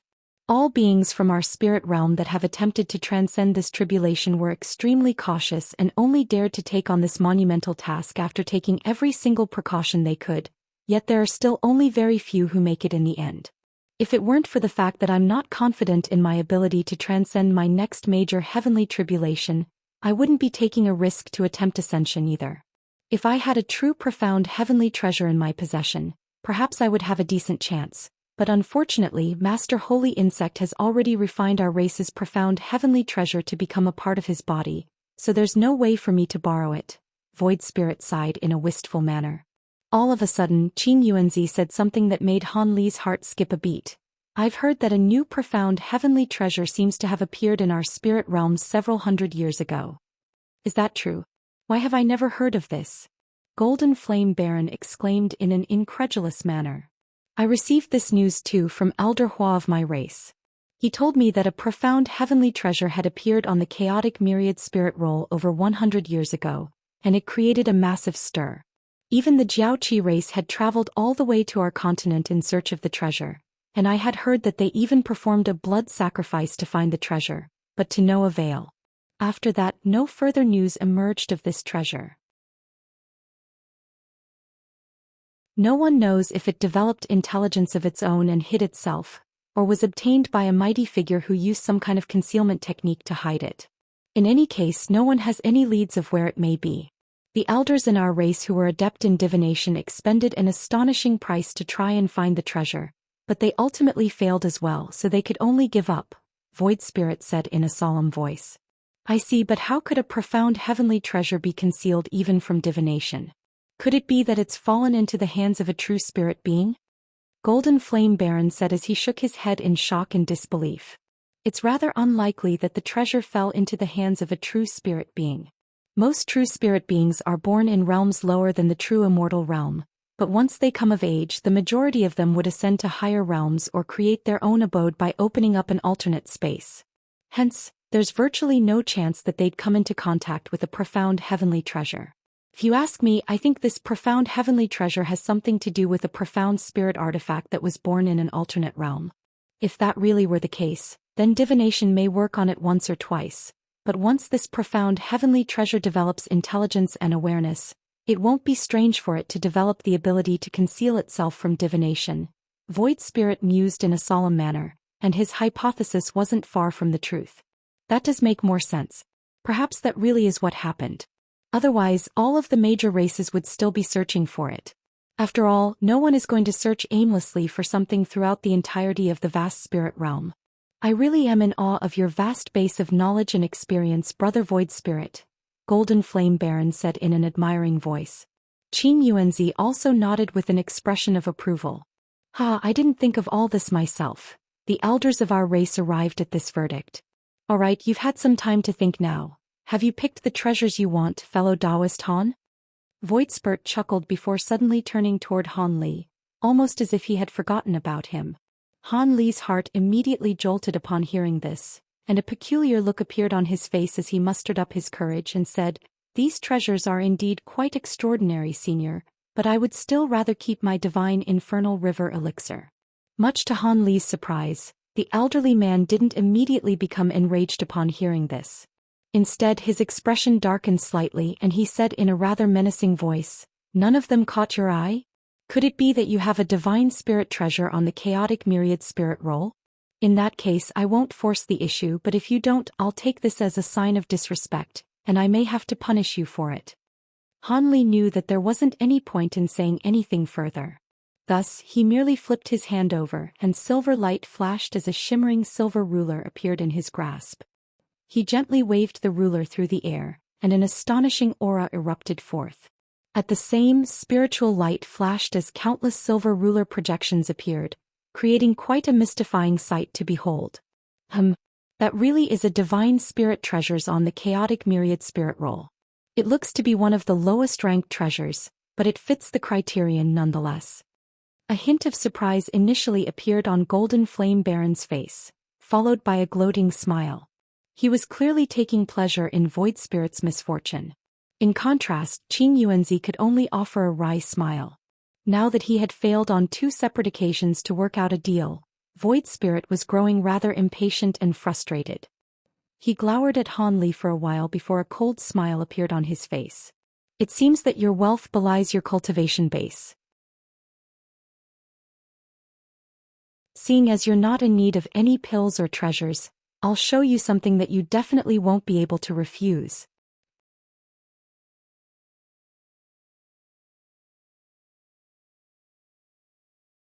"Something I definitely won't refuse?" Han Li faltered slightly upon hearing this. Qin Yuanzi and Golden Flame Baron exchanged a glance, and both of them seemed to have guessed something. Instead of directly telling Han Li what he was going to offer next, Void Spirit said something that was rather cryptic and ambiguous. "At this point, you should already know that I'm a Grand Elder of the Mayfly race. Our Mayfly race may not be able to match up against the super races like the Jiaoqi race and Sea Monarch race, but in some areas, we are peerless even in the context of the entire spirit realm." He then reached out and made a grabbing motion, upon which all of the treasures suspended in the air flew back into his sleeve as specks of spiritual light. Han Li's heart jolted upon hearing this and he exclaimed, "Are you referring to insect control techniques, Senior?" That's right. Our race's insect control techniques are definitely unmatched in the spirit realm. Even if some of the other super races can compare with us in this field, they're definitely still somewhat lacking. What I'm offering you now are 2 of the 81 types of spirit insects that I've painstakingly nurtured. With these spirit insects up your sleeve, you'll be able to stand at the very pinnacle of the body integration stage," Void Spirit said in a proud manner, then pointed 2 of his fingers forward, and 2 thumb-sized spirit insects, one purple and one green, emerged onto the table. One of these spirit insects had arcs of lightning flashing around its body, while the other had a miniature WRM head. That's a purple lightning insect and earth wrym insect. How could you be willing to offer these two spirit insects for exchange? Golden Flame Baron immediately exclaimed upon catching sight of the two spirit insects. A bewildered look also appeared on Qin Yuanzi's face. You don't know anything. In the past, divine infernal river elixir naturally wouldn't be worth this much in my eyes, but now it's indispensable to me. Fellow Taoist Han, both of these spirit insects have been carefully nurtured by me for tens of thousands of years, and they can each take on an early body integration cultivator. As long as you're willing to give me your elixir, I'll destroy the master recognition marks in their bodies right away and help you tame them. Even in the Mayfly race, I'm most likely the only one capable of this, Void Spirit harumphed coldly, and it was quite clear that he was very reluctant to part with these two spirit insects. Han Li drew a sharp breath upon hearing this, and for a moment he was tempted by this offer. However, he then recalled that he still had tens of thousands of gold-devouring beetles that he was still yet to be able to fully control, and he immediately made his decision. Even though a single gold-devouring beetle wasn't as powerful as either of these spirit insects, if he were to release hundreds or even thousands of them at once, these two spirit insects would stand no chance. In the face of Void Spirit's stern gaze, Han Li could only muster his courage and said, "Your spirit insects are indeed quite exceptional, Senior, but I already have spirit insects of my own." "What did you say? Are you saying you have spirit insects that can compare with mine? My patience is nearing its limit. Don't try to placate me with nonsense or you're going to regret it." A furious look appeared on Void Spirit's face. Han Li's heart jolted upon seeing this, yet before he had a chance to explain anything, Qin Yuanzi suddenly said, "Brother Void Spirit, I can personally vouch for fellow Taoist Han's claims. He really does possess a type of extremely powerful spirit insects, even more so than the spirit insects you possess." "I know you're trying to protect him, but do you really think you can convince me with such a horrible alibi? He's just a mid-body integration cultivator. What kind of spirit insects could he possess that are superior to mine? On top of that, the only people to have seen the most powerful spirit insects I possess are already dead, so how would you know about them?" Void Spirit said in a cold voice. Perhaps you really do possess more powerful spirit insects than these two, but I'm sure you wouldn't be willing to offer them up for exchange.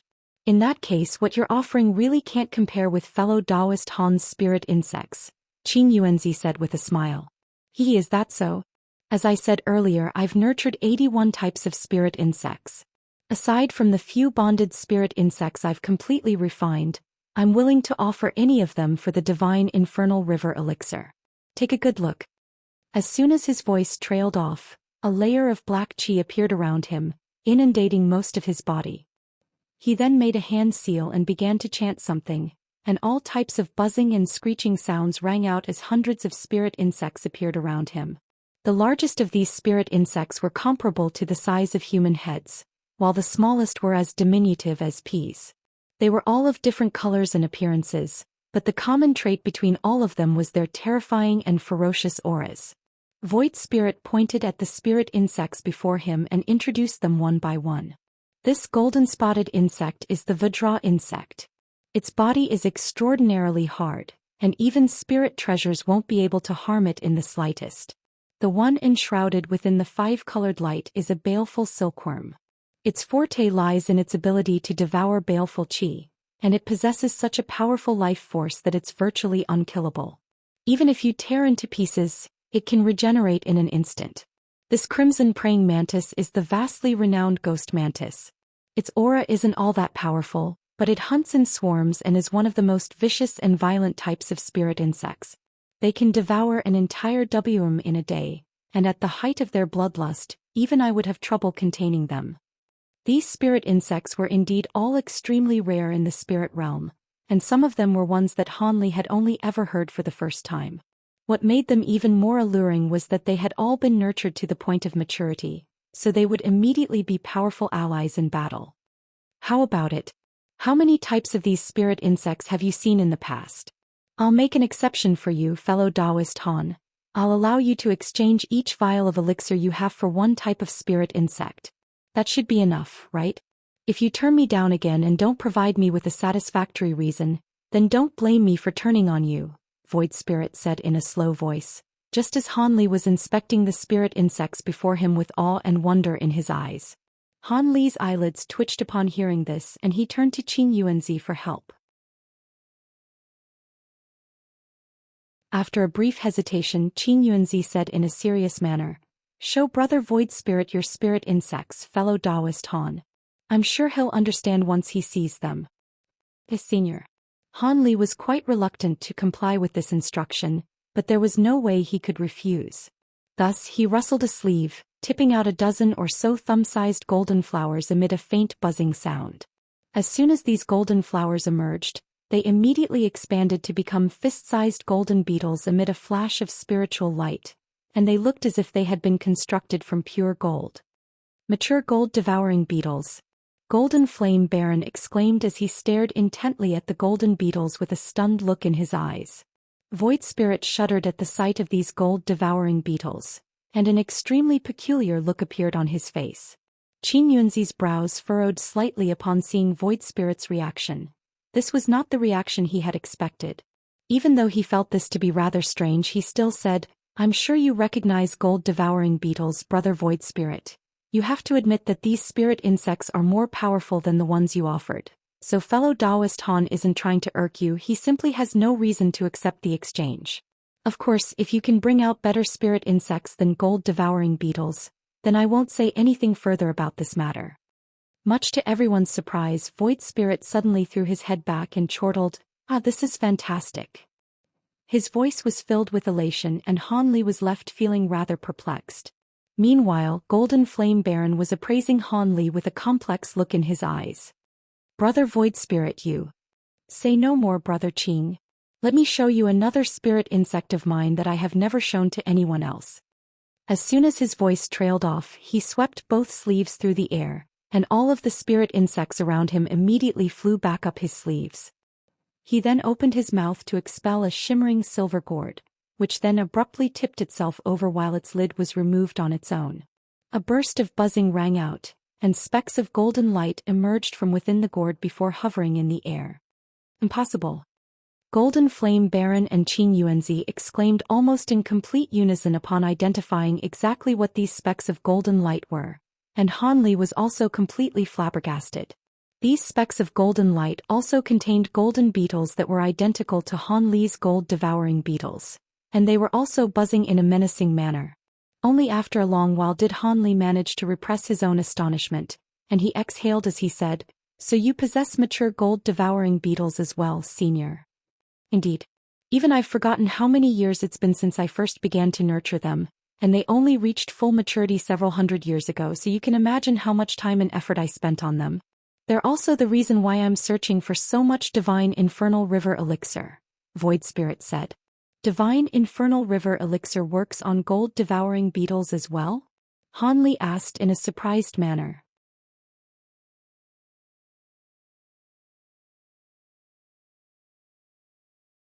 "You can say it's useful, but you can also say it's useless.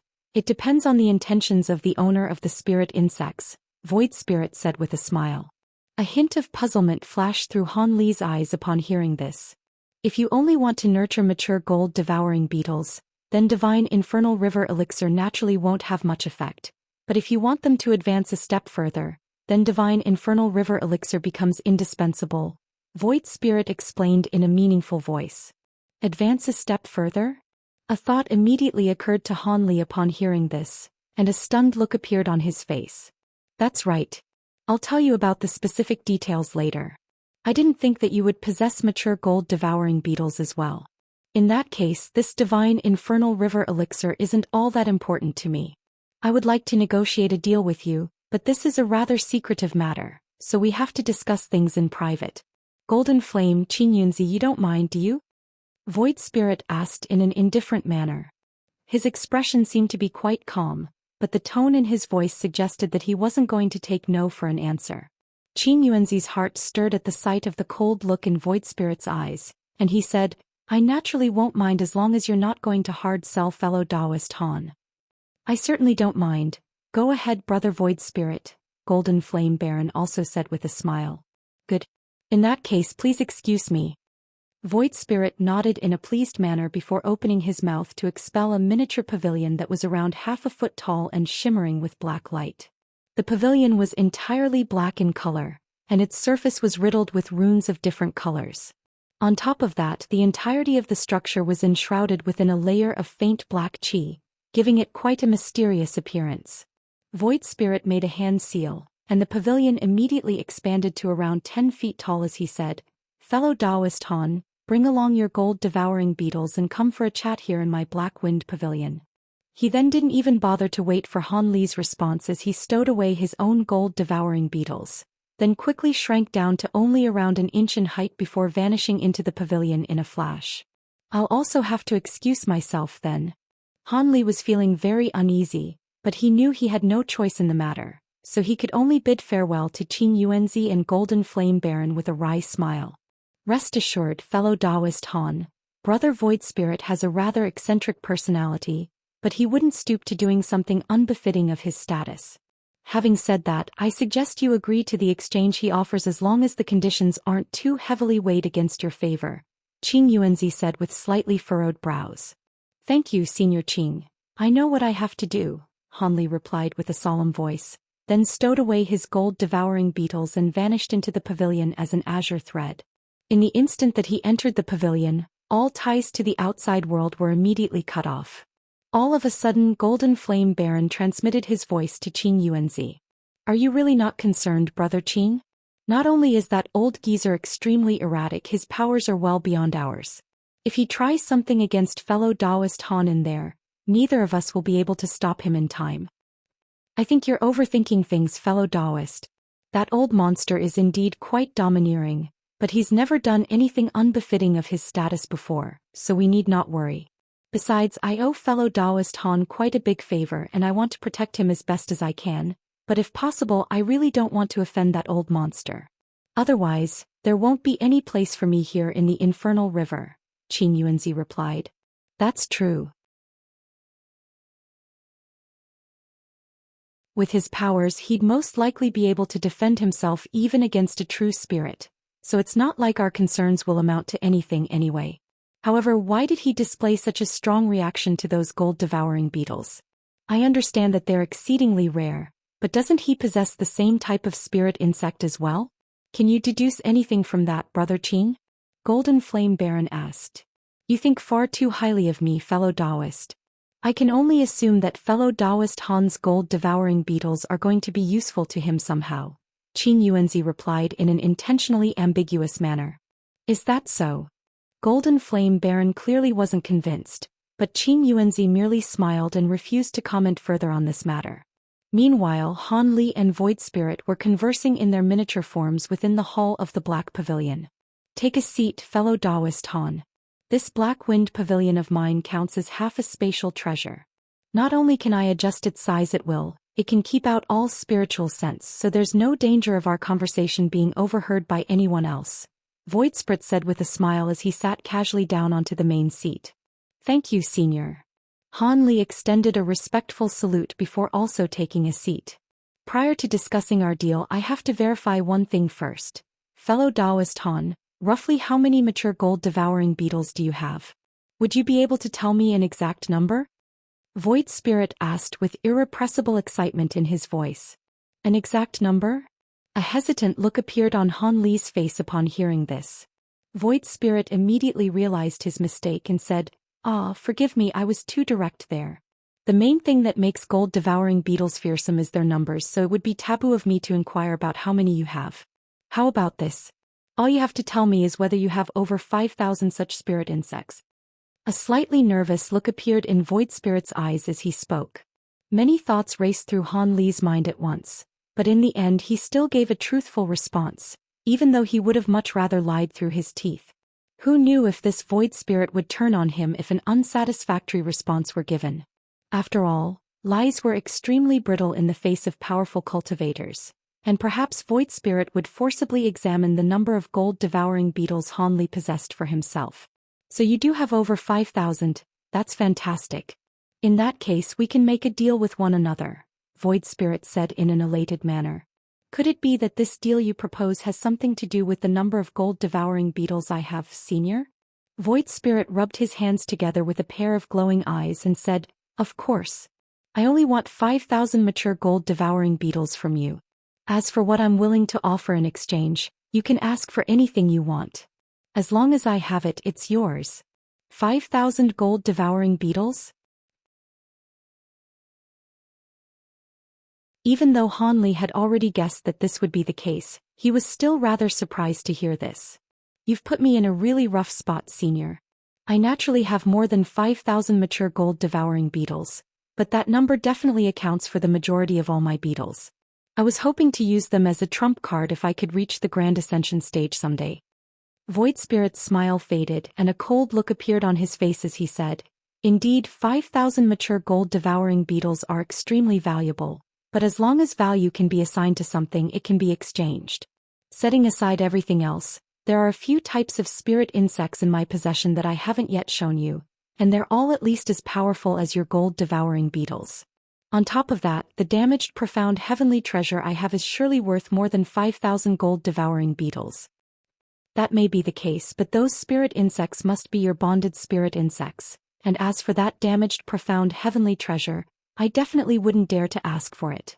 I'm sure that it'll only bring me misfortune. How about this? Would you be able to disclose to me why you'd like so many gold-devouring beetles, Senior? I'm rather perplexed as these gold-devouring beetles have recognized me as their master for many years, so even if you do take them, you won't be able to use them in battle. On top of that, 5,000 is a very specific number, which makes things even more perplexing to me," Han Li said after a brief moment of contemplation. "Humph, you dare to pry into my matters?" The cold expression on Void Spirit's face grew even more pronounced. "Please forgive me, Senior. I invested countless time and effort into nurturing these gold-devouring beetles to maturity, and they're almost as important as my own life. If I don't know what they're going to be used for, I'll be very reluctant to hand them over," Han Li said in a resolute, unyielding manner. "Hee, that's reasonable. All right, I can tell you what I intend to with these gold-devouring beetles, but after you hear my plans, you can't refuse this exchange. Otherwise..." A menacing smile appeared on Void Spirit's face as he spoke. Han Li contemplated this for a short while before finally heaving a resigned sigh. "All right, I'll agree to the exchange." "Ah, you've made a wise decision, fellow Taoist Han. Now then, I want your gold-devouring beetles as I plan to nurture a legendary gold-devouring beetle monarch. In order to nurture this beetle monarch, a large number of mature gold-devouring beetles is required. As for why I specifically requested 5,000, that's because I already have another 5,000 mature gold-devouring beetles, and 10,000 should be more than enough for me to nurture a beetle monarch. Hence, any more than that would simply be superfluous," Void Spirit explained, and Han Li's heart immediately jolted upon hearing this. "Then why were you collecting divine infernal river elixir, Senior?" Han Li asked. "A large amount of divine infernal river elixir is one of the other methods to nurture a beetle monarch. However, if I come into possession of a sufficient number of mature gold-devouring beetles, then the elixir doesn't really matter," Void Spirit replied.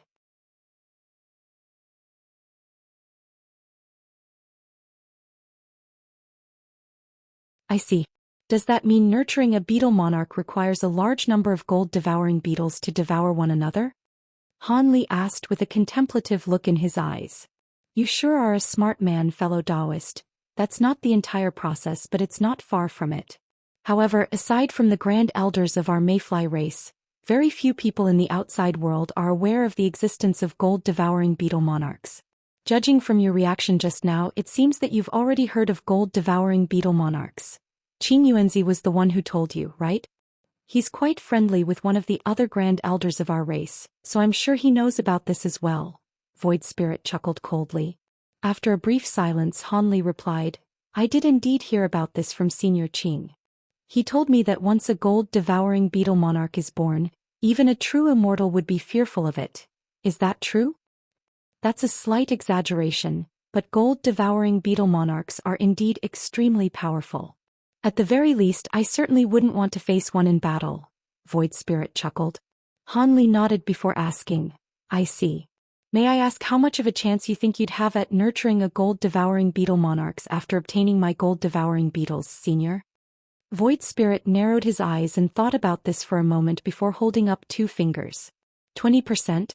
That's not very high, Han Li mused as his expression changed slightly. What do you take gold-devouring beetle monarchs for? I can only claim a 20% chance of success as I've been studying insect nurturing techniques for many years and have many tricks up my sleeve. If someone else without my knowledge were to attempt this, they wouldn't even have a 10% chance. Alright, I've already answered all of your questions. It's time for you to fulfill your end of our agreement. You can state what you want for your gold-devouring beetles now, Void Spirit said as a cold expression reappeared on his face. Han Li seemed to have already made his decision, and upon being prompted by Void Spirit he immediately replied, I'll naturally fulfill my end of the agreement, and as for what I want for my gold-devouring beetles, there are two things. Go on then, Void Spirit said as his expression eased slightly. Firstly, I don't require any treasures. Instead, I would like some more divine infernal river elixir. As you just said, with sufficient gold-devouring beetles, the elixir won't matter to you, so I'm sure I'm not asking for too much here. Secondly, I also have some knowledge in insect nurturing techniques, and I have some gold-devouring beetles left over as well. Hence, I would also like to try my hand at nurturing a gold-devouring beetle monarch. I don't know how many years it'll take before I can gather enough mature gold-devouring beetles again, but I still want to give it a try. As such, I would like a copy of the gold-devouring beetle monarch nurturing secret technique, Han Li said in a serious manner. Void Spirit's pupils contracted slightly upon hearing this, and he fell into deep thought. After a while, Void Spirit finally said with furrowed brows, the first condition is easy to fulfill. I can't give you all of my elixir, but I can spare you 4 or 5 vials. However, the second condition is going to be a little troublesome. The secret technique you're asking for is an extremely closely guarded one in our Mayfly race, and not even all of the elders of our race have seen it. Hence, it would not be right of me to disclose this information to an outsider. If it's only a little troublesome, then I'm sure you'll still be able to do it, right, Senior? Compared to one of your bonded spirit insects or that damaged profound heavenly treasure, the conditions I've proposed are far more lenient, Han Li countered with a smile. Hee, that's true. Alright, I can agree to these conditions, but you have to swear a vow on your inner demons to not disclose the secret technique to anyone else. At your cultivation base, inner demons become extremely fearsome, and if you go back on your word, there's a very good chance that you'll perish during your future tribulation. If you're willing to swear this vow, then I can give you the secret technique, Void Spirit said with a smile. Of course, that's a very reasonable request. Han Li was elated to hear this, and he adopted a serious expression before swearing a vow that was satisfactory to Void Spirit. Alright, let's begin our exchange then. Here are a few vials of divine infernal river elixir. Void Spirit nodded in a pleased manner before sweeping a sleeve through the air, sending 5 small green vials flying directly toward Han Li. Han Li raised a hand to draw the 5 small vials into his grasp, then removed their lids one by one, using his spiritual sense to examine their contents. An elated look quickly appeared in his eyes, and produced a spirit beast bracelet before also tossing it toward Void Spirit with a flick of his wrist. Here are 5,000 mature gold-devouring beetles, Senior. Void Spirit drew the bracelet into his grasp, yet instead of releasing the spirit insects within it, he closed his eyes and directed his spiritual sense into the bracelet. Moments later, an excited look appeared on his face. These are all indeed completely mature gold-devouring beetles, and they've developed even better than I had anticipated. Take this jade slip and don't show it to anyone else, Void Spirit warned. As soon as his voice trailed off, a jade slip that he had already prepared flew out of his sleeve, then reached Han Li after just a few flashes. I won't, Senior, Han Li replied in a respectful manner as he gleefully caught the jade slip, then pressed it against his own forehead. In an instant, the ancient text within the jade slip appeared in his mind like a series of vivid images. Void Spirit stowed away the spirit beast bracelet containing the gold-devouring beetles, then turned to appraise Han Li with a hint of a smile on his face, seemingly very interested in Han Li. After a while, Han Li removed the jade slip from his forehead and withdrew his spiritual sense. So, there are no issues with the secret technique I gave you, right? Void Spirit asked with a smile. Not at all, Senior. The secret technique you gave me is extremely profound, and it's answered many of the questions I had when it came to insect nurturing, Han Li replied in a respectful manner as he stowed the jade slip up his sleeve. Oh. You must be adept in insect nurturing if you got that much from inspecting the secret technique for a short time. However, I should caution you that even though gold-devouring beetle monarchs are extremely powerful, both luck and effort are indispensable if you want to successfully nurture one, so I'd advise you to exercise caution in this endeavor, Void Spirit said with a meaningful look in his eyes. Thank you, Senior, I'll be sure to do so, Hanli replied. Alright, seeing as our exchange has concluded, you can leave the Black Wind Pavilion now and I'll come out after you. Don't keep Golden Flame and Qin Yuanzi waiting out there for too long, Void Spirit said. Yes, Senior. I'll be going on ahead then.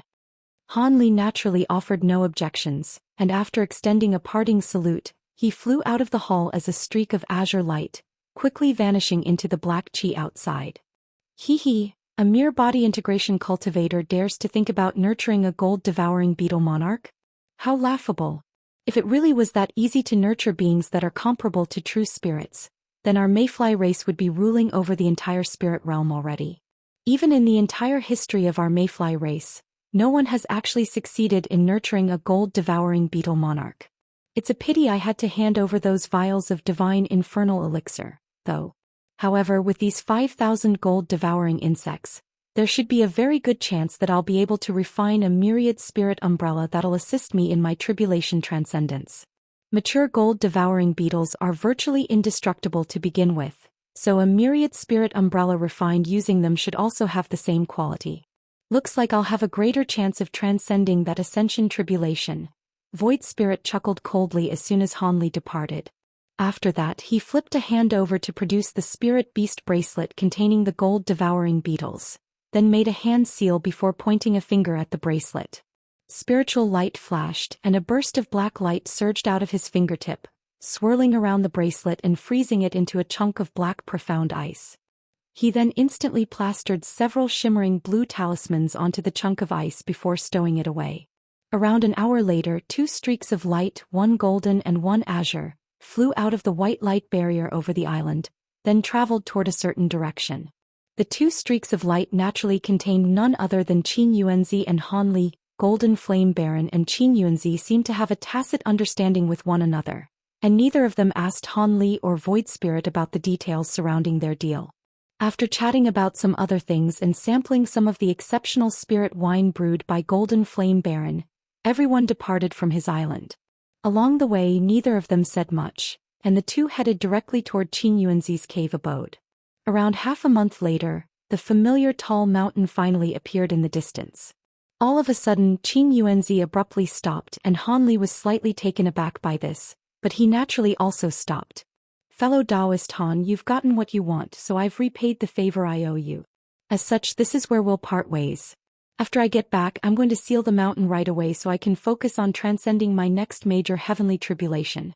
Yaoer will only be able to assist me in the process once she reaches the body integration stage, so she'll be going into seclusion together with me. I've prepared all of the pills she needs to successfully break through her bottleneck, and I won't be letting her go anywhere until she reaches the body integration stage. Do you understand what I'm saying, fellow Taoist Han? Qin Yuanzi asked in a meaningful voice.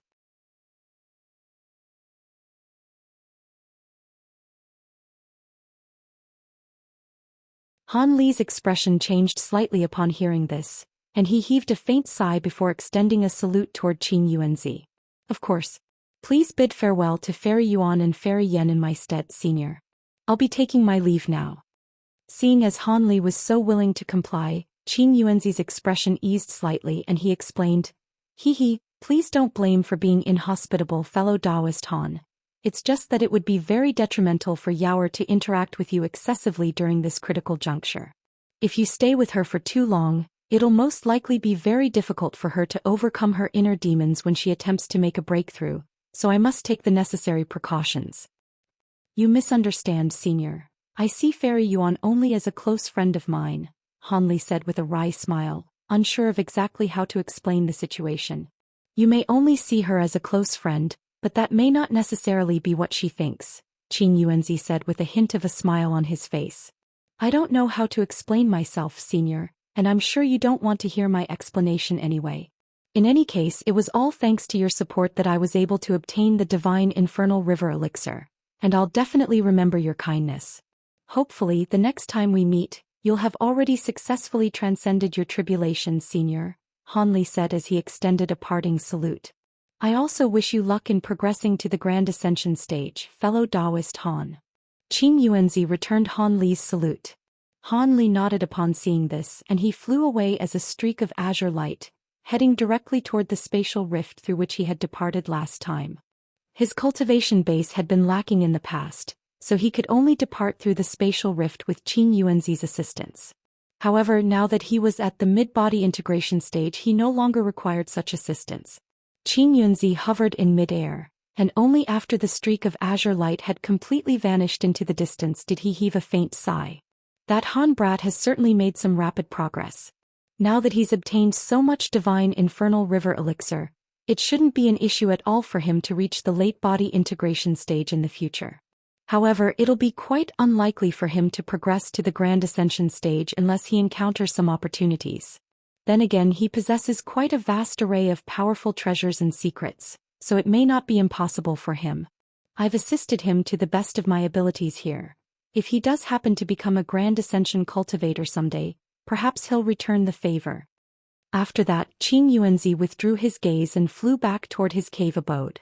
Over half a day later, violent spatial fluctuations suddenly erupted in the air above a certain nameless mountain in the infernal river, following which a giant black rift appeared out of thin air.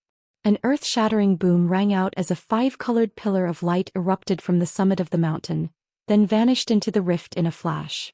The spatial fluctuations then began to subside, and the giant rift also slowly sealed over. Soon it was as if nothing had ever happened. Time flew by and over 300 years passed in the blink of an eye. To normal mortals, several generations had passed during this time, yet in the context of the entire spirit realm, this was only a tiny fleeting passage. To the almighty beings standing at the pinnacle of the entire spirit realm, 300 years was not a negligible period of time.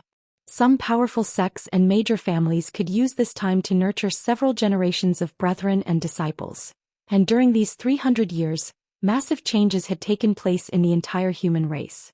At present, groups of armored guards were a common sight in the three human regions, and all of the major cities had been transformed into fortresses. At the centers of these cities were a series of formations and restrictions that sprawled over the ground like cobwebs, stacking on top of one another and striking despair into the hearts of all potential enemies who were plotting against the human cities. Several hundred years ago, core formation and nascent soul cultivators were very rare in normal cities, yet they were now frequently appearing before mortals. Some of the luckier mortals could even occasionally catch sight of a deity transformation cultivator. On top of that, during the past few centuries, the number of mortal body refinement warriors had spiked dramatically to over 10 times the original population. Furthermore, they had all been equipped with far more powerful weapons and spirit tools than in the past. As for the mortals who weren't even able to cultivate body refinement techniques, they would also train in martial arts to strengthen their bodies and learn some self-preservation skills. Almost all of these tasks were being willingly undertaken by the mortals as everyone had now been made aware of the news that the next devilish tribulation was imminent. Over 100 years ago, envoys from the Holy Island had appeared at all of the major cities, and announced that the devilish tribulation would commence within 200 years. On top of that, they stated that this devilish tribulation was going to be far more perilous than previous ones, and that the human race was truly at risk of being wiped out should it fail to address the situation seriously. Thus, the entire human race was thrown into a state of urgency, and all of the preparations were being made at several times the original speed. All of the materials and ingredients in the major markets were quickly sold out, and only some private medicine gardens belonging to powerful sects and major families still had some spirit medicines planted. Even so, these spirit medicines were different from the precious spirit medicines planted in these gardens in the past. Most of the current ones were spirit medicines with short maturation periods, and were also very commonly used. On top of that, all of the things that the major powers had been doing their best to hide in the past were now quickly being revealed. Some of the major powers had even begun frequently exchanging some secret techniques and cultivation arts that they required, hoping to take themselves up another level using these new assets. Of course, the most prominent powers within the human race were still Deep Heaven City and the three sovereign cities. There were countless elite human and demon cultivators, as well as 10 body integration cultivators situated in Deep Heaven City, so it was virtually an impregnable fortress. As for the 3 sovereign cities, they were guarded by the 3 human sovereigns and all of the high-grade cultivators from the 3 regions, so they also seemed to be very secure. The powers who ranked directly below these were naturally the likes of the top 10 human sects, and the true spirit families. They also attracted many mortals and vagrant cultivators who flocked to them for protection, and in just the past few centuries, their numbers had multiplied by more than 10-fold, almost reaching their maximal capacity in the process. Not only were the humans doing everything they could to prepare for the upcoming devilish tribulation, the demon race and the nearby foreign races had also mobilized in huge numbers. During the past 300 years, all of the races had frequently sent out envoys to exchange important information surrounding the imminent tribulation. Under this tense atmosphere, there were a few hundred cultivators gathered on a mountain within a mountain range not far away from Deep Heaven City. There was a white-robed woman sitting on a giant rock at the very center of the group, and everyone was listening to her explain a certain complex cultivation art. The woman appeared to be only 17 to 18 years of age, and her body was enveloped within layers of white lotus flower projections. There was also a deep blue lotus flower insignia on her glabella, which gave her a pure and ethereal appearance, almost as if she were a celestial maiden who had descended from the heavens. There were cultivators of both genders and all ages listening to her pass on her knowledge, but most of them wore Taoist robe, while the rest wore blue robes with swords on their backs. They seemed to be from the same sect. However, none of them possessed exceptional cultivation bases. There were only a few core formation cultivators among them, while the majority consisted of foundation establishment cultivators. 2 hours later, the woman finally concluded her lecture, then said in a calm voice, "All right, that'll be all for today. The next lecture will be held 3 months from now, and the Tao of the 5 elements will be discussed. You can all leave now." As senior, all of the cultivators extended respectful bows toward the woman upon hearing this before departing from the mountain on their treasures and spirit tools. The white-robed woman looked on as these people departed, and all of a sudden, her brows furrowed slightly as she turned toward a certain large tree. "Senior Martial Brother Hai, these disciples belong to you and Senior Martial Brother Xianxia, yet you're forcing me to teach them. Don't you think that's unfair?" White light flashed at the foot of the tree, and a handsome man in a set of blue robes appeared with a smile on his face. "I never wanted to take any disciples. I was swindled by our Senior Martial Brother and ended up with this troublesome task before I even knew what was going on. Besides, your lectures are 100 times better than what the 2 of us can deliver. Otherwise, these people wouldn't have been able to make such astonishing progress in just a few centuries. There are even a few core formation cultivators among their ranks now. I can't be credited for the progress that these disciples have made. Most of this is due to the leftover pills that Master gave to us. We no longer have any need for these pills, so your disciples are benefiting from them now. Speaking of which, why did you get involved in this?" Senior Martial Brother Xianxia took these disciples so he could take the Misty Taoist temple to greater heights. "What role do you play in this?" the white-robed woman complained. "Hey, you can't blame me here. Xianxia goaded me into doing this," the blue-robed man said in an indignant manner. Spiritual light flashed as a yellow-robed Taoist priest abruptly appeared beside another tree and he chuckled. "Hee hee, you're not telling the truth there, Junior Martial Brother. You were smiling from ear to ear when all of those disciples referred to you as Master." This trio was none other than Han Li's 3 in-name disciples, Bai Guo, Xianxia and Hai Yuetian. Their physical appearances hadn't changed at all during the past 3 centuries, but their auras and dispositions had undergone drastic transformations.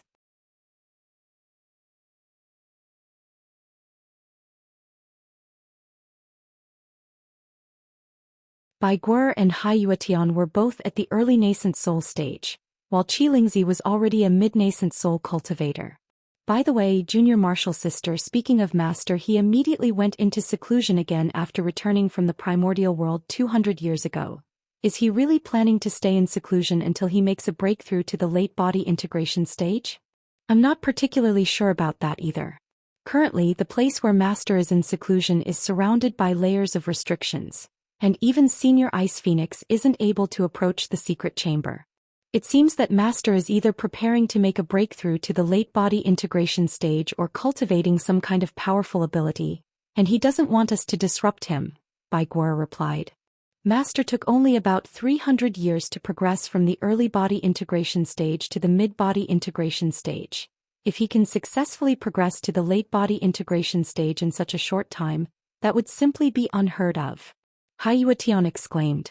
If Master really can make a breakthrough, then that would be vastly fortunate both for the three of us and for the entire human race, but it's probably very unlikely. After all, under normal circumstances, it would take 1,000 to 2,000 years of arduous cultivation just to accumulate the enormous magic power required to progress from the mid-body integration stage to the late body integration stage. It's simply unrealistic to attain that much magic power in just a few centuries, Qilingzi mused as he stroked his chin in deep thought. Why are you talking about normal circumstances, Senior Martial Brother? When has our Master ever been bound by normal circumstances? If you ask me, Master must have been quite confident in his ability to make a breakthrough prior to the commencement of the devilish tribulation. Otherwise, he wouldn't have gone into seclusion in the first place. During these past few centuries, Deep Heaven City and the three sovereigns have regularly sent people to visit Master, and we passed on all of this information, but haven't received any response from Master. This shows us that Master is focusing wholeheartedly in his cultivation and doesn't want to be distracted by anything else, Bai Guo countered. Looks like Junior Martial Sister Bai is the one who has the most confidence in Master among the three of us. However, all of our analysis is futile. The truth will be revealed once Master emerges from seclusion. The devilish tribulation is about to commence in a few more decades, so Master will have to come out of seclusion before that no matter what, Qilingzi said. That's true. It's quite a pity. If the tribulation could be delayed a little, Master would at least be able to make some significant improvements, if not achieve that breakthrough, Haiyuetian said in a slightly forlorn manner. All right, Master's cultivation is not something for us disciples to discuss as we please. All we can do now is ensure that we survive this devilish tribulation. By the way, Junior Martial Sister, why don't you join Deep Heaven City as well? After all, Deep Heaven City will be one of the only places in the entire human race that'll be relatively safe once the tribulation commences.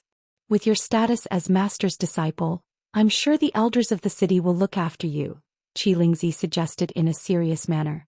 Senior Martial Brother Qilingzi is right. We've already decided to move all of our disciples to Deep Heaven City once the devilish tribulation commences. Even though they'll only be guards of the lowest level with us there to look after them, they won't be used as cannon fodder at the very least. If you can come with us, then that would naturally be even better, Haiyuetian said with a smile. Deep Heaven City? Bai Guo's brows furrowed slightly as a contemplative look appeared on her face. Do you have some other plans, Junior Martial Sister? It would be best to make your decision as soon as possible. After all, Master already told us prior to going into seclusion that he'll be leaving the human race to do something once the devilish tribulation begins, so there's no way he'll be able to keep all three of us around, Qilingzi said in a concerned manner. After some consideration, Bai Guo finally made her decision. Truth be told, I received a letter from my father not long ago, telling me that my entire family has moved to Xianwu City. My father wants me to go there as well, and I only have a few loved ones left in this world, so I want to be with them in such a tumultuous time. I see. It would indeed be rather worrisome to be separated from family at a time like this. Thankfully, Xianwu City is quite safe as well, so I'm sure you'll be fine there, Haiyuetian said. If you're going to Xianwu City, I suggest you take Lu Feng and Fu Yun with you. Those two are core formation cultivators, so I'm sure they'll be useful to you, Qilingzi suddenly said. I can't take them. Those two are your most prized disciples, Senior Martial Brother. Rest assured, I have a few personal mates and they've been with me for some time. They still haven't reached the core formation stage yet, but they're all foundation establishment cultivators, so they'll suffice, Bai Guo said with a smile. Haha, in that case. Qilingzi smiled and was just about to say something when a resounding boom suddenly rang out in the air nearby. Immediately thereafter, heaven and earth tremored, and the mountain beneath their feet began to quake.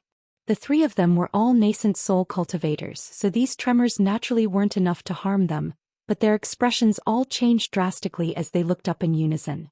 A massive gray mark had appeared in the air overhead, and it was quickly spreading. At the same time, powerful spatial fluctuations were emanating from within it and proliferating in all directions. Within moments, the mark had swelled to several times its original size, and the entire sky dimmed as if it were being rapidly devoured by the vast expanse of murky grayness. That's a devilish mark, the phenomenon that heralds the arrival of the devilish tribulation. Hai Yuetian exclaimed as his face paled considerably. Bai Guer and Qi Lingzi were also staring intently up into the murky gray heavens with strained looks on their faces. This is indeed a devilish mark. The devilish tribulation is arriving earlier than anticipated, Bai Guer murmured. It may not be a true devilish mark. Perhaps it's just a similar phenomenon. We'll have to get people from Deep Heaven City to officially verify it, Qi Lingzi said in a hopeful manner. What's there to verify? If this really is a devilish mark, then this won't be the only one that appears, Hai Yuetian countered with a shake of his head. That's true, everyone in the 3 regions have most likely already been alerted to this, Qi Lingzi replied. There's no need to be overly concerned, senior martial brother. The emergence of the devilish mark only indicates that the Elder Devil realm is just beginning to overlap with our spirit realm, and this process is an extremely slow one. According to past records, it'll be at least half a year before the Elder Devil race will actually be able to infiltrate our spirit realm, so we still have ample time to make preparations, Bai Guer reassured. That is indeed true, but the Elder Devil race can also gather their troops at the devilish marks, so the first few waves of attacks will be particularly ferocious. I wonder how many cities will survive, Qi Lingzi said with a wry smile. Bai Guer and Hai Yuetian's expressions darkened even further upon hearing this. Right at this moment, light flashed in the distant sky, and a golden flying arc traveled toward them. There were a dozen or so azure-armored guards standing atop the arc, which was over 100 feet in length, and all of the guards wore solemn expressions. The arc stopped under the giant gray mark, and all of the armored guards rose up into the air, then brought out formation flags and formation plates, as well as some strangely shaped treasures, before activating all of them in unison. Spiritual light of different colors immediately erupted in the air, creating a very eye-catching sight to behold, and there were even more streaks of light approaching this place from all directions. Let's go. The patrolling guards from Deep Heaven City have arrived.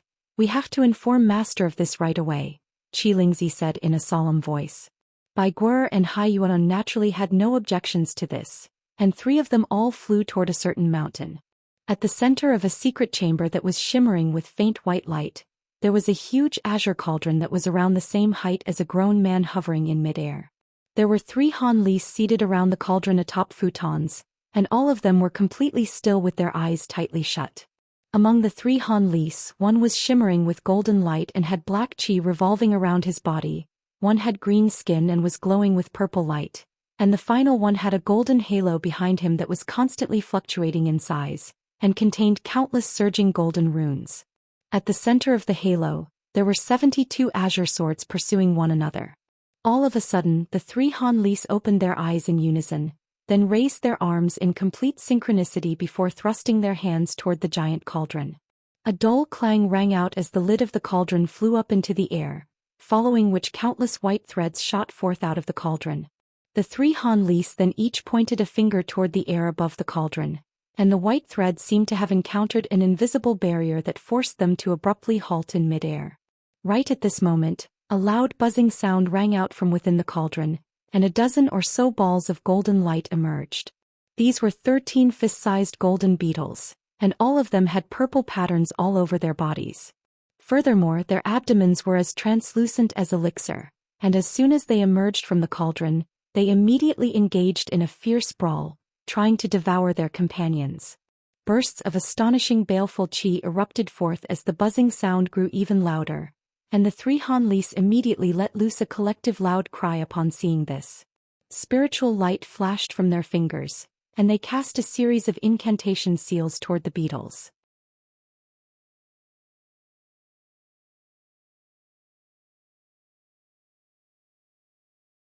All of the beetles let loose pained cries upon being struck by these incantation seals, and they instantly separated.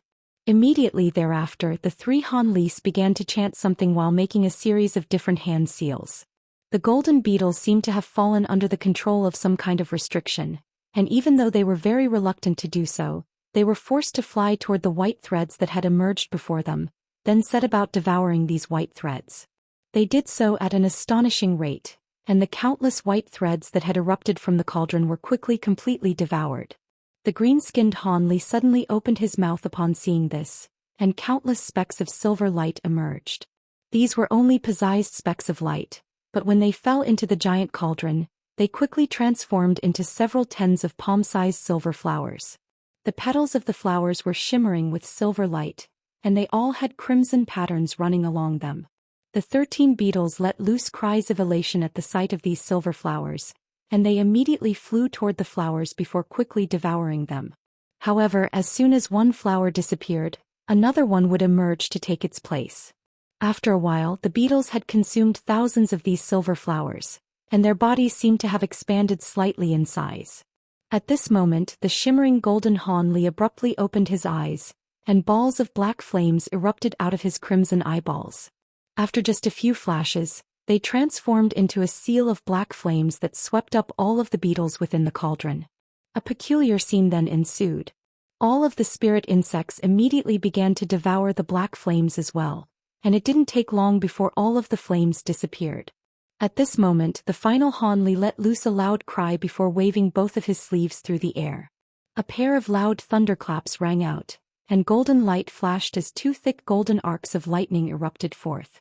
They then transformed into two nets of golden lightning that fell one after another, completely encompassing the 13 beetles beneath them.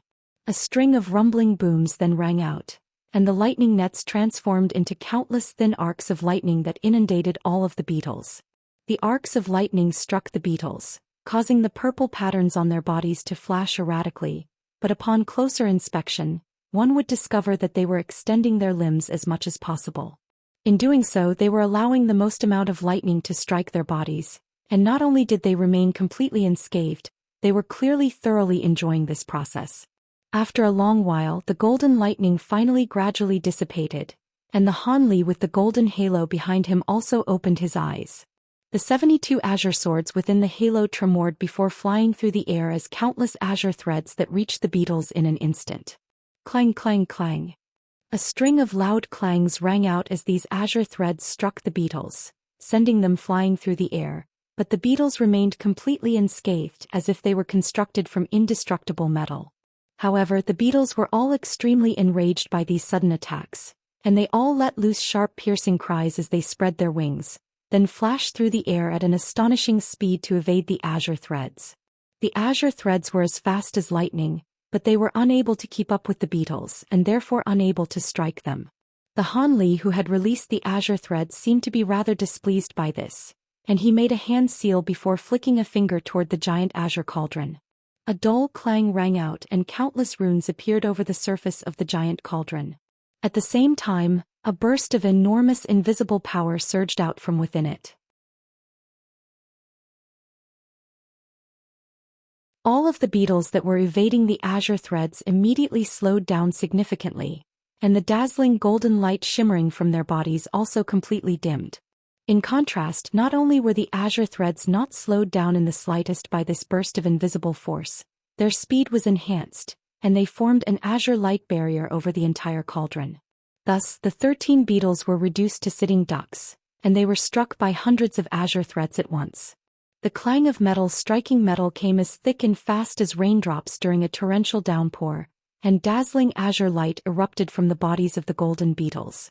The sharp screeching sound they were emitting also became extremely loud and piercing.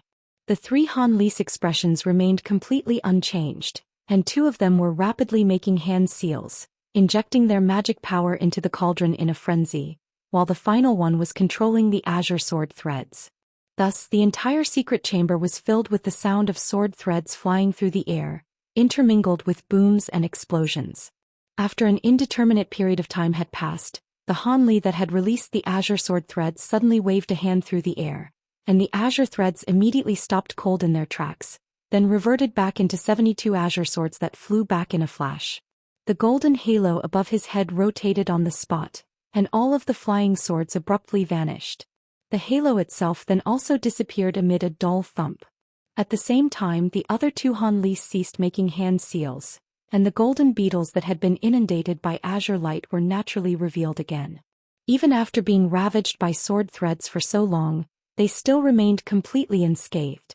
However, their fury had been building this entire time, and as soon as the restriction stemming from the giant cauldron was lifted, they immediately flew toward the three Hanlis in a ferocious manner. Despite this, the three Hanlis remained completely unflustered, and they all uttered the same word in unison. Stop. All of the golden beetles immediately faltered in mid-air, following which a burst of white light erupted from the azure cauldron, sweeping up the beetles and carrying them back into the cauldron in a flash. The beetles were naturally very reluctant to return to the cauldron, but they were powerless to resist. The Hanli that had just released the flying swords heaved a faint sigh of relief, and his expression eased slightly as he murmured to himself, "They're becoming more and more difficult to control. Looks like the secret technique wasn't lying. Once they grow to this extent, the original control method no longer works. I'll have to conduct another master recognition ceremony." However, at this point, all of the beetles possess similar levels of power. It's very difficult for them to keep devouring one another, so it's not very plausible to try and nurture a beetle monarch. Hanli's brows furrowed slightly as he fell into deep thought.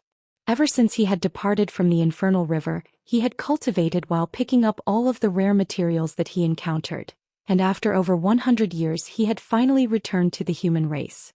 At that point he knew that the devilish tribulation was imminent, so he immediately gathered all three of his disciples to issue them some instructions, then went into cultivation again. He had two objectives for this period of seclusion, the first of which was to use the divine infernal river elixir to enhance his own physical constitution, striving to reach the pinnacle of the mid-body integration stage before attempting a breakthrough. As for the second objective, that was to try and nurture a beetle monarch using the secret technique he had obtained from Void Spirit. If he could successfully nurture a gold-devouring beetle monarch prior to the commencement of the devilish tribulation, although that still may not be enough for him to travel through the elder devil realm without any qualms, it would at least ensure his survival. As such, even though he knew that there was something fishy about how easily Void Spirit had handed over the secret technique to him, he still decided to give it a try. He had been back in the human race for over 100 years, and during this time he had studied this secret technique countless times. Furthermore, he had integrated his own insect nurturing experiences, as well as some unique advantages that he had, and developed his own method of nurturing a beetle monarch. This method was largely identical to the mayfly race's secret technique, but there were minor differences.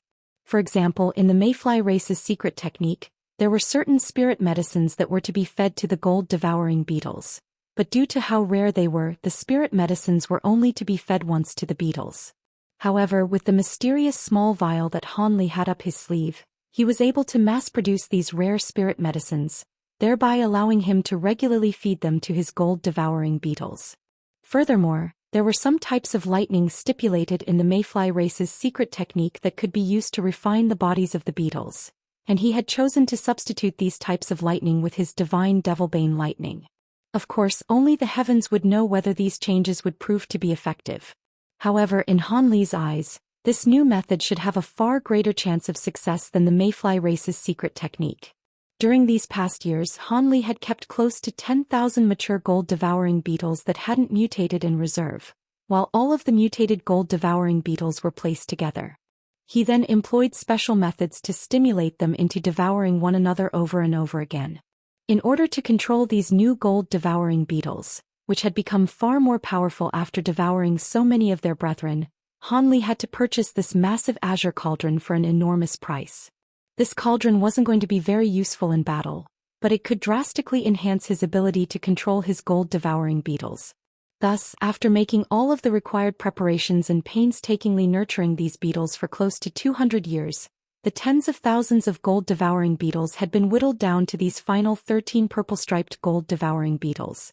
These new gold-devouring beetles were all going to be candidates to become a gold-devouring beetle monarch, and with their combined powers, they could even oppose a normal mid-body integration cultivator. However, as Han Li attempted to stimulate these 13 beetles into continuing to devour one another, he encountered an insurmountable problem. Due to how evenly matched in power these beetles were, none of them were able to kill the others.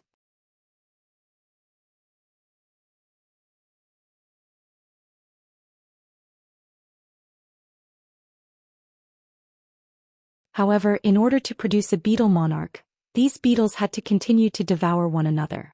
This naturally made Han Li quite frustrated, yet he was unable to find a suitable solution, so he could only employ all types of methods to refine the bodies of these beetles for now.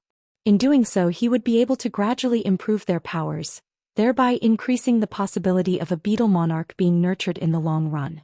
Furthermore, even though he hadn't managed to nurture a beetle monarch, it was now a simple task for him to control these 13 purple-striped gold-devouring beetles with his spiritual sense. As such, they became a far more feasible option to be used in battle than tens of thousands of gold-devouring beetles, and they were a new addition to his collection of trump cards. During these past years, Han Li had also exhausted most of his supply of divine infernal river elixir, and his physical constitution had undergone some profound changes. The most prominent of these changes was that the rate at which he could convert the world's origin qi into magic power during cultivation had sped up by over 30%. 30% didn't seem to be all that incredible, but this essentially meant that he was able to achieve the same effect in his cultivation as he had in the past in around 3/4 of the original time. On top of that, Qin Yuanzi had told him with great confidence that cleansing one's body with divine infernal river elixir would benefit one immensely when it came to breaking through body integration stage bottlenecks. Otherwise, the 4 demon monarchs of the earth abyss wouldn't have taken such a massive risk to try and obtain some of the elixir. Furthermore, Han Li had also been constantly consuming all types of pills that could enhance his cultivation base, so his magic power was progressing at a rapid rate. At this point, he had already reached the pinnacle of the mid-body integration stage, and he would only require less than 20 more years of preparation before he could begin to attempt making a breakthrough. With that in mind, Han Li heaved a faint sigh and closed his eyes to cultivate again. However, right at this moment, white spiritual light suddenly flashed from the door of the secret chamber, following which a semi-transparent burst of light rippled throughout the chamber.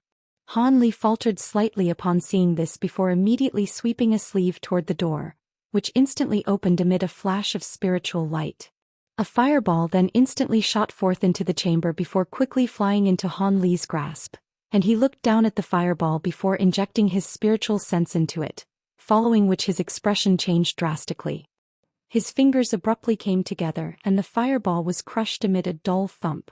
Under the illumination of its red light, an extremely dark expression had appeared on Han Li's face. "I didn't think the devilish mark would appear so soon. Looks like I have no choice but to come out of seclusion," he murmured to himself as spiritual light erupted from his body. The other 2 Han Lis turned toward him in an expressionless manner upon seeing this, then flew toward him as a pair of projections.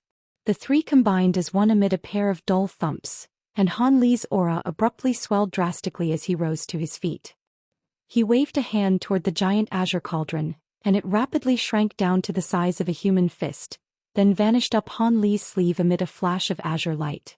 After that, Han Li raised his head, and he suddenly arrived in front of the entrance to the secret chamber, covering a distance of over 100 feet in a flash. After that, he strode out of the chamber and vanished on the spot.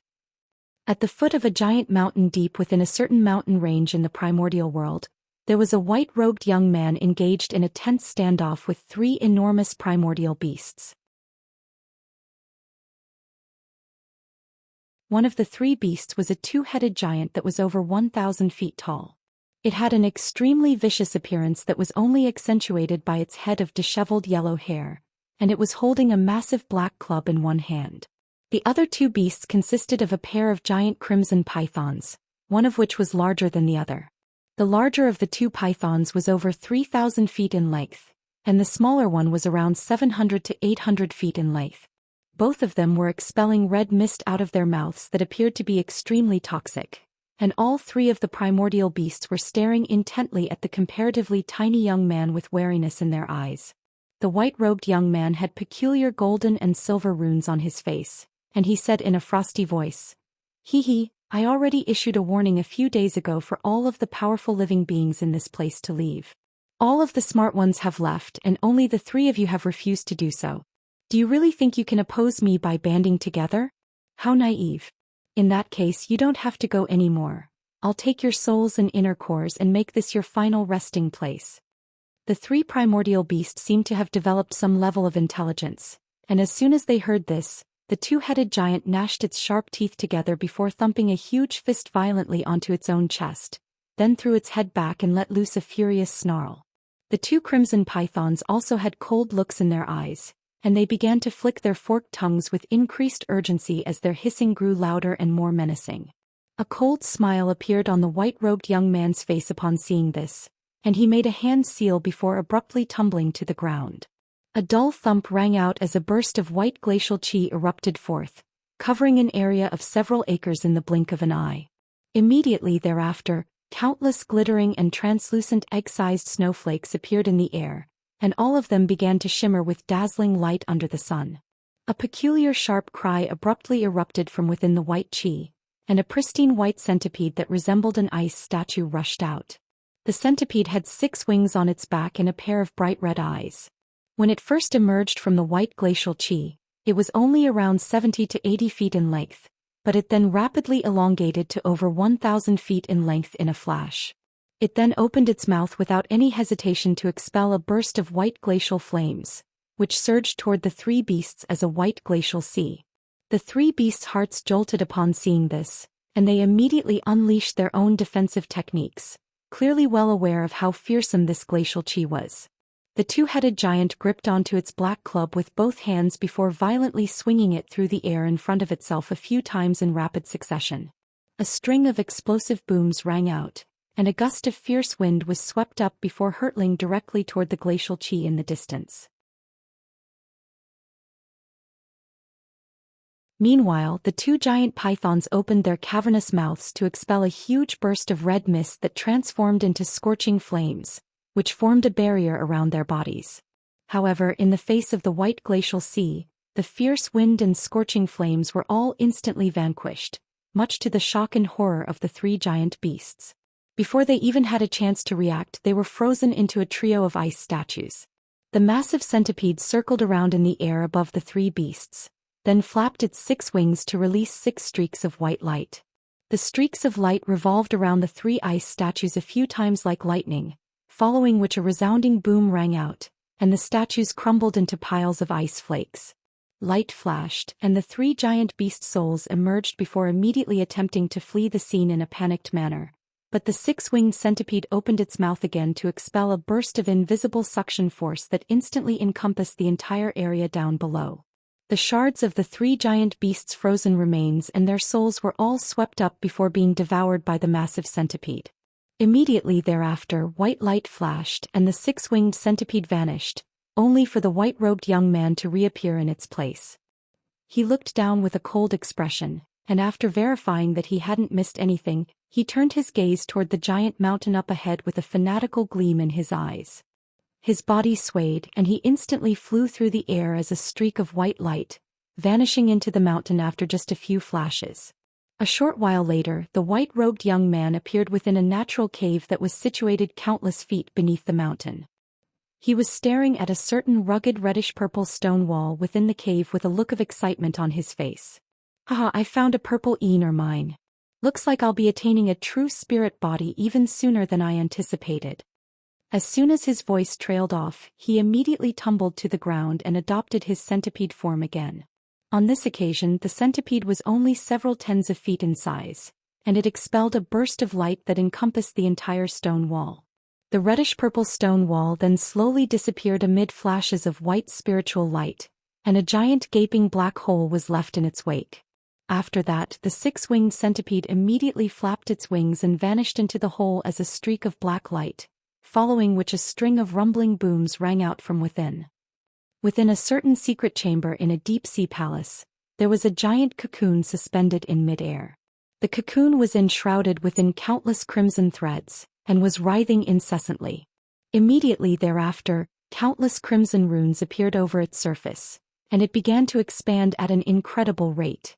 Within just the span of a single breath, the entire spacious secret chamber was entirely filled by the expanding giant cocoon, following which a faint black shadow within the cocoon moved ever so slightly. The cocoon immediately exploded amid an earth-shattering boom, and a naked young man appeared in midair within the secret chamber. The young man had skin that was as fair as jade, and a set of extremely handsome facial features. There was a shimmering golden lotus flower diagram inscribed both on the front of his body as well as on his back. The flowers were several feet in size and extremely vivid and lifelike. They had spread over virtually the entirety of the young man's body, and strangely enough, just the mere sight of them struck one with a sense of dizziness. The naked young man's eyes were tightly shut, and his expression was calm and placid as he hovered in midair in a completely stationary manner. After a long while, faint golden light flashed from his body, and the golden lotus flower diagrams began to twist and flash as if they had sprung to life. The young man slowly opened his eyes to reveal a pair of remarkably bright pupils that seemed to contain some kind of mysterious power. A pair dull thumps rang out, and two balls of flames were suddenly ignited within the young man's eyes. One of the fireballs was golden, while the other was silver, and they flashed incessantly as the young man moved his head. All of a sudden, his gaze settled upon a certain item situated in a corner of the secret chamber, and a very peculiar look appeared on his face. This item was a crystal ball that had been placed on a short jade table. The ball was around the size of a human fist, and its surface was shimmering with faint spiritual light, illuminating a clear image within it. The image depicted a shimmering silver lotus seed pod, and it was extremely lifelike and realistic.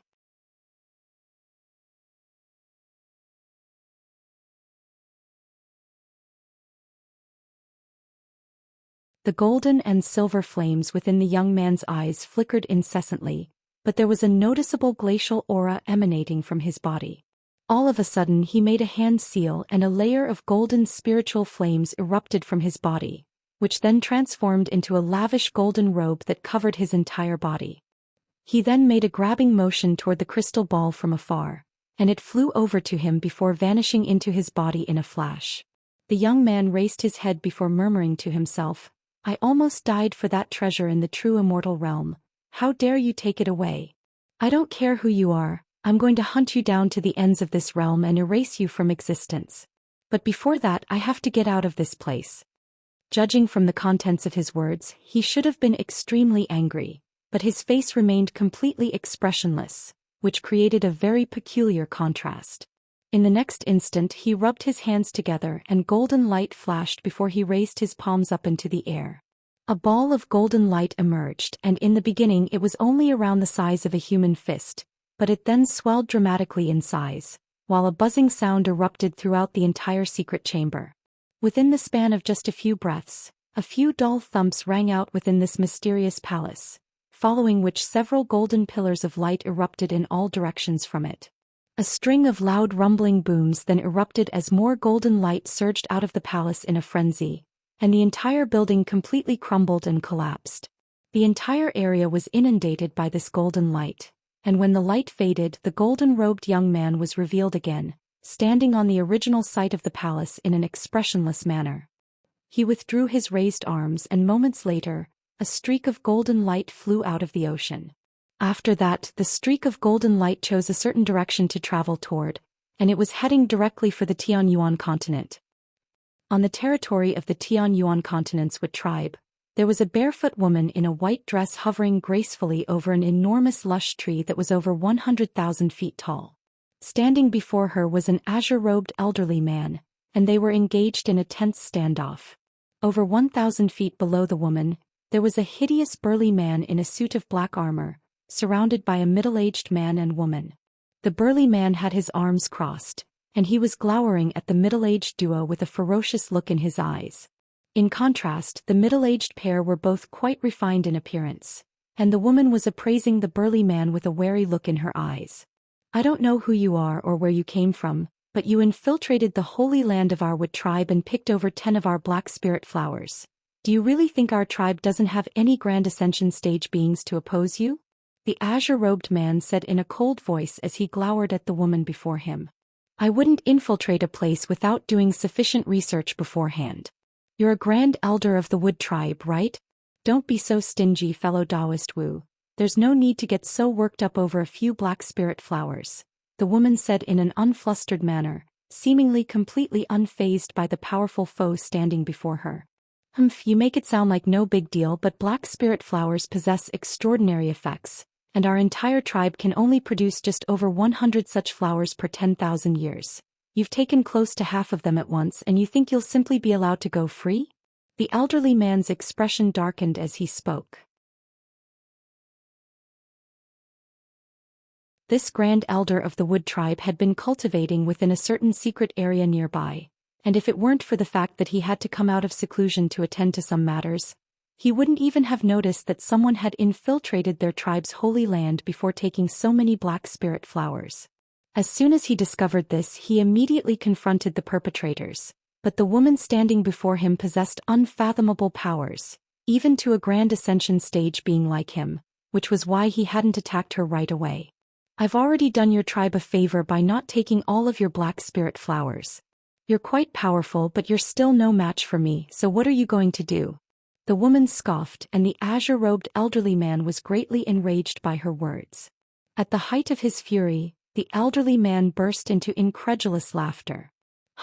Seeing as you have no respect or regard for our wood tribe, I'll have to test out your abilities to see if you can truly back up your words. If you really are more powerful than me, then I'll command the entire wood tribe to stand down and allow you to leave. If you're no match for me, then other beings of your wood tribe would simply be asking for death if they were to challenge me. However, do you really want to fight here? The woman asked with a smile as she glanced at the giant tree down below. The woman was already a peerless beauty, and her smile only further accentuated her allure.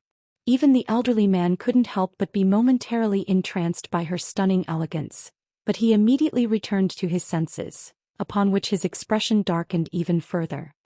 The two of us would raise my tribe's holy land to the ground if we were to battle here. Come with me, fellow Taoist.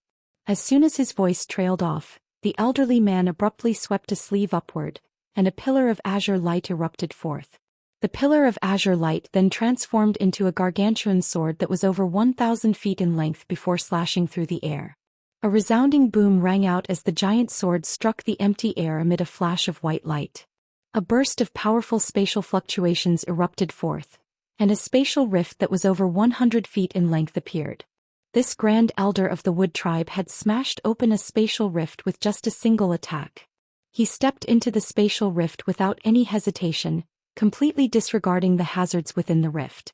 A faint smile that was tinged with a hint of derision and disdain appeared on the woman's face, and she turned to the burly man down below before issuing an instruction.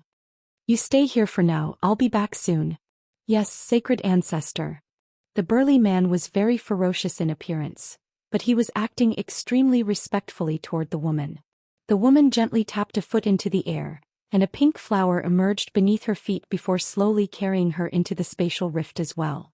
Moments later, a string of rumbling booms and astonishing explosions erupted within the spatial rift, accompanied by flashes of dazzling light. It was as if doomsday had befallen the space within the rift. The two middle-aged wood tribe cultivators both exchanged a shocked glance upon seeing this. As for the burly man, he turned back to the middle-aged duo as the vicious look reappeared on his face, seemingly completely unconcerned about the woman in white. The commotion taking place within the rift didn't last too long. Around 10 minutes later, all of the light faded, and nothing more than complete silence could be heard within the spatial rift. The middle-aged duo turned toward the rift with nervous looks on their faces, while the burly man merely appraised them with a cold sneer on his face. Moments later, azure light flashed from within the spatial rift, and a humanoid figure emerged from within. It was none other than the azure-robed elderly man. He appeared to be completely physically unscathed, but his face was clearly paler than before. As soon as he emerged from the spatial rift, he turned back toward it with a hint of fear in his eyes. Only then did the woman in white also exit the spatial rift, and her expression was just as calm and collected as when she had first strode into the rift. The concern on the faces of the middle-aged duo from the wood tribe was only exacerbated upon seeing this. As soon as the woman in white emerged, she asked, "Can I leave now, fellow Taoist?" The wood tribe grand elder wore an extremely strained expression as instructed through gritted teeth. Mu Jun Mu Jiao, issue this order of mine. No one from the Wood tribe is permitted to attack these two, and they are to be allowed to leave our territory as they please." The middle-aged man immediately tried to dispute the order. "But Grand Elder, those black spirit flowers are—" "Shut up. Are you doubting my words?" the elderly man yelled as a cold look appeared on his face. "I wouldn't dare, Senior. I'll pass on your orders right away." The middle-aged man hurriedly replied with a respectful bow. "Humph, go on then," the elderly man harumphed coldly. On this occasion the middle-aged man didn't dare to hesitate. He flipped a hand over to produce a stack of shimmering azure talismans, and he swept a hand toward the talismans a few times before releasing them as streaks of azure light with a flick of his wrist. The talismans immediately vanished into thin air nearby, and the woman in the white dress merely smiled upon seeing this as she tucked a few strands of stray hair behind her ear. She then waved a hand toward the black-armored burly man down below, then flew away without uttering a single word. The burly man cackled triumphantly before immediately setting off in pursuit of the woman as a gust of fierce black wind. The Wood Tribe Grand Elder was extremely enraged that the body integration stage burly man was acting so rudely in his presence, but he didn't dare to do anything aside from look on with a frosty expression as the duo flew away. "Mu Jiao, your azure spirit wisdom eyes are extremely profound. Could you identify anything about those two?" the elderly man suddenly asked. "I'm afraid I'll have to let you down, Grand Elder. I activated my wisdom eyes to their very maximal extent just then, but was still unable to see much. That Grand Ascension stage woman is enshrouded within countless flower projections, making it impossible for me to see her true form. Could it be that she's also a wood spirit or has some kind of connection to our Wood tribe?" The middle-aged Wood tribe woman replied in a hesitant manner. She's definitely not from our Wood tribe. It's most likely the case that the cultivation art she's using is somehow connected to ours. She's unfathomably powerful, and I can't help but worry now that she's appeared near our Wood tribe territory so close to the commencement of the devilish tribulation," the elderly man sighed.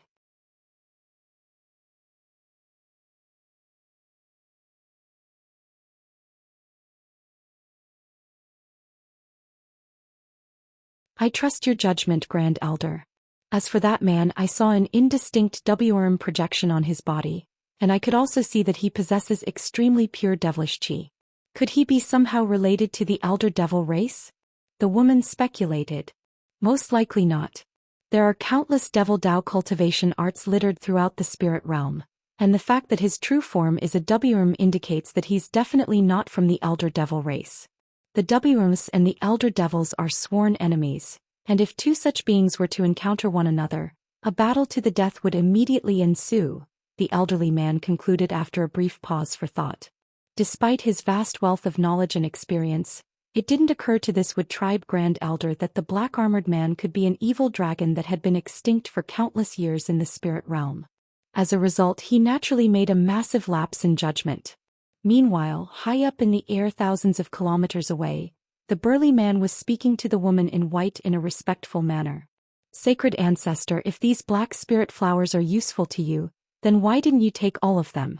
That Wood Tribe Grand Elder is only an early Grand Ascension stage being, so there's no way he could have posed a threat to you. After all, even among all of the sacred ancestors of our holy realm, your powers rank among the top 5. I'm confident in my ability to defeat that Wood Tribe Grand Elder, but I'm not actually confident in my ability to kill him. On top of that, black spirit flowers only have a limited effect in helping me recover from my injuries, so they'll cease to be effective for me once I consume more than 10. As such, there's a mismatch between risk and reward, so why would I do something so unwise?" the woman explained. "I see. However, we've scoured most of the Tianyuan continent already. If we can't find anything soon, then isn't it time we left this continent?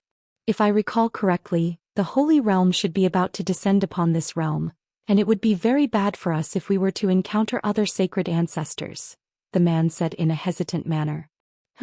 Prior to escaping from the Holy Realm, I did indeed discuss some details about this with the other sacred ancestors, and this is indeed one of the regions where our two realms overlap the most. However, there's no need to be concerned. Even though the Holy Realm is about to descend, those sacred ancestors won't be able to arrive in the spirit realm right away. At the very most, we'll only have to deal with their clones. On top of that, I couldn't be certain prior to this, but I used a divination secret technique after reaching this place, and the technique tells me that there's a very good chance that the thing I'm looking for is here. As such, I certainly can't just leave under these circumstances, the woman chuckled. I see. In that case, I'll do everything in my power to find that thing and help you recover your powers, even if it means giving up my life. The burly man said with a confident slap of his own chest. Looks like Ming Luo disciplined you very well. If you can help me recover my powers, then I'll naturally reward you handsomely as well, the woman said with a faint mysterious smile. Thank you, sacred ancestor. I am yours to do with as you see fit. The burly man was ecstatic to hear this, and he immediately scrambled to express his loyalty again. The woman merely glanced at the burly man with a hint of a smile and didn't say anything further. Thus, the two of them continued onward and they were heading directly toward the territory of the human race. Han Li was on the peak of a certain mountain, appraising the gigantic devilish mark in the sky with a dark expression. Several tens of feet behind him, his 3 disciples were standing in a respectful manner with their hands by their sides. Han Li heaved a faint sigh before instructing, "Let's go back now." It looks like the devilish tribulation is definitely going to commence within half a year. Yes, master. The 3 disciples naturally had no objections. Han Li swept a sleeve through the air to release a burst of azure light that swept up all 4 of them, then flew directly toward the cave abode. An hour later, Han Li was seated in the hall of his cave abode with a silver-robed beauty sitting beside him. This was none other than the ice phoenix who had been cultivating under his protection this entire time. At this point, not only had she recovered all of her former magic power, she had already reached the late deity transformation stage, and a major contributing factor behind her fast progress was the pills that Han Li had been constantly providing her with. Bai Guer Haiyuatian and Qi Lingzi were also standing in the secret chamber. Brother Han, the devilish mark has appeared far too close to our cave abode for comfort. This clearly isn't a suitable place to cultivate it anymore. What are your plans from here? Should we move our cave abode elsewhere right away? The ice phoenix asked with a hint of concern in her eyes.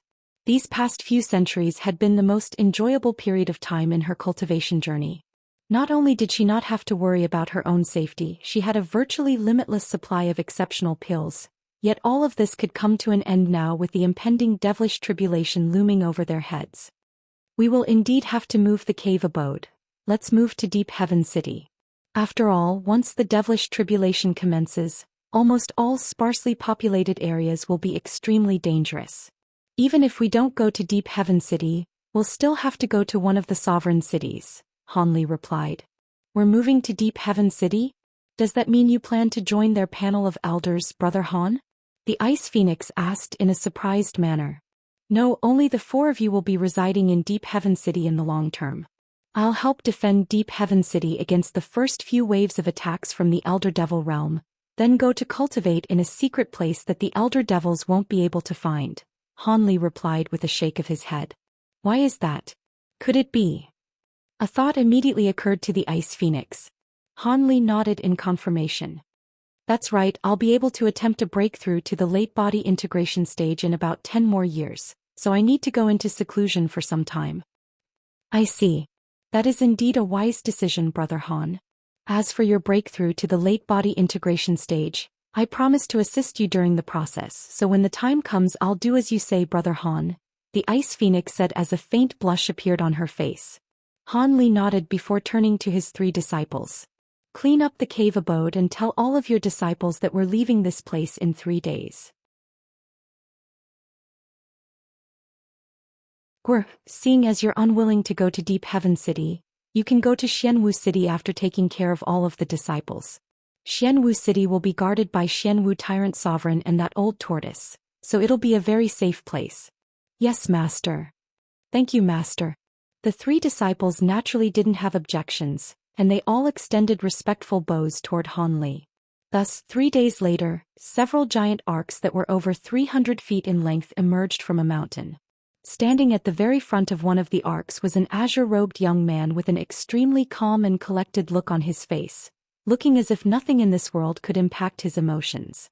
On the other arc stood several hundreds of people of both genders and all age ranges, some of whom wore nervous looks on their faces, but most of them were very excited. Moments later, bright spiritual light flashed from the surfaces of the giant arcs, and they quickly vanished into the distance as massive balls of light. Almost at the exact same time, there were tens of thousands of mortals and cultivators who were also boarding a series of giant flying arcs on a small mountain range countless kilometers away. The entire scene was extremely bustling and chaotic, and on one of the arcs stood a woman in a palatial dress, surrounded by a dozen or so deity transformation and spatial tempering cultivators.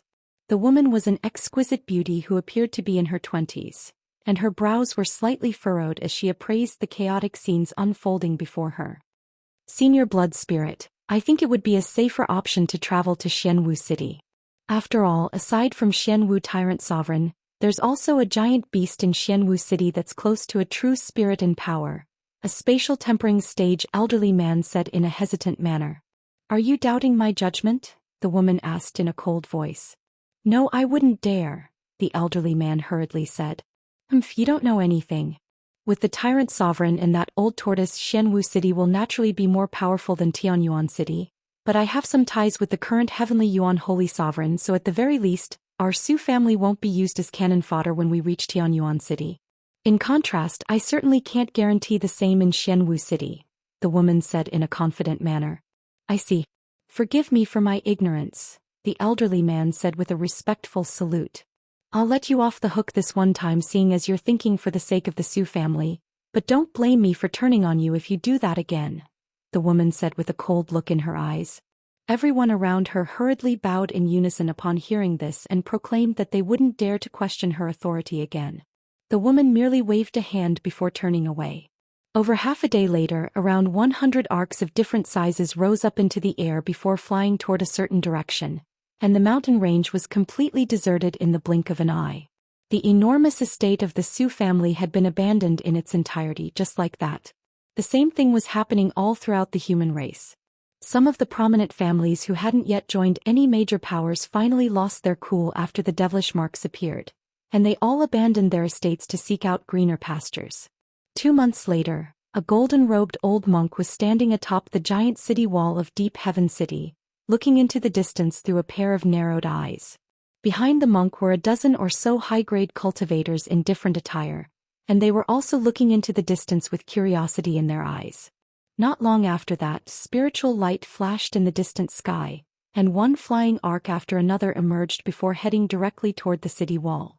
A stir immediately ran through the cultivators standing behind the monk, and the situation became slightly chaotic.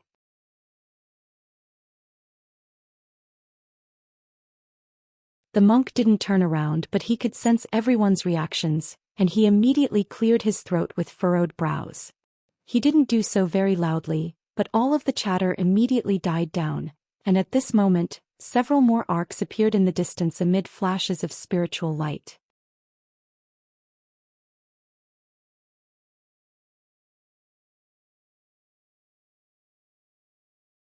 A faint smile appeared on the monk's face at the sight of the arcs, and he immediately called out into the distance, "Is that you, fellow Taoist Han?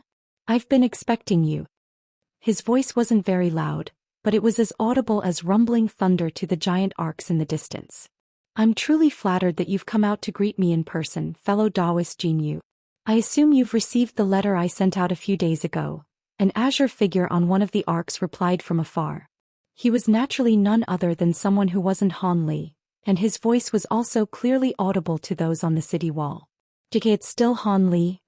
Your assistance will greatly benefit our Deep Heaven City, so it would only be right of me to come out and greet you in person," Buddhist monk Jinyu chuckled. Han Li merely smiled and remained silent upon hearing this.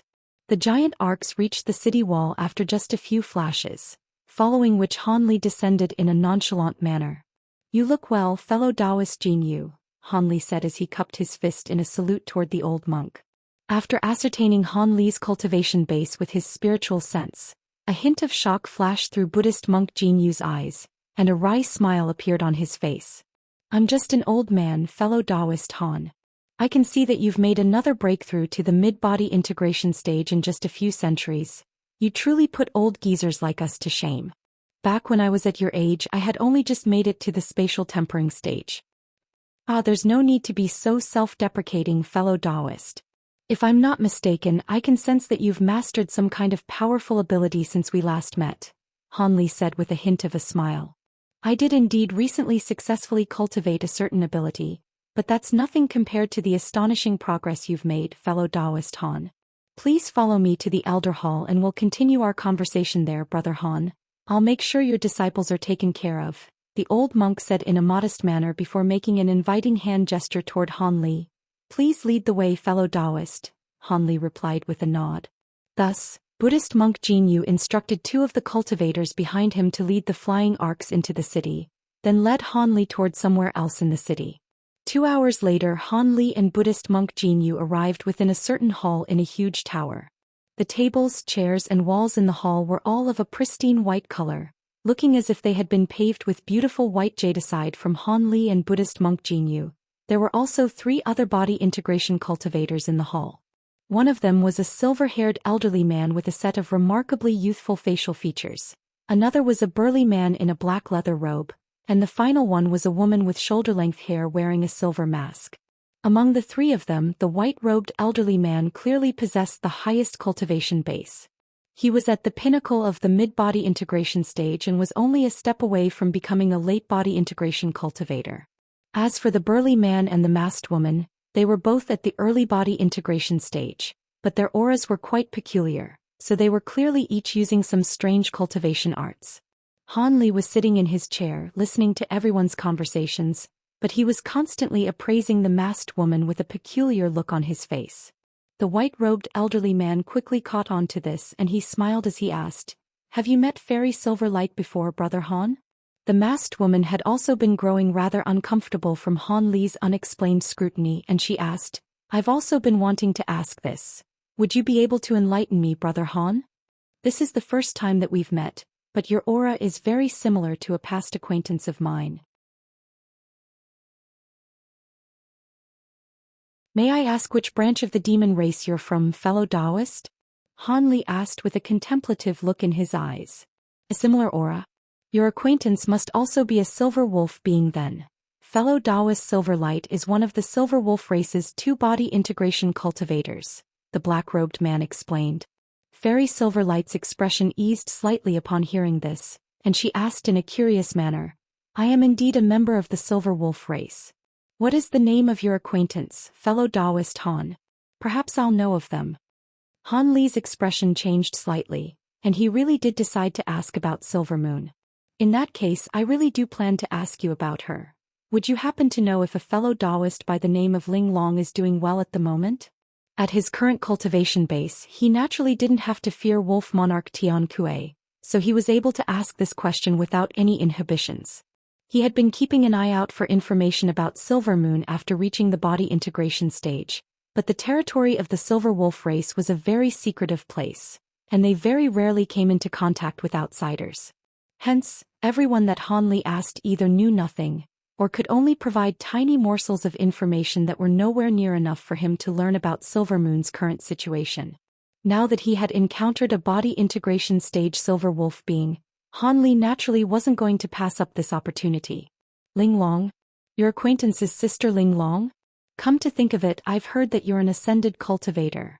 Could it be that you're—" Fairy Silverlight's voice cut off mid-sentence as if she had suddenly thought of something taboo, and a very peculiar look had appeared in her eyes as she appraised Han Li. Han Li was quite elated to hear this, but his expression remained calm as he said, "So you really do know Fairy Ling Long? I grew up with Sister Ling Long, so of course I know her.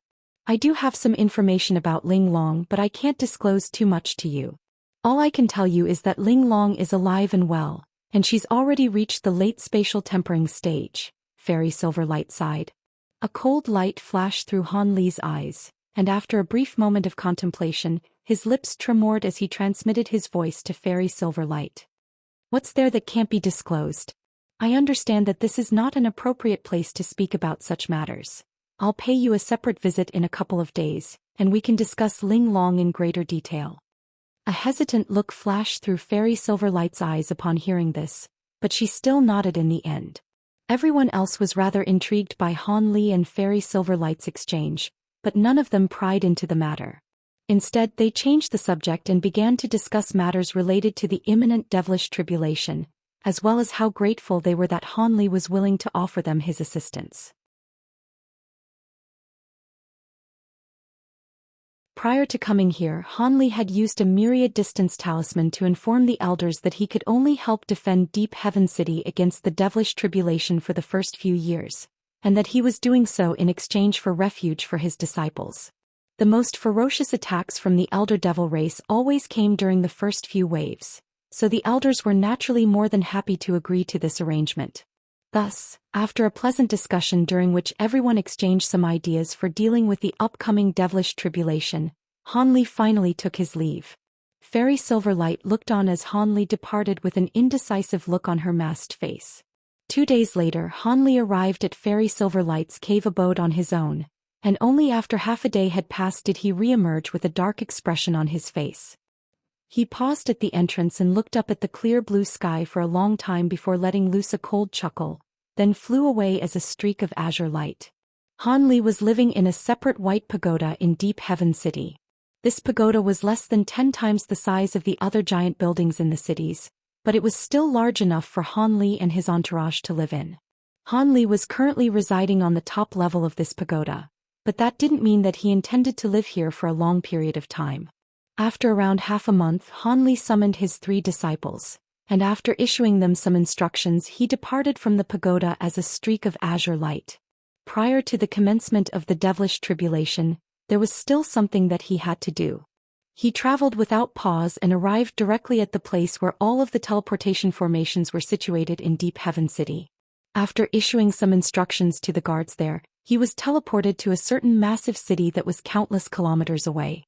Han Li completely disregarded the awestruck eyes of the cultivators guarding the teleportation formations there and departed from the city, flying away toward a certain direction.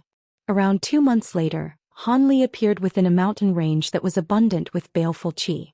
This mountain range stretched for millions of kilometers, and within it, a dozen or so cities of different sizes could be seen. These cities were linked by all types of fortresses to form a giant ring, and beyond the fortresses were series of formations that littered the entire mountain range, transforming the place into an enormous stronghold. There were also groups of azure armored guards consisting of around 10 to 100 people per group patrolling the area, but with Han Li's astonishing cultivation base, he naturally didn't encounter any resistance as he flew into the deepest part of the mountain range before stopping in front of the largest of the dozen or so cities. He hovered at a low altitude and looked on at a huge flag, upon which was a massive long character. Han Li had learned some things about this city back when he was in Deep Heaven City, and he knew that this was a stronghold that the Long family had constructed alongside a dozen or so other major families to ward off the Elder Devil race together. These families were all of different sizes and some of them weren't even true spirit families, but they were all quite powerful. Otherwise, they wouldn't have been confident enough to set up their own independent stronghold in the face of the imminent devilish tribulation. Of course, their greatest source of confidence came from the Long family patriarch, who was renowned as one of the most powerful beings of the human race. Han Li wondered what these people would think if they knew that this powerful backer of theirs was going to leave this place not long after the commencement of the devilish tribulation.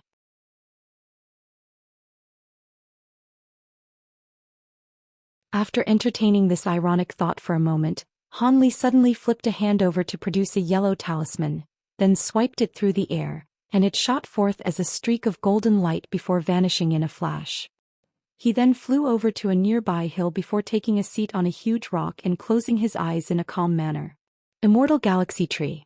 Has anyone else noticed that the author reused the name Jinyu? Between Shikuan and Jinyu, the author doesn't seem have enough names in his bagel.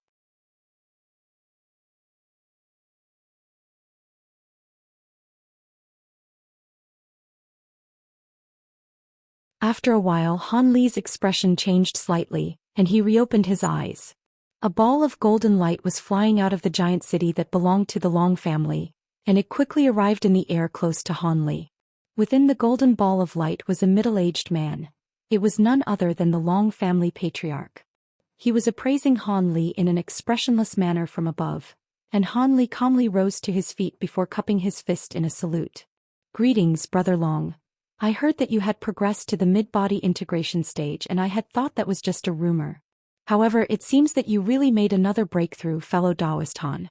Your rate of progression may not be unmatched by anyone of the past or the future, but there's certainly no one in the entire human race who can currently compare with you, the Long family patriarch said in a slightly awestruck manner. You're far too kind, Brother Long. I'm sure you haven't come out to see me just to discuss my cultivation progression, right? Han Li said in an indifferent manner. The Long family patriarch's lips twitched slightly as he replied, Of course not, but I think the purpose for your visit is already quite apparent. You've progressed to the mid-body integration stage, so you've clearly already decided to come with us on our journey to the Elder Devil race. Indeed, I've decided to join you on this journey, but that's not the main purpose for my visit. I would like to propose an exchange with you, Brother Long, Han Li said as he crossed his arms in a calm manner. The Long family patriarch faltered slightly upon hearing this before a curious look appeared in his eyes. Oh, what's the exchange? I heard that your Long family is able to refine a type of pill known as the Dragon Spirit Pill using Dragon True Spirit blood as the main ingredient, and that this pill is rather useful for breaking through body integration stage bottlenecks. Also, I've heard that your family seems to have replicated the legendary giant Atlas Arc. Han Li replied without giving a direct response. That is indeed the case. Are you interested in those two items, fellow Taoist? That's a pity for you then, because there's no way I would offer those two items for exchange. The Long family patriarch chuckled coldly. Why speak in such absolute terms, Brother Long? There is nothing in this world that can't be exchanged. It's all about whether I can offer you something that'll be sufficiently tempting to you, Han Li chuckled in a confident manner. The Long family patriarch's heart stirred slightly upon hearing this, but his expression remained unchanged. Oh, you sound very confident, fellow Taoist. Han Li smiled and continued, I heard that you've been held back by a late body integration stage bottleneck for tens of thousands of years already. Would you be interested in something that can help you break through that bottleneck? The Long family patriarch was stunned to hear this, but he quickly regained his composure and said, I would indeed be interested in something like that, but that'll depend on what it is. If the effects are very minimal, then it won't be very useful to me. Why don't you take a look at this, fellow Taoist Long? Han Li smiled as he swept his sleeve through the air, sending a thumb-sized jade vial flying directly toward the Long family patriarch. The Long family patriarch's eyes narrowed slightly as he drew the small vial into his grasp, and his expression changed slightly as soon as he injected his spiritual sense into the vial. An incredulous look appeared in his eyes, and he hurriedly removed the lid on the vial before bringing its opening to his nose to inhale the scent of its contents. Is this Celestial River Silver Elixir? No, not quite. It seems to be something even more potent. It's rather similar to High Zenith Immortal Elixir, but the color is a little different. The Long family patriarch's wooden expression had completely been replaced by elation at this point. How is it? I'm sure this divine infernal river elixir will be of assistance to you, right, fellow Taoist? Han Li wasn't surprised at all to see this. The Long family patriarch's expression quickly returned to normal, and he said in a contemplative manner, So this elixir is known as Divine Infernal River Elixir? I've never heard of it. This elixir will indeed be able to assist me in breaking through my bottleneck, but surely you have more than just a few drops, right? Otherwise it will still be of no use to me. Han Li smiled as he flipped a hand over to produce a small white vial, then replied, Of course I have an entire vial of this elixir, but I want to exchange it for a vial of Dragon Spirit Pills and a giant Atlas Arkansas. You're asking for far too much, fellow Taoist. Our Long family's Dragon Spirit Pills are indeed somewhat inferior to this elixir, but it definitely won't be by much. On top of that, you're asking for a giant Atlas Arc as well. Don't you think that's a bit too unfair? A cold light flashed through the Long family patriarch's eyes as he spoke. I'm aware of this, but there's an important difference between this elixir and Dragon Spirit Pills. This vial of Divine Infernal River Elixir is the only one in the entire human race. I've already consumed the rest of the elixir, and that's how I was able to make another breakthrough so quickly. In fact, it's hard to say whether a second vial of this elixir exists even on the entire Tianyuan continent. In contrast, your Long family can continue to refine Dragon Spirit Pills indefinitely. If you miss out on this vial of elixir, I can assure you that you won't see another vial of this elixir during your lifetime. As for those Dragon Spirit Pills, your Long family proclaims that it's not for sale, but some of those pills have found their way out of your Long family through one avenue or another. If I spend some time to search for them, there's a good chance that I'll be able to track some down, Han Li said with a faint smile. Your spiel may work on others, but it's not going to work on me. No matter what you say, there's no way I'll agree to this exchange. The Long family patriarch harumphed coldly without displaying any willingness to back down. Han Li's brows furrowed slightly upon seeing this, but his expression then quickly reverted back to normal. In that case, just pretend I never offered this exchange in the first place. You can keep those drops of elixir as a gift from me. Han Li cupped his fist in a salute as he spoke, and spiritual light flashed from his body as he turned to leave. The Long family patriarch's expression changed slightly upon seeing this and immediately called out, "Hold on. Have you changed your mind, Brother Long?" Han Li turned around with a hint of a smile on his face. There's no need for beings like you and I to play these immature games.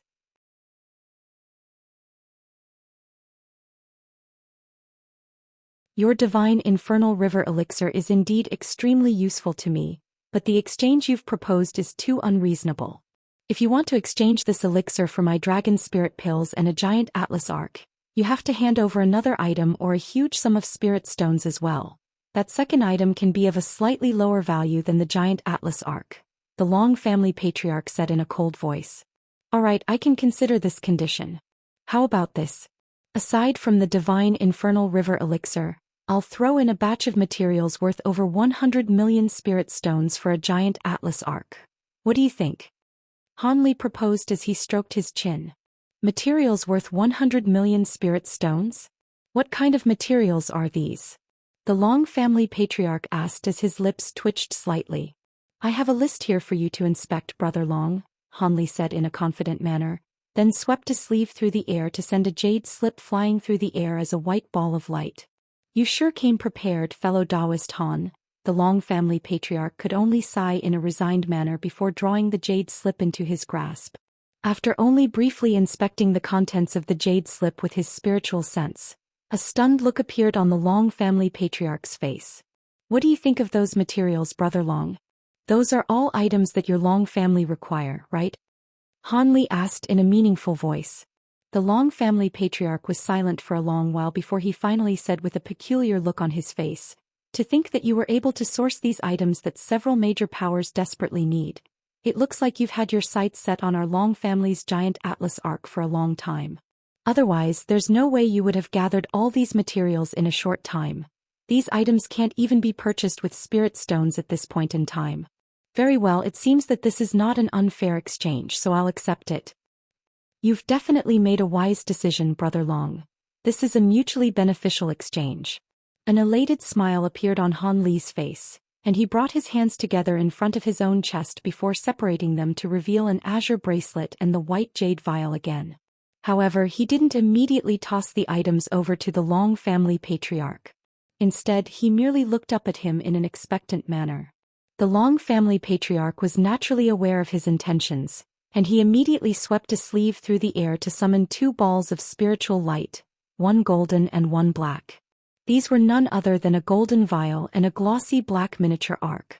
There wasn't anything remarkable about the golden vial aside from a few leaf-like patterns engraved onto its surface, but the miniature arc, which was only several inches in length, was intricate beyond belief. Not only was the surface of the arc as black as ink, the arc was a 3-mast barquentine with a cabin that had as many as 5 levels. Furthermore, there were countless colorful formations engraved onto the surface of the arc that were far too miniature to be visible to the naked eye, but they were clearly extremely profound. The Long family patriarch flicked his wrist, and the 2 items were tossed toward Han Li. Han Li's eyes immediately lit up, and he also tossed his jade vial and storage bracelet upward without any hesitation, then drew the 2 items descending toward him into his grasp. He removed the lid of the golden vial and slowly swept his spiritual sense over each and every crimson pill within the vial, upon which a pleased look appeared on his face. With this vial of pills that were vastly renowned in the entire human race, he had increased his chances of making a breakthrough to the late body integration stage by 5%. He then turned his gaze toward the miniature black arc. So this is the giant atlas arc, eh? It does indeed look quite extraordinary, but I'll have to examine its powers. Thus, Han Li tossed the miniature ark into the air before pointing a finger toward it.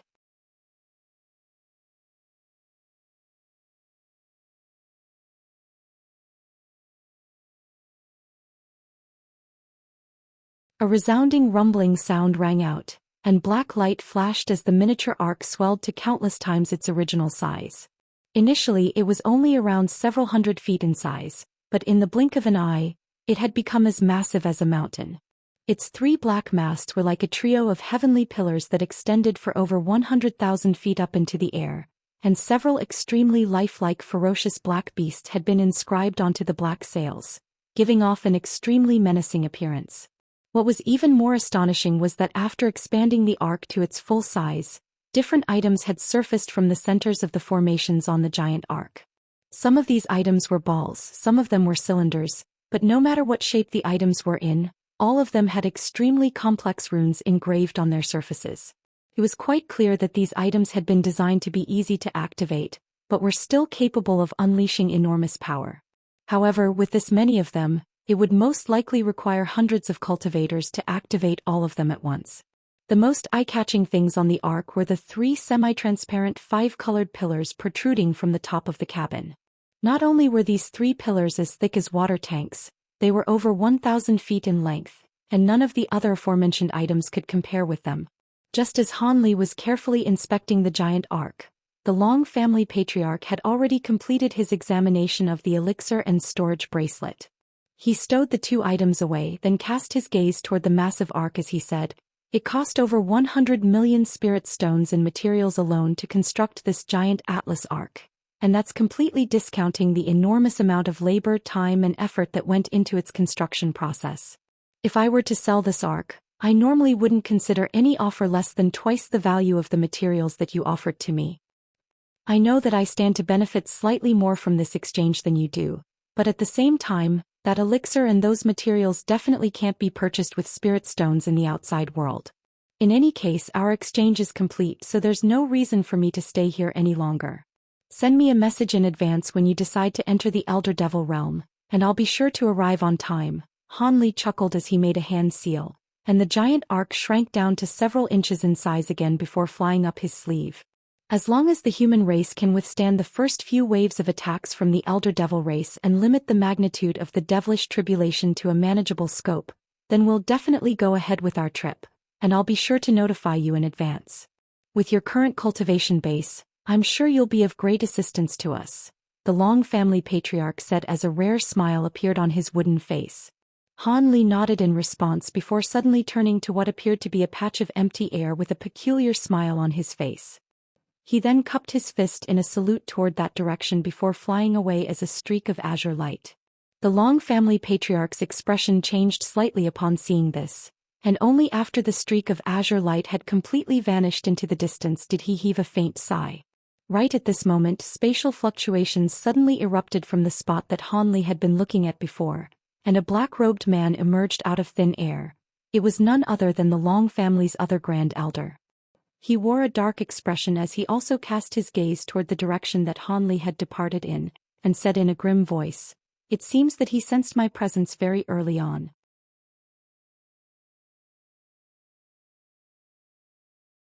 This new concealment ability that I've cultivated makes it very difficult even for you to sense my presence, yet it was unable to fool him. He's either cultivated some kind of powerful special ability or possesses a powerful treasure that specializes in countering concealment techniques. Indeed. However, there's also a possibility that his spiritual sense is more powerful than ours. With his astonishing rate of progression, it makes sense that he has a few incredible abilities up his sleeve. In any case, he'll be a valuable addition to our party when we venture into the Elder Devil realm. I'm sure he'll be no less powerful than the body integration stage beings of the spirit race, the Long family patriarch replied with an expressionless nod. I've done some research on this Han brat, and he could potentially be a volatile element in our party, the black-robed man said with furrowed brows. So what? How much do you know about the other people we've invited? It doesn't matter as long as they can help us accomplish our objective. This devilish tribulation is going to be extremely perilous for our human race, but it's also a brilliant opportunity for body integration cultivators like us. Failure is not an option for this trip. Otherwise, we'll remain at the body integration stage for the rest of our lives, the Long family patriarch said as a look of vicious determination appeared on his face. You're right, Brother Long, but before this, we have to keep the elder devil race at bay first. The black-robed man agreed with a nod before turning toward a certain part of the giant city behind them. I've gathered 13 major families to create this stronghold, and each city can defend one another. Regardless of whether it's the number of high-grade cultivators present or the defensive capabilities of the stronghold, this place definitely isn't inferior to the 3 sovereign cities. Even if this devilish tribulation is going to be more fearsome than the rumors suggest, this stronghold should be able to stand strong, the Long family patriarch said in a confident manner. I'm also firmly of the same opinion. Otherwise, I wouldn't have collaborated with you, Brother Long, seeing as that Han brat's gone. Let's go back and take care of our own matters as well. The devilish mark is becoming larger and larger. The elder devil race will most likely descend upon us in around 3 or 4 months, so we have to make ample preparations, the black-robed man said in a solemn manner.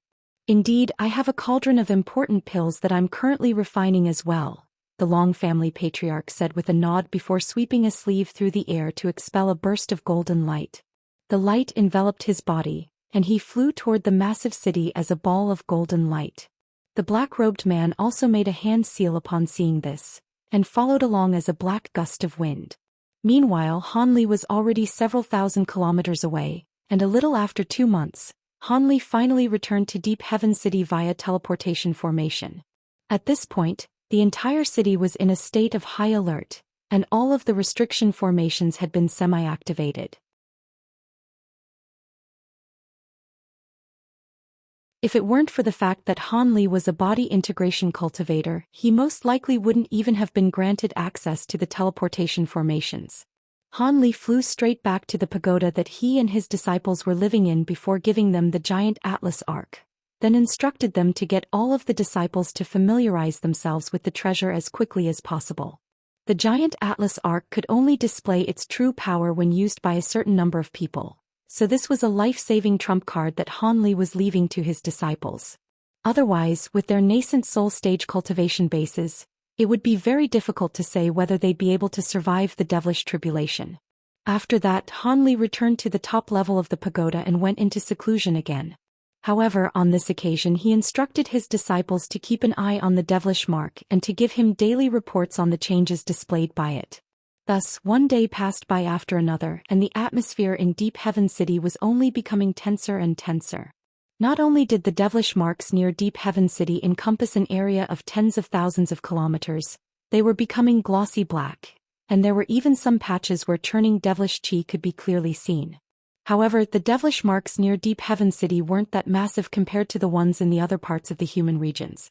It was said that the largest of the devilish marks had appeared near the city of the newly assigned spirit sovereign, and it was over 100 times larger than the devilish marks present near Deep Heaven City. Upon receiving this news, Hanli could only heave a faint sigh before casting the matter out of his mind. On this day, there were 2 shimmering golden flying arcs situated near an inky black devilish mark that was countless kilometers in size. The 2 arcs were several tens of feet in length each, and they were concealed within a lush forest that was close to 10 kilometers away. On each of the 2 arcs were 2 golden armored heavenly guards and several black armored guards, and these people were currently discussing something in hushed tones with grim looks on their faces. Brother Chen, I've been feeling very uneasy these past few days. Is this a sign that the devilish tribulation is about to commence soon? A golden armored man with a pair of thick muscle-bound arms said with furrowed brows. You're not the only one, fellow Taoist Jean. I've been feeling very anxious ever since I was deployed here to keep tabs on this devilish mark. Thankfully, that's the extent of our role, and as soon as the devilish mark is broken, we can immediately activate the teleportation formation to return to the city, so there's not actually that much danger involved, a short and thin elderly man replied with a wry smile. I'm also aware that this is not actually a very dangerous task, yet I still can't help but feel uneasy. It seems that I need to hone my mental state. Having said that, we really are very unlucky to have drawn lots and been assigned to this place, the burly man said in a resigned manner. Staying in the city is naturally safer, but as long as we can complete this mission, we'll be rewarded extremely handsomely, so I think the reward outweighs the risk, the elderly man said with a shake of his head. That's true. The pills offered by the panel of elders are extremely precious and will be very useful to us. Hold on, what's that? The burly man replied with a wry smile before abruptly rising to his feet. He cast his gaze toward the distance and his expression changed drastically. Is the devilish mark about to break? The elderly man's heart jolted as he hurriedly cast his gaze toward the same direction, as did the black-armored guards, and all of their faces immediately turned completely pale. A vast expanse of space beneath the devilish mark in the distance had suddenly begun to twist and writhe violently, as if the heavens were about to be flipped onto its head. Right at this moment, an earth-shattering boom rang out, and countless demonic bats that were each over 10 feet in length emerged from the churning devilish chi within the devilish mark. All of the bats had skin that was as red as blood and a single black horn on each of their heads. They opened their mouths and bursts of sound waves surged forth in a frenzy toward the warped space down below.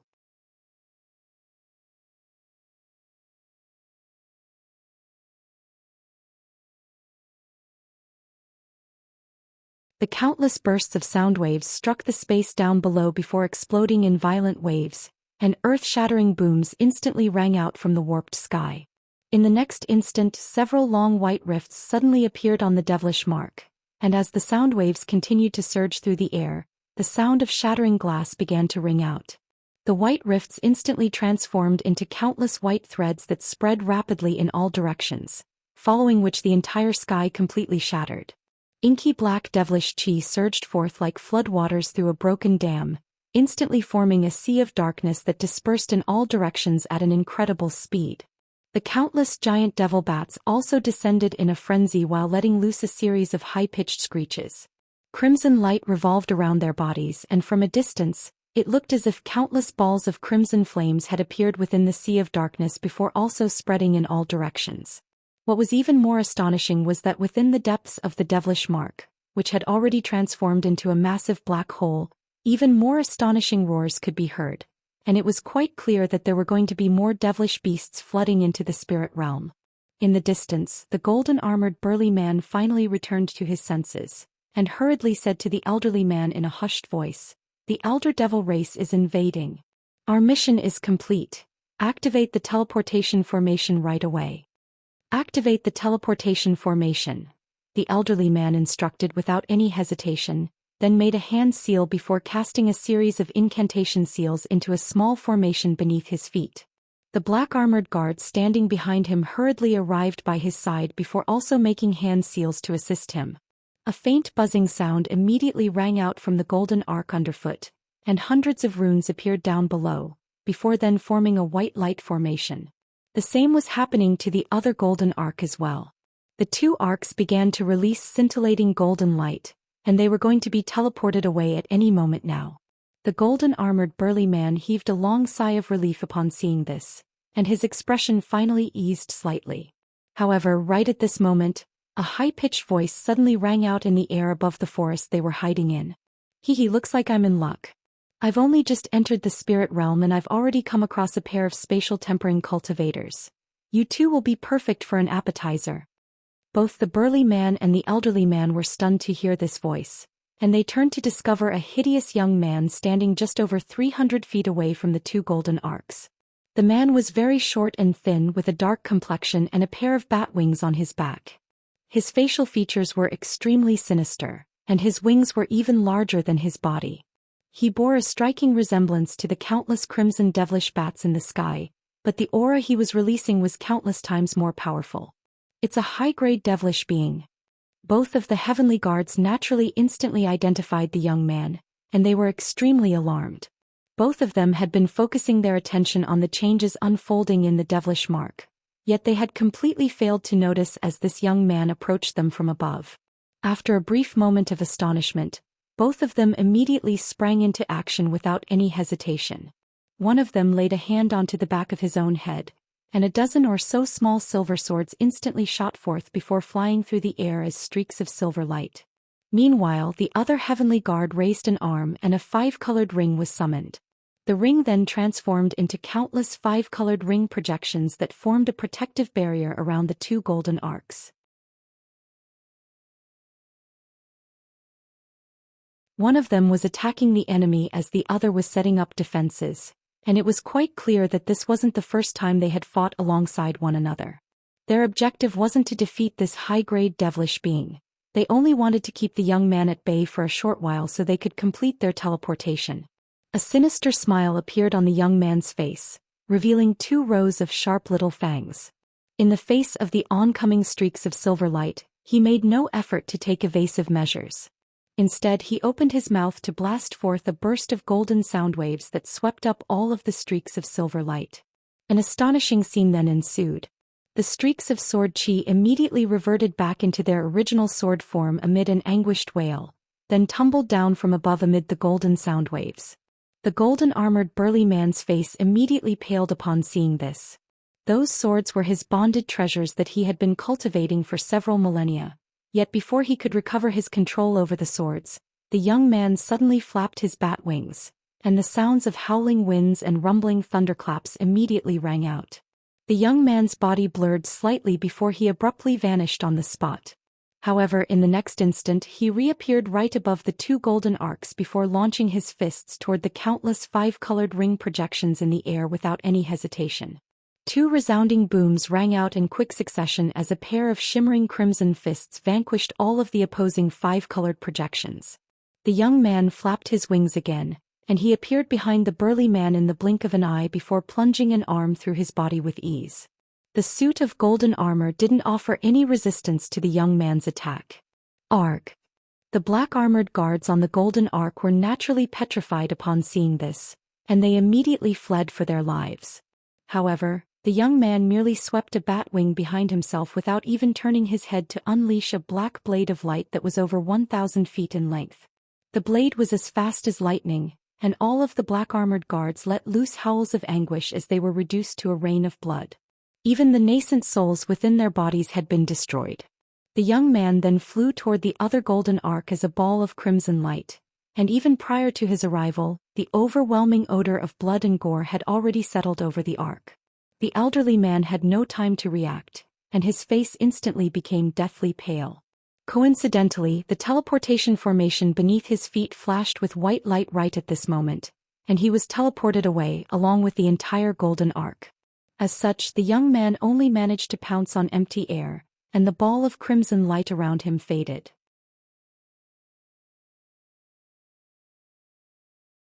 A hint of frustration appeared on his face as he looked at the remnants of the teleportation formation in the air, and he swept a bat wing violently through the air, releasing a gust of fierce winds that erased what remained of the formation. Haha, I can't believe you couldn't even kill a pair of spatial tempering stage humans. I was holding back and leaving them to you, but it looks like I've overestimated you. A burst of cackling that was filled with mockery suddenly rang out from behind a huge tree nearby. Meng Man, when did you get here? Isn't your lightning cow race supposed to be part of the second group to enter the spirit realm? If it weren't for that teleportation formation, there's no way those humans would have escaped from me. The young man immediately flared up with rage in response before turning his gaze toward that huge tree. The ordinary-looking tree suddenly warped before transforming into a green-skinned giant that was around 50 to 60 feet tall. The giant had a pair of curved black horns on his head, and his face was covered in yellow fur.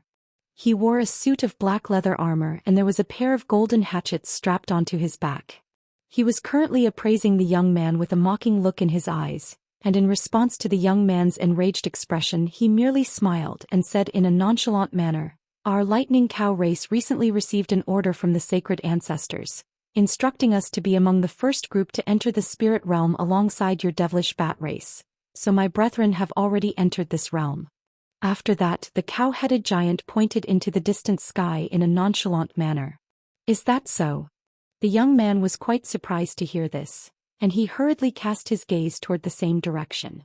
There he discovered that aside from the giant bats pouring out of the gargantuan black hole up above, huge azure cows that were around 100 feet in length each were also rushing out from within. Not only were these cows astonishingly huge, their bodies were also covered in strange silver patterns, presenting a very mysterious sight to behold. If it's an order from the sacred ancestors, then it can't be helped, but you clumsy cows will only slow us down. With the speed of our devilish bat race, It'll only take us a few days to clear out all of the human cultivators in the nearby area so we can begin building a devilish city, the young man said in a slightly sheepish manner. That's what I wanted to discuss with you. Your devilish bat race will naturally be able to sweep through low-grade human cultivators with ease. But if you encounter some more powerful humans, you devilish bat beings will be nothing more than cannon fodder. There's no way you can compare with our lightning cow race. The giant chuckled coldly. The young man was furious to hear this. Is that so? Then how about we see which of our two races can kill more human cultivators in the next 3 days? Sure, and just to make things interesting, the loser has to hand over a third of what they plunder from the spirit realm to the winner, the giant said as a cold light flashed through his eyes. You have yourself a bet, the young man said in a cold manner before flapping his wings, flying over to the giant in the blink of an eye before extending a shimmering crimson hand. The giant chuckled in a sinister manner before swinging one of his huge hands toward the young man's hand, and the two palms clashed amid a dull thump. In the instant that they came into contact with one another, crimson and azure light erupted forth, following which both the young man and the giant swayed slightly before springing back as if they had been bitten by a snake.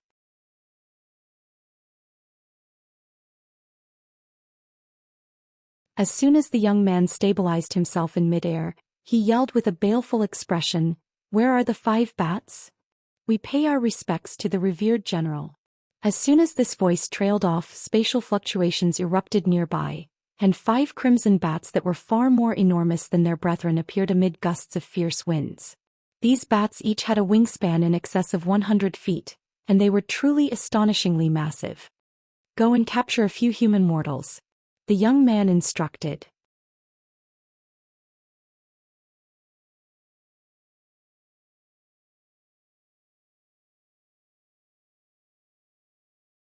Yes, master, the 5 giant bats immediately replied before flapping their wings and vanishing again as 5 gusts of wind.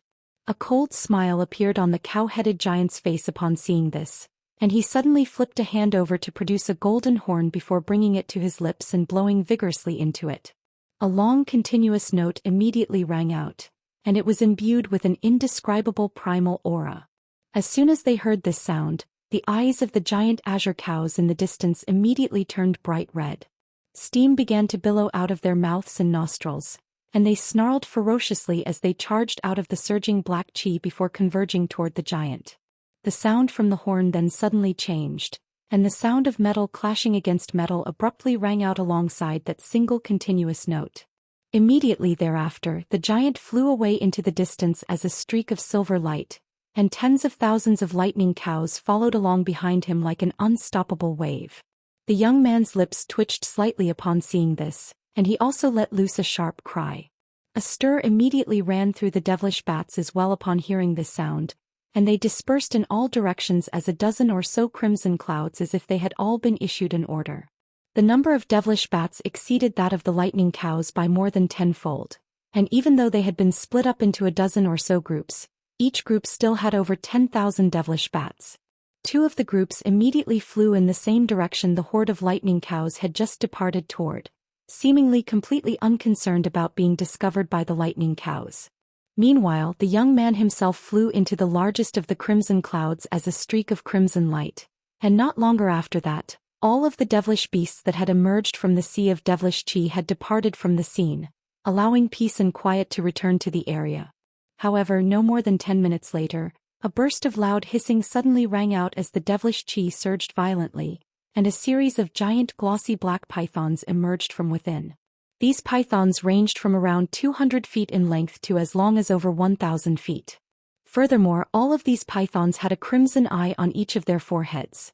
This was a horde of extremely rare 3-eyed devilish pythons. There were clearly far fewer giant pythons than there had been lightning cows and devilish bats, with only around 5,000 to 6,000 of them in total. However, the collective aura they were releasing was far more fearsome than the previous 2 types of devilish beasts. The largest of the pythons was over 3,000 feet in length, and standing atop its head was a high-grade devilish being wearing a black mask and a suit of menacing azure armor. He had his arms crossed as he inspected his surroundings, and he seemed to be rather taken aback by the absence of the 2 types of devilish beasts that had emerged before the giant pythons.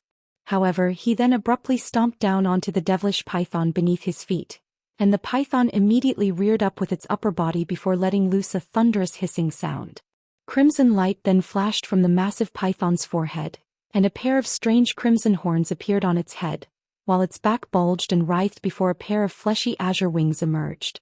All of the surrounding three-eyed devilish pythons immediately rushed out of the devilish chi upon seeing this, then raised their heads and hissed in unison as if they were paying homage to their king.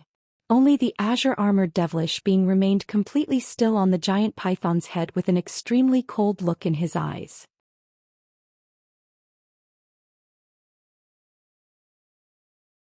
It's only been 10,000 years since we last met, yet this bonded python of yours has evolved once again. It's probably powerful enough to oppose an early body integration stage being now, right, Brother Wei? A male voice suddenly rang out after all of the pythons had emerged from the devilish chi. Immediately thereafter, a gust of wind blew past, and a strange insect that was over 10 feet in length appeared. This insect had a purple body and a pair of long and thin feelers. Its mouth was filled with sharp fangs, and it had a pair of front limbs that resembled giant blades, much like those of a praying mantis. There was also a small humanoid figure who was only around 3 feet tall standing atop the giant insect.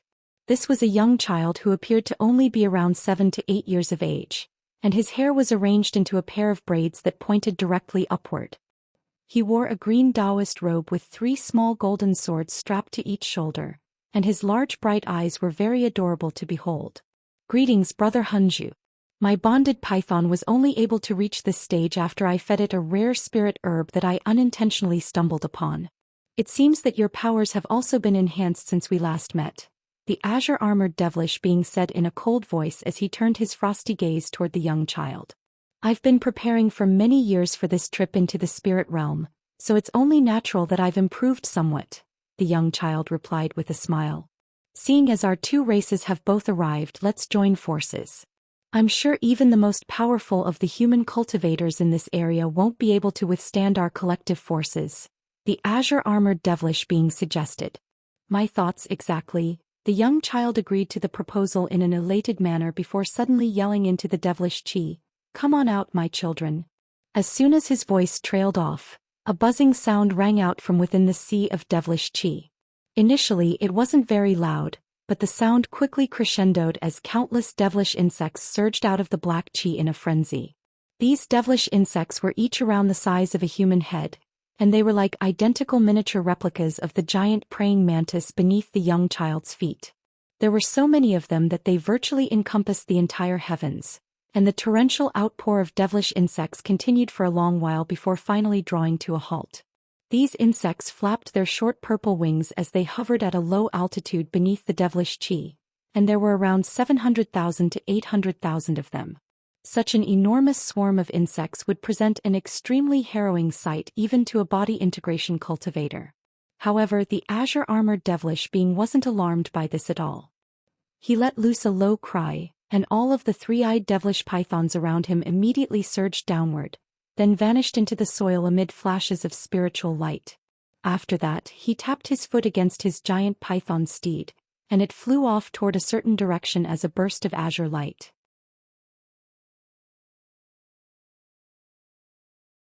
The young child chuckled upon seeing this before letting loose a long cry, then sped off toward the same direction atop his giant devilish insect steed. A stir ran through the fearsome swarm of insects upon hearing this sound, and they immediately followed along as an enormous sea of insects. After that, more hordes of devilish beasts of different numbers and appearances emerged from the devilish chi, then rushed off toward different directions, led by high-grade devilish beings from their respective races. Judging from their erratic actions, it seemed that they didn't have any set targets. After a total of 13 waves of devilish beasts had emerged from the sea of churning devilish chi, peace and quiet resumed once again. On this occasion, a full hour passed before the devilish chi began to churn again. The sound of dull drumming rang out from within, followed by a series of resounding booms. The entire sea of devilish chi was stirred up into a frenzy, and arcs of silver lightning appeared without any warning alongside rumbling thunderclaps. At the same time, violent spatial fluctuations erupted forth, and the gargantuan sea of devilish chi suddenly expanded by over a third of its original size. Immediately thereafter, hundreds of massive objects slowly emerged from the depths of the devilish qi. These objects resembled inky black pyramids with giant shimmering silver runes engraved onto their surfaces. The undersides of these pyramids were several tens of kilometers in size, and they descended from the heavens like a series of small cities. However, it wasn't a simple matter for these gigantic structures to descend. As soon as they appeared, they were bombarded relentlessly by the silver lightning within the devilish qi. Furthermore, ripples were constantly surging and warping over their surfaces, as if they were threatening to tear the structures apart. The silver runes on these giant pyramids lit up to ward off all of the resistance, and they finally began to slowly land on the ground amid earth-shattering booms, instantly erasing all of the mountains, forests, and rivers beneath them. Only after close to 2 hours did these gigantic objects finally all complete their landings, and immediately thereafter, a resounding boom rang out as the silver runes on one of the faces of each pyramid lit up. A series of massive silver gates then appeared on those faces before slowly opening outward, and the sound of rumbling drumming erupted from within the gargantuan pyramids. One glossy black canoe after another surged out of the huge silver gates, and each canoe was only just over 100 feet in length. They were all entirely enshrouded in layers of black light, and there was an extremely menacing fiend celestial carved onto the front of each of the canoes, while a dozen or so extremely sharp and long blades were protruding out of each of the canoe's 2 sides. Through the black light, one could just barely make out 5 or 6 armored devilish beings seated on each canoe while holding sharp blades. These canoes didn't fly for very far. They merely began to revolve in the air around the giant pyramid they had each emerged from. After over 100 black canoes had been released out of each pyramid, groups of red armored winged devilish beings began to emerge. They were either wielding long halberds or bows and arrows, and in the instant they surged out of the silver gates, they rose up into the air before dispersing in all directions as if they were standing guard. Spiritual light then flashed from the silver gates, and streaks of light of different colors erupted forth from within. As the light faded, a series of humanoid figures appeared in midair. These humanoid figures were comprised of both men and women, and some of them wore long robes, some were clad in suits of armor, and there were even some who were wearing nothing on their upper bodies. However, one thing that they had in common was that all of them were enshrouded in churning devilish qi. A series of cracks and pops rang out from the bodies of several of these humanoid figures, and they quickly transformed into devilish beings with 2 heads and 4 arms. Their original heads retained their initial appearance, but their second heads were all extremely sinister and terrifying to behold. Following their transformations, these devilish beings raised their heads and roared up into the heavens with excitement and bloodlust, as if they could barely hold back their desire for slaughter.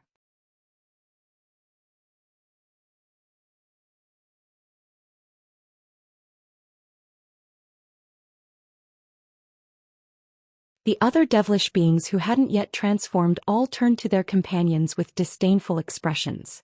One of them was an elderly man with a head of red hair and a hook nose, and after appraising the lush scenery in the distance with a complex look in his eyes for a while, he murmured to himself, "I didn't think that I would get to see this again during my lifetime. Even if I perish in this realm, I won't have any regrets." The red-haired elderly man's voice had been very quiet, but it was still overheard by one of his companions. This was another elderly man in a set of black robes with a golden belt around his waist, and he chuckled, "Why so pessimistic, Brother Shah? The sacred ancestors have already informed us that this sacred ceremony will be very different from those held in the past. If everything goes according to plan, our race could completely take over an area of the spirit realm. If we can make significant contributions during the sacred sacrifice, then we can apply to stay in the spirit realm to guard our territory here. This is an extremely rare opportunity for those like us who've ascended to the Elder Devil realm." "You're right, Brother Sanyang. We ascended to the Elder Devil realm, so we've become members of the Elder Devil race. However, it would naturally be vastly fortunate for us if we could remain in the spirit realm following this battle," the red-haired elderly man replied with a nod. The same conversation was taking place in hushed tones among everyone else. Right at this moment, a rumbling noise suddenly rang out from within the silver gates of the giant pyramids, following which everyone was greeted by the sound of a series of extremely heavy footsteps. The runes around the silver gates flashed, and more groups of devilish beings suddenly emerged. These devilish beings had cracked gray skin that was completely devoid of hair, looking as if they were stone golems. They were just barely humanoid in shape, but each of them had 4 thick arms, and every single one of their footsteps made the nearby earth tremble, clearly indicating that they were astonishingly heavy.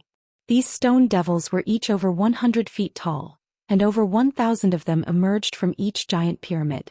They then stood in front of the pyramids and arranged themselves into several orderly rows, looking much more docile and organized than expected. Their leaders then let loose low roars in unison, and gray light began to flash from the bodies of these stone devils, following which they disintegrated into what appeared to be soft mud and disappeared into the soil down below. Moments later, the earth within a radius of thousands of kilometers abruptly began to tremor, following which the ground abruptly tore open. Yellow light flashed, and one earthen wall after another erupted out of the ground.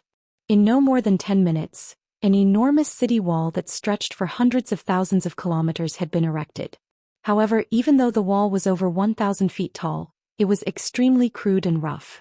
There was earth and soil constantly crumbling off its surface, and it seemed to be on the verge of collapse. Right at this moment, spiritual light flashed from the ground in front of the wall, and the gray stone devils re-emerged before quickly thrusting their palms toward it. As they did so, pillars of light that were as thick as large bowls erupted from their hands and struck the earthen wall, following which a string of crackling sounds rang out. Upon being struck by the pillars of light, gray flowers of light bloomed all over the wall before spreading in all directions. All of the soft and vulnerable earth was then transformed into resolute gray stone in the wake of this gray light. These stone devils possessed the ability to transform earth into stone. As a result, under the collective efforts of so many stone devils, the enormous earthen structure was virtually instantly transformed into a seamless city wall.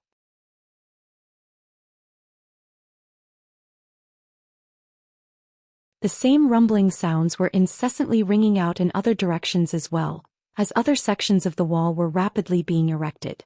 Thus, within the span of 2 hours, everything within a radius of tens of thousands of kilometers had been encompassed within this massive stone wall. At this point, a series of indistinct ghostly figures that were enshrouded in black chi flew out of the pyramids. These ghostly figures flew in a completely weightless manner as if they possessed no physical bodies, and they all flew into the city wall, upon which a series of formations of different sizes appeared on the wall's surface. Aside from the size disparities, all of the formations were completely identical, as if they had been engraved by the same person. After that, the ghostly figures re-emerged and flew back into the giant pyramids, paying no heed to the other devilish beings present. Thus, time slowly passed and a city of stone was being quickly erected beneath the sea of devilish chi. The stone devils worked tirelessly, constructing buildings of other styles around the giant stone pyramids, which stood at the center of the city. There were also some high-grade devilish beings who were setting up some profound restrictions in each corner, and layers of restriction fluctuations soon enshrouded the entire massive city. All of a sudden, spiritual light flashed from the tip of the pyramid that was situated at the very center of the city, and it abruptly parted. A resounding rumbling noise rang out, and a giant sacrificial altar that looked as if it had been entirely stained with blood slowly rose up. There were a series of unintelligible ancient characters inscribed around the altar, and an overwhelming odor of blood and gore erupted from it. What was even more peculiar was that at the center of the altar stood a tall and broad humanoid figure who was entirely enshrouded within a layer of crimson light. As soon as this humanoid figure appeared, all of the high-grade devilish beings present knelt down on one knee with solemn looks on their faces. The devilish beings that were further away didn't know what was going on, but they all immediately followed suit as well. The collective voice of countless devilish beings then rang out in unison. "We pay our respects to sacred ancestor Shui Guang." However, the humanoid figure on the altar paid no heed to this. He merely inspected his surroundings in an indifferent manner before looking up at the sea of devilish chi overhead. The humanoid figure's eyes were as piercing and dazzling as stars, creating a very unforgettable sight. All of a sudden, he raised an arm before extending a translucent palm, then waved it through the air, seemingly in a nonchalant manner. An earth-shattering boom immediately rang out, and close to half of the devilish chi within the inky black sea up above suddenly began to churn violently.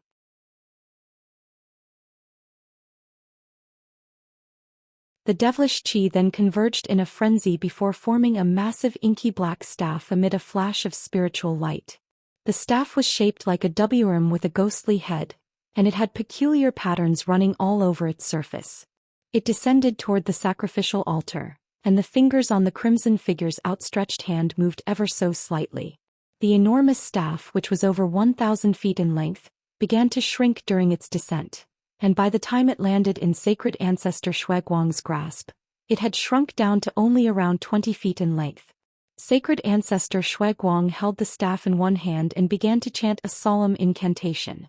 As he did so, the menacing ghostly head on the top of the staff opened its silver ghostly eyes, then opened its mouth to expel a series of black runes. These runes then quickly transformed into giant black flowers that drifted toward all parts of the city. After a short while, the giant flowers had spread to every corner of the city.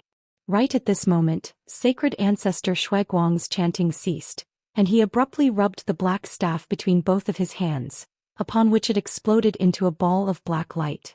The black light rippled and proliferated outward in all directions as invisible spiritual fluctuations.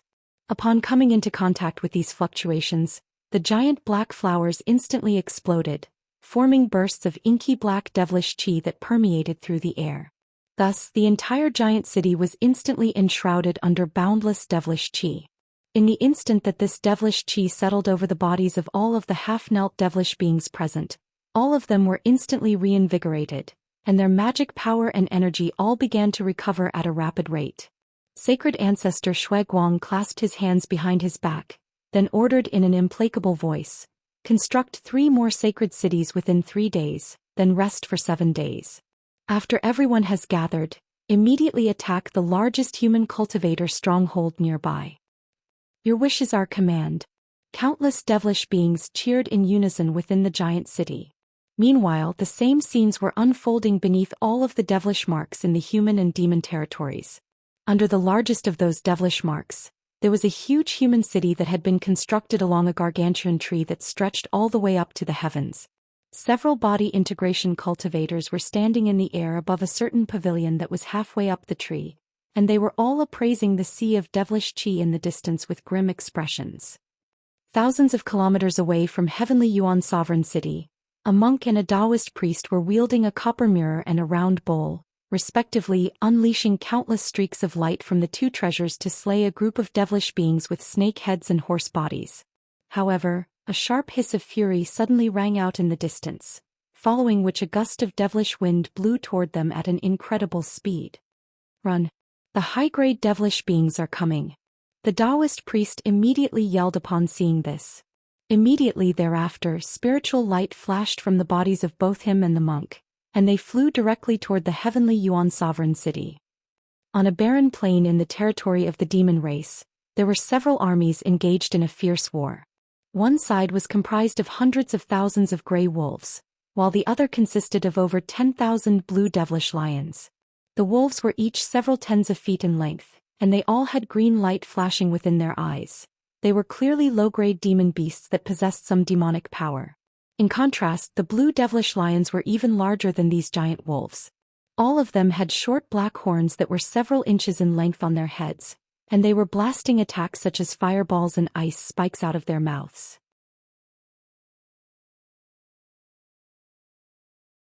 As these 2 armies were battling one another, there was also an extremely grueling battle taking place up above between thousands of snowy white giant falcons and a horde of 2-headed flying snakes. The white falcons had powerful talons with silver arcs of lightning revolving around them, while the 2-headed snakes were able to expel extremely lethal poison out of their mouths. Beings from both sides were constantly falling from above, but as soon as their carcasses landed among the lions and wolves down below, they were instantly devoured without a trace.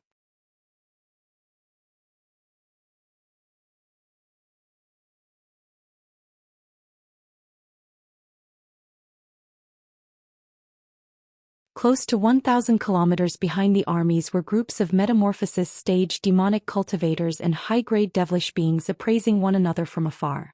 They didn't participate in the battle. They merely looked on as the battle unfolded before their eyes.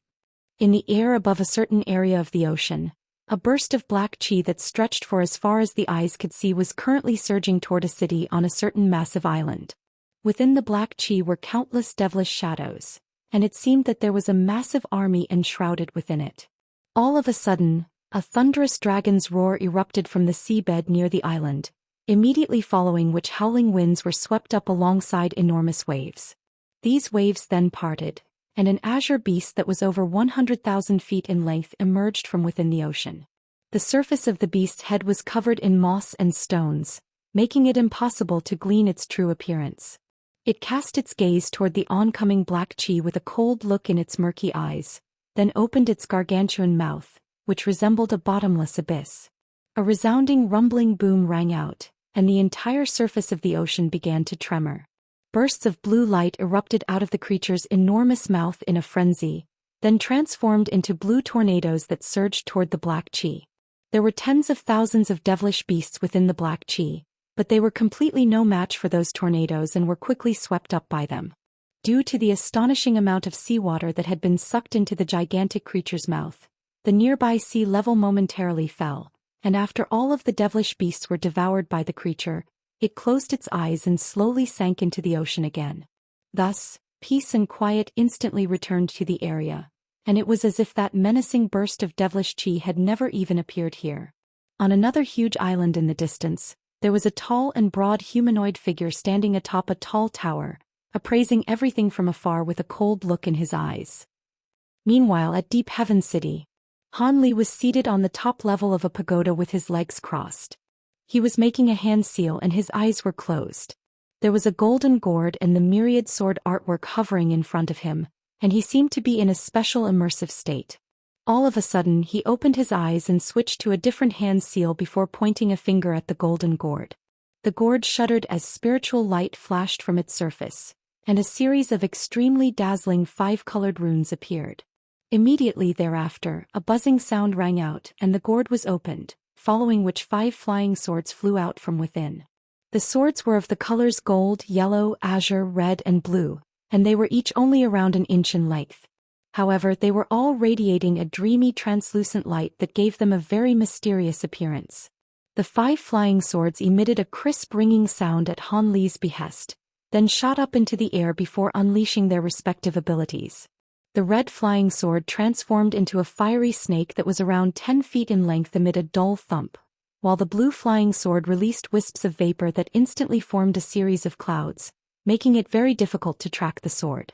However, the most astonishing ability was displayed by the seemingly most mundane and nondescript yellow flying sword. It elongated to over 100 feet in length in an instant, and spiritual light swirled over its surface before transforming into layers of a hard yellow substance. Looking at the sword from afar, it was as if it had become a giant yellow stone sword, and as it was swung through the air, even the space in its wake began to emit a loud buzzing sound, clearly indicating that this was an astonishingly powerful weapon.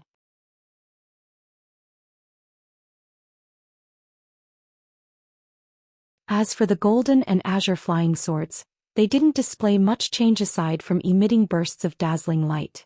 The 5 flying swords danced and pursued one another through the air, and they seemed to possess a very high level of spiritual nature.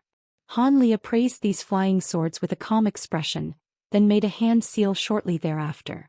The 5 swords immediately reverted back to their original forms at his behest before flying back into the golden gourd. Only then did Han Li turn his attention toward the myriad sword artwork, and a slightly solemn look appeared in his eyes.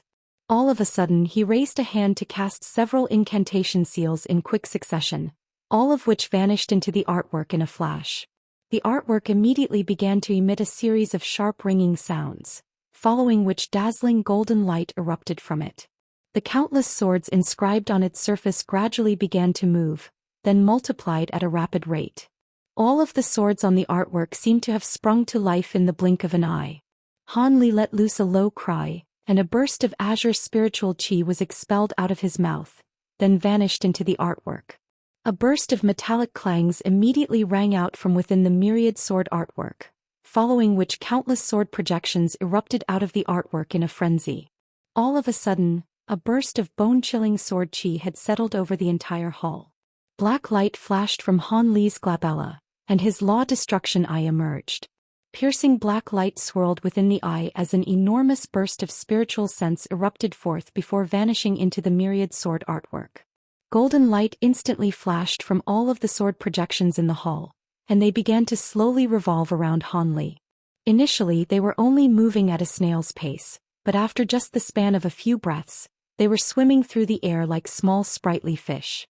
Furthermore, they had formed a sword formation with a tremendous aura. Han Li suddenly switched to a different hand seal as he prepared to activate the enormous magic power within his own body, but right at this moment, the myriad sword artwork shuddered as it let loose a low ringing sound, and the spiritual light radiating from it abruptly faded. The golden sword projections dancing through the hall also became blurry and indistinct before finally blinking out of existence. Almost at the exact same moment, Han Li's law destruction eye also vanished in a flash. His expression changed slightly, and he turned toward the golden gourd and myriad sword artwork with furrowed brows. The golden gourd was something that he had obtained from the vast glacial realm, and due to the fact that it could potentially have belonged to an immortal, he naturally held it in very high regard and had constantly been studying it. Thankfully, he had already mastered beveled silver text and golden seal text.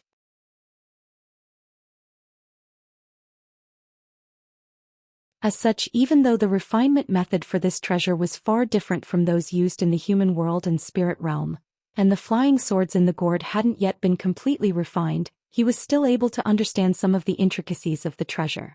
As a result, he made use of his own analysis and expended some precious materials of the 5 elements, and finally managed to just barely completely refine the entire treasure. However, the flying swords in the gourd were originally all of the metal element, but he had refined them to become a set of 5 elemental flying swords.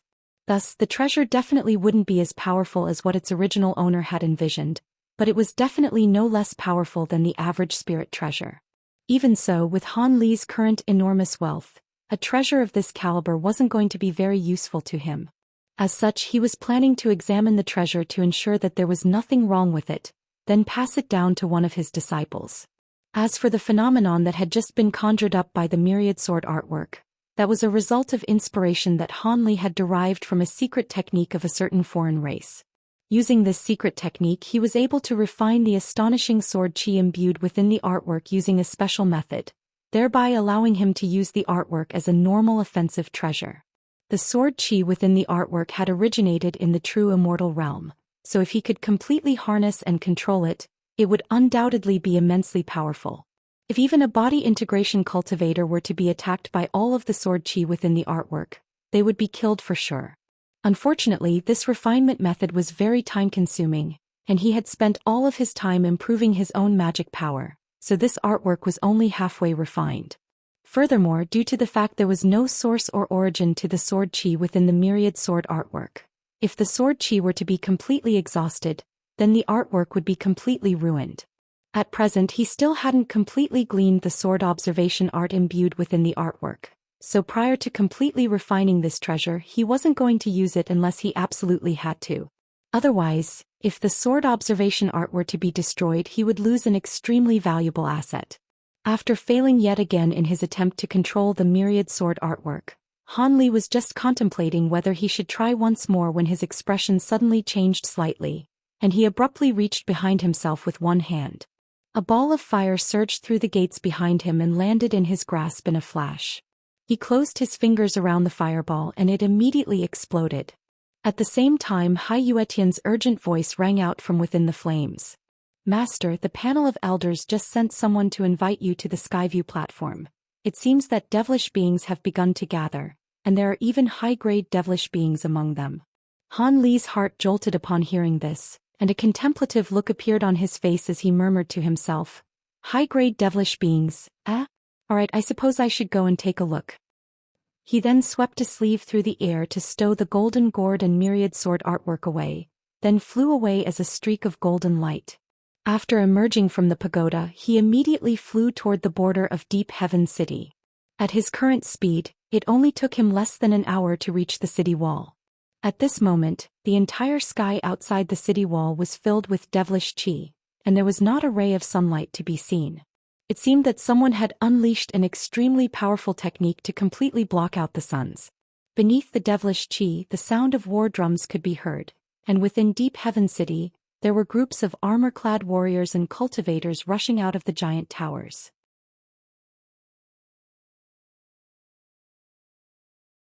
They were either wielding weapons or treasures, and they flew directly toward their designated posts with extremely solemn looks on their faces.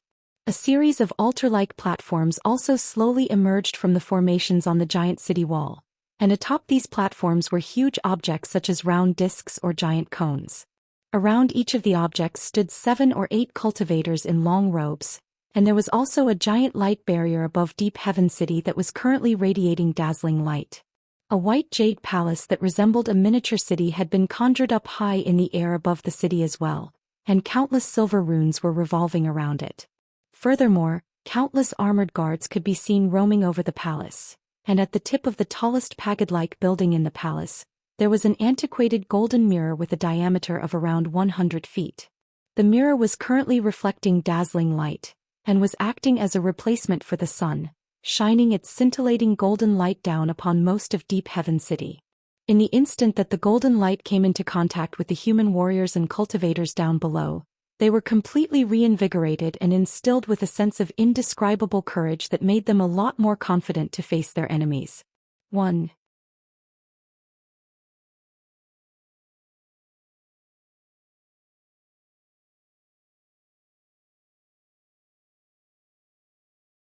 Han Li's eyes narrowed slightly as he cast his gaze toward the white jade palace, then immediately flew directly toward it.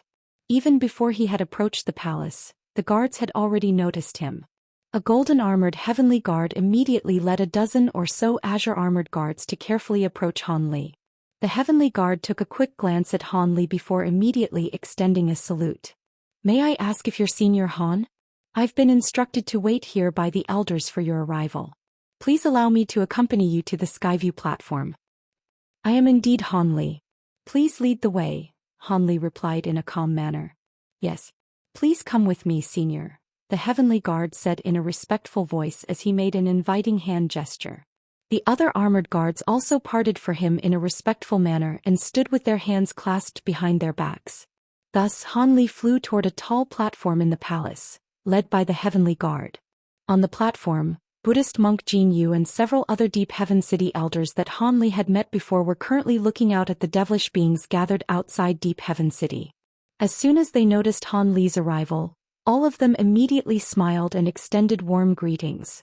Buddhist monk Jin Yu was the most familiar with Han Li, and he said in a concerned manner, "You're finally here, fellow Taoist Han. Just as the rumors suggested, this devilish tribulation really is more fierce than the previous ones."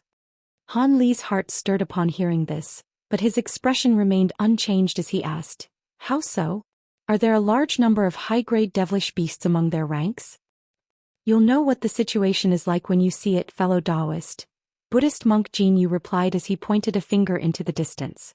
Han Li raised an eyebrow and cast his gaze toward that direction. From such a high vantage point he was able to see everything outside the city wall. There he was greeted by the sight of countless sinister-looking devilish beasts, stretching for several tens of kilometers. Just the sheer number of them was enough to make the onlooker's skin crawl, and at the center of this enormous army of devilish beasts were 5 gargantuan devilish beasts with bodies that resembled mountains. They were lying half-sprawled on the ground, looking at Deep Heaven City with a cold light in their eyes.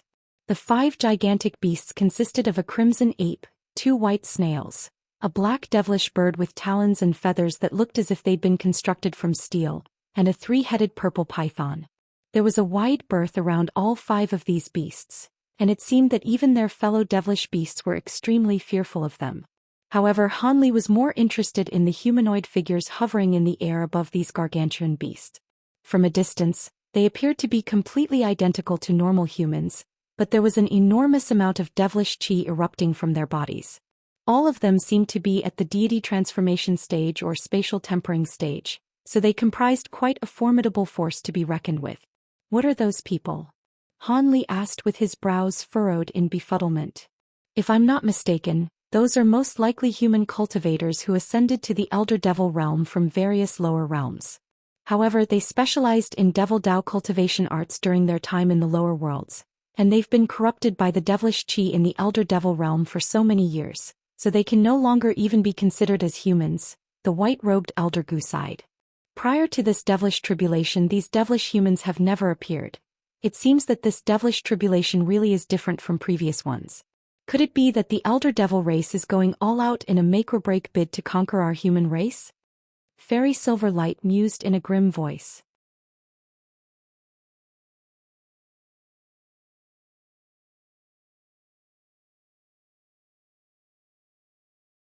Han Li appraised these devilish humans for a long while before he suddenly said with furrowed brows, "Those people will indeed be very troublesome to deal with, but compared to them, I'm more interested in where all the high-grade devilish beings currently are.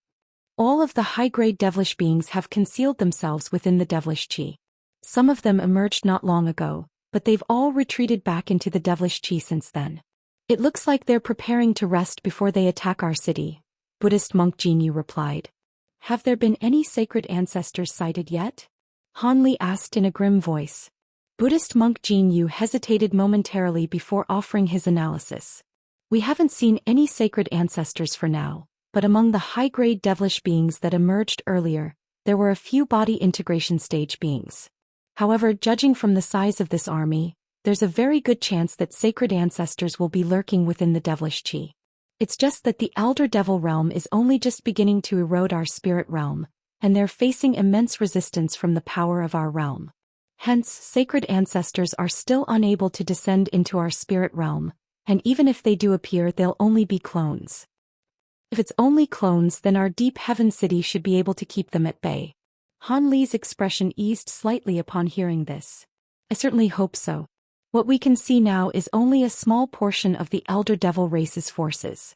These low-grade devilish beasts have only been sent out as cannon fodder. The truly elite devilish beings still haven't appeared yet." Elder Gu had endured the last devilish tribulation, so he was well aware of just how fearsome the elder devil race was. "All we can do at the moment is to react and adapt to the situation as it unfolds. Our deep heaven city is the most powerful force in the human race. If even we're unable to withstand the attack from the elder devil race, then all of the other cities are bound to fall as well. Also, according to the reports we received earlier, the Spirit Sovereign City is the main target of the elder devil race, and the devilish army that has appeared there is several times larger than this one," Fairy Silverlight said in a concerned voice.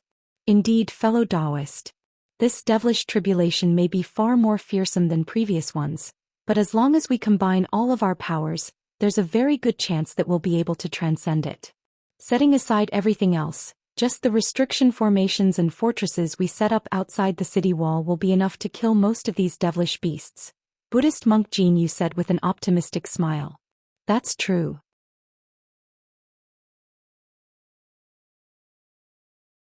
Our deep heaven city was able to withstand that attack from the joint army of foreign beings even without any preparation, and we've been painstakingly improving the city's defenses for close to the past 1,000 years, so I'm confident that we'll be able to keep the elder devil race at bay," the burly black-robed man said in a cold voice, and he seemed to be very confident in the city's defenses.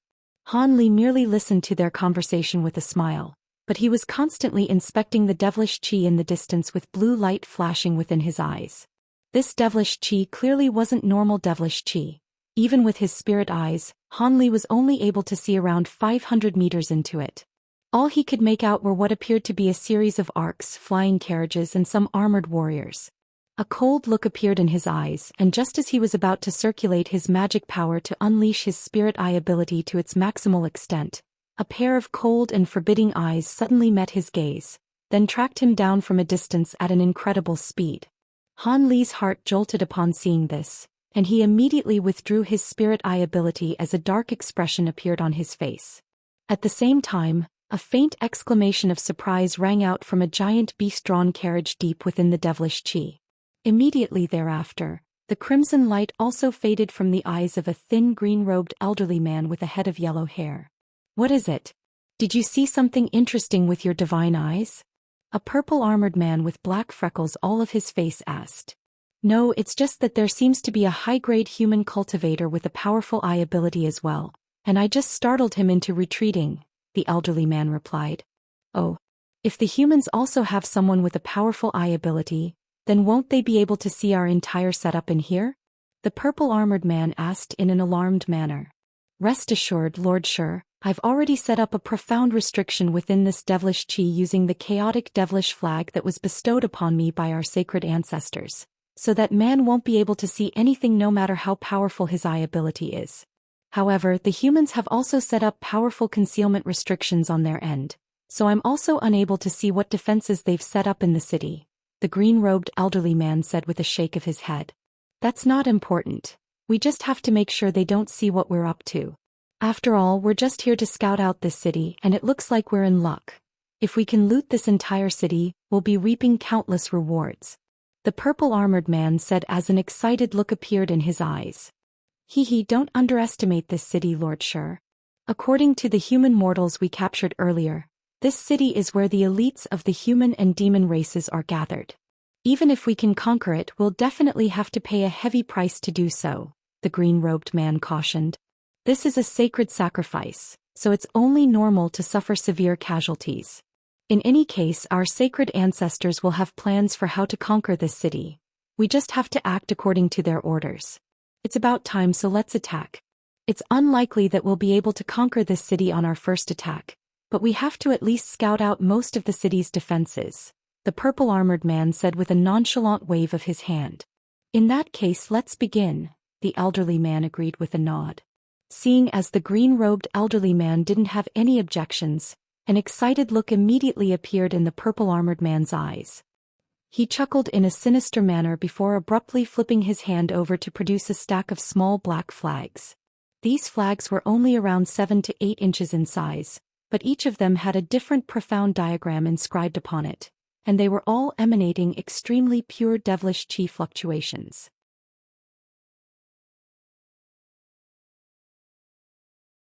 The purple-robed man made a hand seal, then pointed a finger at the small flags, upon which 2 of them instantly vanished into thin air. In the next instant, a stir immediately ran through the 2 hordes of devilish beasts at the very front of the army, and they all let loose thunderous roars as they rushed toward the city with vicious looks in their eyes. Elder Gu's heart jolted upon seeing this, and he hurriedly said, "Those are 2-headed devilish lizards and poison devil insects. Tell the people on the front line to take extra caution."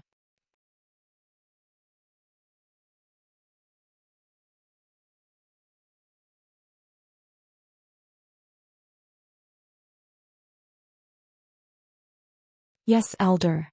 The heavenly guard standing nearby immediately accepted the instruction before flying away as a streak of golden light to pass on the message.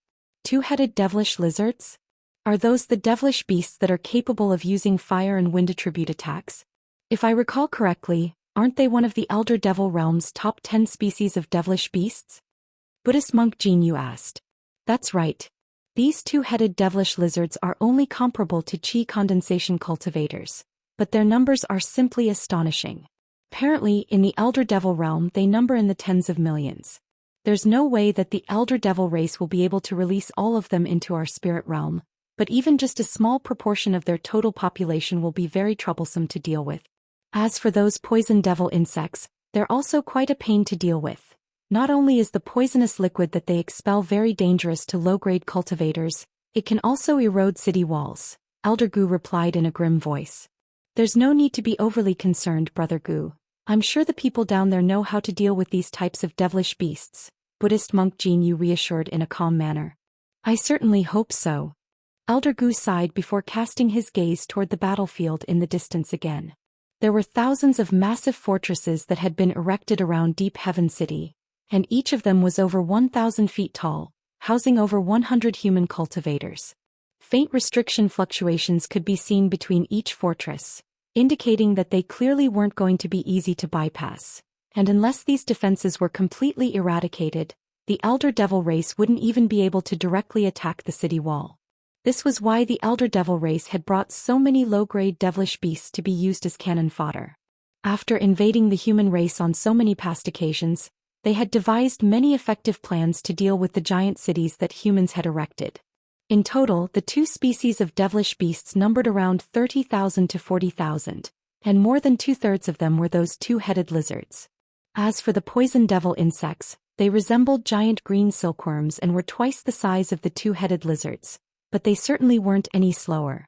Behind these two types of beasts, over 100 black-armored high-grade devilish beings had appeared, and they were following along behind the beasts in an unhurried manner, as if they were supervising the beasts in battle. In the blink of an eye, the tens of thousands of beasts were less than 10 kilometers away from the human fortresses. All of a sudden, a thunderous roar rang out from among the devilish beasts, and the two-headed devilish lizards immediately sped up to an all-out sprint while their eyes turned bright red. Meanwhile, azure light flashed from the backs of the poison devil insects, and a pair of transparent wings appeared on each of their backs. They then flapped those wings and rose up into the sky, flying along at no slower a speed than the galloping two-headed devilish lizards. The stampede of tens of thousands of devilish beasts created an extremely awe-inspiring and intimidating sight to behold, and it wouldn't be long before they covered the last few kilometers between them and the human fortresses.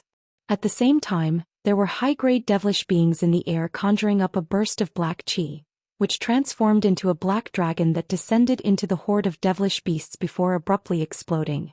All of the devilish beasts were immediately enshrouded within a vast expanse of murky black chi, and when they were less than 500 meters away from the fortresses, countless fireballs and blades of wind suddenly erupted from within the murky expanse, hurtling directly ahead toward the human fortresses.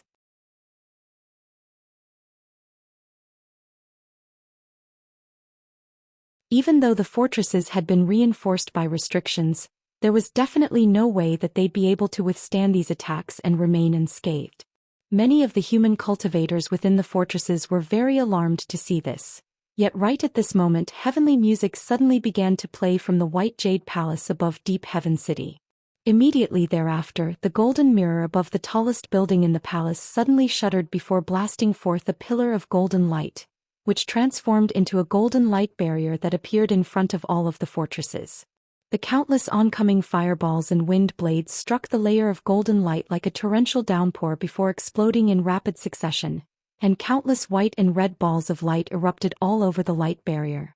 The powers of wind and fire combined to devastating effect, causing the nearby world's origin chi to tremor violently, and it was as if heaven and earth were about to crumble. The high-grade beings from both the human and devil races looked on with grim expressions, and once all of the red and white light faded, the golden light barrier was revealed once again. In spite of how thin and fragile it appeared, it had managed to remain completely unscathed in the wake of that torrential barrage, and many of the high-grade devilish beings in the air were naturally quite surprised to see this. As for the cultivators of Deep Heaven City, they weren't very surprised by this outcome at all. Fairy Silverlight turned to Elder Gu and chuckled, "Brother Gu, your treasured sunrise mirror is becoming more and more powerful. Even though it was only able to unleash such power by drawing upon the enormous spiritual power within the divine treasured palace, it's still very remarkable that just a single light barrier conjured up by the mirror was able to keep all those attacks at bay. It looks like all your efforts to refine it during the past millennium haven't gone to waste. This mirror of mine is quite a high-ranking divine spirit treasure on the chaotic myriad spirit roll to begin with, so even if I don't put a lot of effort into refining it, it should still be able to withstand this level of attacks with ease. I'm interested to see just how the Elder Devil race plans to break through this mirror's defenses," Elder Gu said with a faint smile. Han Li's expression changed slightly upon hearing this, and he couldn't help but glance up at the giant mirror behind him. At this moment, the mirror was still expelling a thick pillar of golden light, which was connected to the golden light barrier it had conjured up in the distance. Just as Han Li was appraising the mirror, all of the human cultivators in the fortresses were looking out at the sea of devilish chi up ahead. At this distance, they could already see the sinister appearances of all of the oncoming devilish beasts, and it was quite a harrowing sight to behold. Right at this moment, a cold male voice suddenly rang out within all of the human fortresses. "Attack!"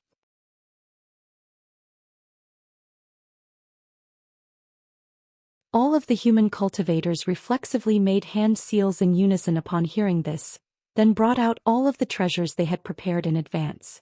All of a sudden, thousands of treasures were summoned at once from within the several tens of fortresses closest to the horde of devilish beasts. These treasures then came crashing down toward the oncoming devilish beasts like a barrage of shooting stars. thunderous devilish roars rang out once again as another wave of fireballs and wind blades erupted forth in a frenzy, forming a massive wave of wind and fire that kept all of the descending treasures at bay. These devilish beasts had clearly all been trained by the high-grade devilish beings that were supervising them. Of course, the cultivators within the fortresses weren't just going to give up here. All of them immediately made hand seals and chanted incantations before frantically pointing at their respective treasures. The powers of thousands of treasures combined to form a vast expanse of dazzling light that descended with devastating force, managing to force back the enormous wave of wind and fire. However, right at this moment, several thousand green lines suddenly erupted out of the devilish chi, striking the vast expanse of light up above before exploding into clouds of green mist. An extremely abhorrent odor immediately wafted through the air as the clouds of green mist enveloped all of the treasures without encountering any impediment. An astonishing scene then ensued. In the instant that the treasures were enshrouded within the green mist, most of them were instantly turned green, and the spiritual light radiating from them faded before they plummeted straight out of the sky. However, the remaining 200 to 300 treasures were still flying through the green mist, seemingly completely unaffected. Wait, those aren't ordinary poison devil insects. If they were, then their poison wouldn't have been able to contaminate treasures. Elder Gu exclaimed upon seeing this. Everyone else was also rather alarmed, but their expressions still remained calm. Such a minor unexpected turn of events naturally wasn't enough to actually evoke panic within these body integration cultivators. Meanwhile, the purple-armored man standing on the giant beast-drawn carriage within the black chi up above was cackling with glee. He turned to the green-robed elderly man and said, "The humans fell for it. They really thought that these mutated devilish insects were ordinary poison devil insects. I'm sure they would have suffered heavy losses from that. It's a pity that there are so few of these mutated devilish insects, and their poison only works on low-grade treasures. Otherwise, we could have saved them as a trump card," the green-robed elderly man said with a smile, but there was also a hint of disappointment in his eyes. It's not that easy to find mutated devilish beasts. We're already very fortunate to have stumbled upon this swarm of mutated devilish insects. On top of that, these devilish beasts are just disposable pawns anyway. We'll have to be the ones to truly conquer this city," the purple-armored man said with a nonchalant chuckle. "That's true, but having said that, these mutated devilish insects should be somewhat effective against formations and restrictions as well. Perhaps they'll give us an even bigger pleasant surprise later," the green-robed elderly man said with an expectant nod. "That's certainly a possibility." The purple-armored man also cast his gaze toward the fortresses in the distance with a hopeful expression. After losing their spiritual connections with their treasures, the human cultivators in the fortresses naturally didn't dare to unleash any more treasures to attack the enemies. Instead, they were all instructed by their core formation stage leader to stand on the formations that had already been engraved onto the ground of each of the fortresses.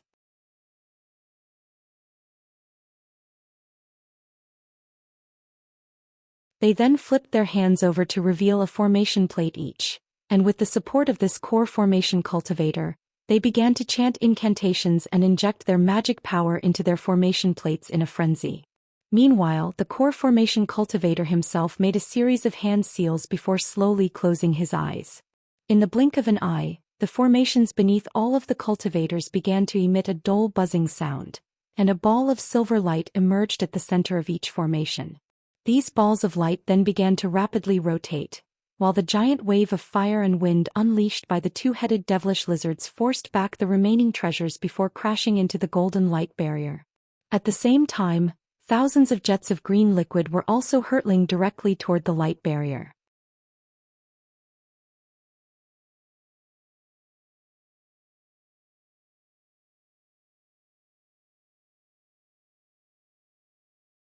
The golden light barrier was able to remain strong and resolute in the face of the explosions, but they began to flash erratically in response to the corrosion of the green clouds of mist. The process was very slow, but the light barrier's power was definitely being chipped away at a steady rate. However, right at this moment, the formations within the fortresses were finally completely activated, and all of the silver balls of light instantly vanished from the centers of the formations. In the next instant, spatial fluctuations erupted in the air several hundred feet above the fortresses, and the silver balls of light emerged before unleashing bolts of silver lightning that intertwined to form a massive lightning net that descended from above. Regardless of whether it was fireballs, wind blades, or green poison mist, everything was instantly vanquished into oblivion upon coming into contact with the lightning net, which then transformed into countless silver snakes that descended into the devilish chi. A thunderous rumbling boom rang out as the devilish chi and silver lightning intertwined before exploding violently. The two types of devilish beasts down below desperately attempted to evade these bolts of silver lightning, but many of them were still instantly reduced to ashes. On top of that, there were just as many devilish beasts that were killed or injured by the shockwaves from the explosions of the bolts of silver lightning as those that were actually struck by the lightning, and countless devilish beasts were felled amid strings of agonized howls. Meanwhile, the remaining devilish beasts were still unleashing one wave of attacks after another with single-minded ferocity, but they were unable to destroy the golden light barrier in a short time. To further compound their woes, the silver bolts of lightning being released by the balls of silver light were only becoming more and more powerful, and close to half of this initial wave of devilish beasts were killed in the blink of an eye. A furious look appeared on the purple-armored man's face upon seeing this, and he immediately waved a hand through the air. Two of the small flags hovering before him were instantly drawn into his grasp, and he rubbed them viciously between his hands, reducing them to two plumes of smoke. Close to half of the remaining small flags then began to tremor slightly at his behest, and white light suddenly flashed from the bodies of the two giant white snails in the army of devilish beasts. Immediately thereafter they raised huge feelers to the heavens and let loose a thunderous cry that was akin to the moo of a cow. Two pillars of white light erupted from their mouths, then struck the golden light barrier with devastating force. The resolute light barrier instantly began to ripple violently, and in the next instant, it shuddered before being completely pierced through by the pillars of light. The dozen or so fortresses behind the light barrier, as well as the human cultivators within them, were all reduced to dust by the pillars of light in the blink of an eye. Not only that, but a stir immediately ran through the enormous devilish army in the distance, and they all let loose bloodthirsty roars as they galloped toward Deep Heaven City. At the same time, spiritual light flashed from the bodies of the devilish beings in the air above, and they also began to advance while releasing balls of black light or clouds of devilish chi, creating a very intimidating sight to behold. Loud drumming rang out from within the devilish chi even higher up in the air, and over 100 glossy black flying carriages flew out. There were several armored high-grade devilish beings standing on each carriage, and all of them were wielding long halberds with vicious looks on their faces. A sharp, shrill cry suddenly sounded, and another giant flying carriage that was over 1,000 feet emerged behind these flying carriages.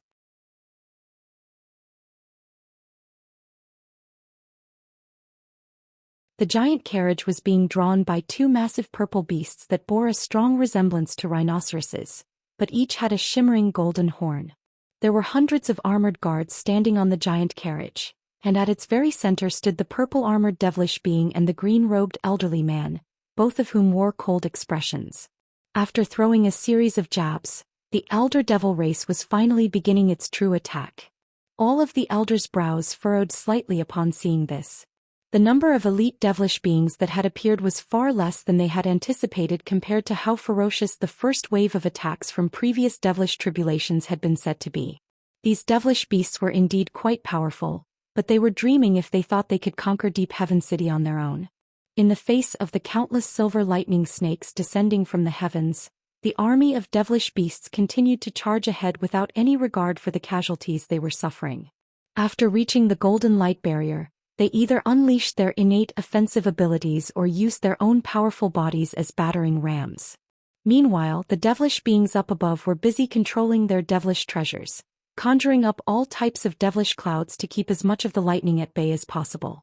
As for the flying carriages carrying the armored devilish warriors, they stopped close to 10 kilometers away from the light barrier before unleashing attacks with their weapons from afar. Streaks of black light erupted from the flying carriages and hurtled directly toward the golden light barrier as an incessant string of rumbling booms shook the entire heavens.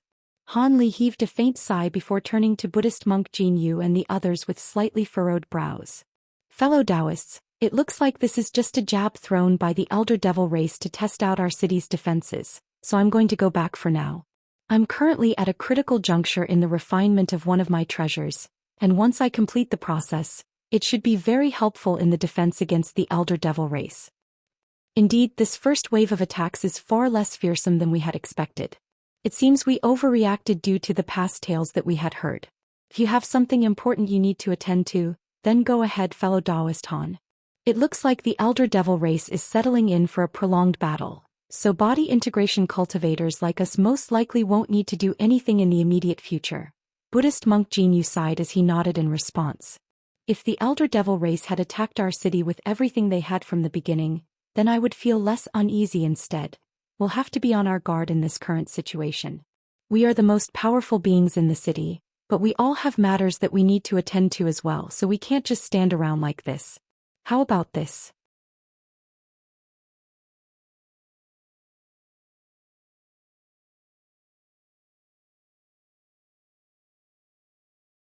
Unless the Elder Devil race launches an all-out attack, we'll guard this place two at a time. Fellow Taoist Han, you're not part of the panel of elders and you're not very familiar with the defenses we've set up in the city, so you won't need to be part of this rotation. However, if the city falls into a truly perilous situation, then I hope you will lend us your assistance, Elder Gu said in a meaningful voice. That's a great idea, Brother Gu. I have no objections to this either. Everyone nodded in agreement with this proposal, including Han Li. Thus, Han Li cupped his fist in a parting salute before flying away as a streak of azure light. Everyone else also departed soon thereafter, leaving only the burly black-robed man and Elder Gu to stand on guard duty. Brother Gu, are we going to just keep standing by and watching like this? Isn't that too passive? It's taking a vast amount of spirit stones to support the treasured sunrise mirror in the face of such fierce attacks, the black-robed man said in a cold voice. Rest assured, fellow Taoist Bao. Seeing as these devilish beings are throwing these devilish beasts at us as cannon fodder to test our defenses, then I certainly can't disappoint them. We'll use the 7-star flame essence formation to teach them a lesson, Elder Gu replied as a cold look flashed through his eyes. The black-robed man was quite taken aback by this, and he asked in a hesitant voice, the 7-star flame essence formation? That's one of the city's trump cards. Is it really a good idea to reveal it so early? It's alright, I'll only activate 10% of the formation's power. In doing so, we'll be able to teach those devilish beings a lesson, but still keep the true power of the formation a secret. Perhaps it'll lure the high-grade devilish beings into a false sense of security and benefit us later on, Elder Gu said in a confident manner. After contemplating this notion for a moment, the black-robed man also felt this to be a sound plan, so he nodded in agreement. That does make sense. We'll do as you say then, Brother Gu. Thus, having reached a consensus, they immediately issued the order without any delay. Within an underground secret chamber beneath a giant crimson tower in Deep Heaven City, there were 7 elderly men in crimson robes seated around a golden formation with their eyes closed. Judging from the fire attribute spiritual chi emanating from their bodies, all 7 of them were fire attribute cultivators, and the spiritual pressure they were releasing suggested that they were all at the spatial tempering stage. The sound of a bell chime suddenly rang out from the body of what appeared to be the eldest member of the group, and he immediately opened his eyes, revealing a pair of crimson pupils that seemed to have flames surging within them. He flipped a hand over to produce a white disc, then quickly glanced down at it before instructing, "Activate the formation but only unleash 10% of its power." The other 6 elderly men immediately opened their eyes and answered in unison, "Yes." All 7 of them made hand seals as bright crimson light erupted from their bodies. They then each laid a hand onto the back of their own heads, and 7 crimson nascent souls emerged in quick succession. The 7 nascent souls had facial features that were identical to the 7 men, and they were each holding a shimmering red treasure, which consisted of a ring, a flag, a sword, a saber, a pagoda, a badge, and a bead. There was red light swirling around the surfaces of these treasures, and they were releasing scorching waves of heat, clearly indicating that they were extremely pure fire attribute treasures. The 7 nascent souls began to chant incantations, and the 7 fire attribute treasures quickly swelled to several times their original size, then slowly drifted toward the center of the formation.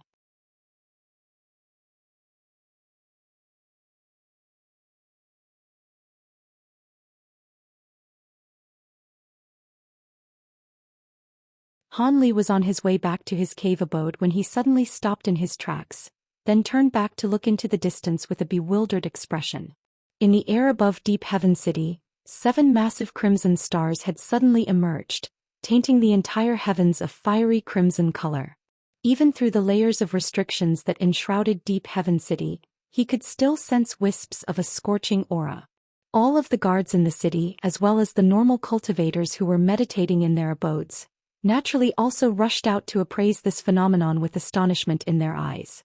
As a body integration cultivator, Han Li was able to sense far more than other cultivators with his spiritual sense, and as he looked into the distance, a rare hint of wariness flashed through his eyes. He could sense that these 7 crimson stars were imbued with enormous powers of laws that were capable of severely wounding or even killing him, so how could he not be alarmed? Right at this moment, red light suddenly swirled over the surfaces of the 7 stars, following which an extremely profound and massive formation emerged in midair with the 7 stars at its center. The formation was of a fiery red color and encompassed close to half of Deep Heaven City. Immediately thereafter, the powers of laws of heaven and earth rippled violently, following which all 7 of the stars abruptly blurred before transforming into a massive fire raven projection that swooped down from the heavens amid a clear cry.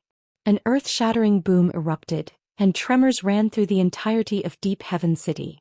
A crimson mushroom cloud then rose up from beyond the city wall, swelling to over 100,000 feet tall. Even from this far away, Han Li could still clearly see the devastating mushroom cloud, and it created quite an awe-inspiring sight to behold. The scorching flames from the mushroom cloud were kept at bay by the golden light barrier, and it was as if 2 different worlds had appeared on either side of the barrier.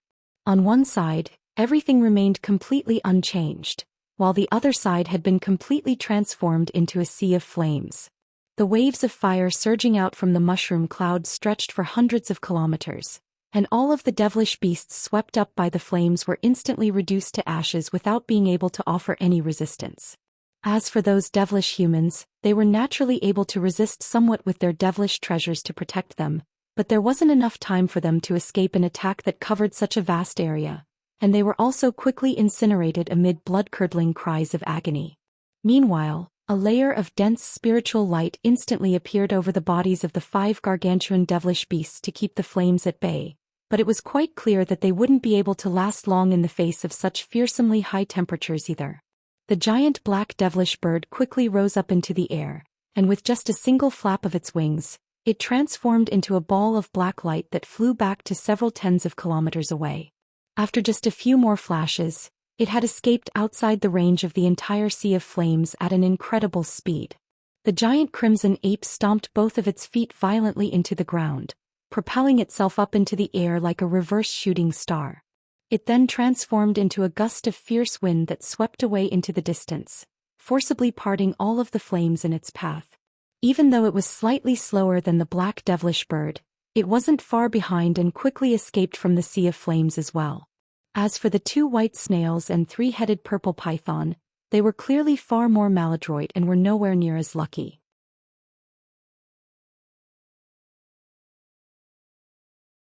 Even though they were also traveling as quickly as they could, they only managed to cover several hundred kilometers of ground before the protective spiritual light around their bodies gave out, and they were also swept up by the flames amid thunderous howls of anguish.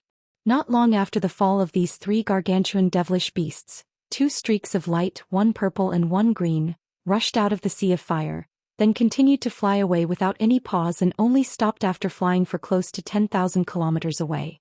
These were none other than the purple-armored man and the green-robed elderly man. As a pair of body integration stage devilish beings, they were able to escape with their lives despite that horrific attack. However, judging from their charred clothes and singed hair, it was quite clear that it had been a very close call for them as well.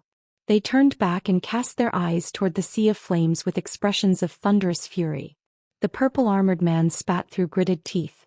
"I didn't think that the humans would use this kind of attack against us. They sure do think highly of us." Indeed, that was quite unexpected. The humans normally wouldn't use this type of trump card against mere devilish beasts. An enormous amount of spiritual power would be required to unleash such an attack. Have they really gathered that many spirit stones, or is the leader of the human cultivators in this city just a madman? The green-robed elderly man also murmured with his brows tightly furrowed. Who cares if the leader of the human cultivators has gone mad or not?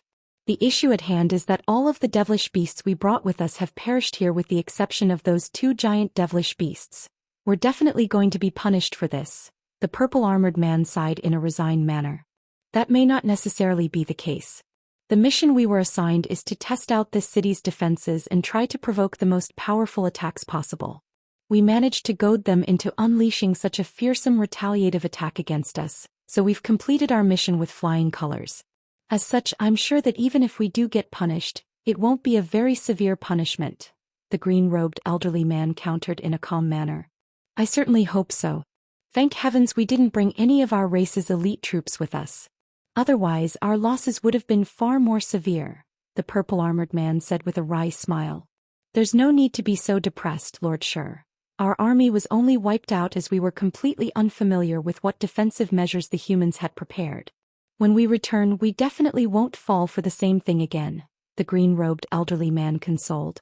Indeed, if I'm given another opportunity, I'm definitely going to exact my vengeance. I haven't been reduced to such a sorry state for a very long time. For now, let's go back and report our findings.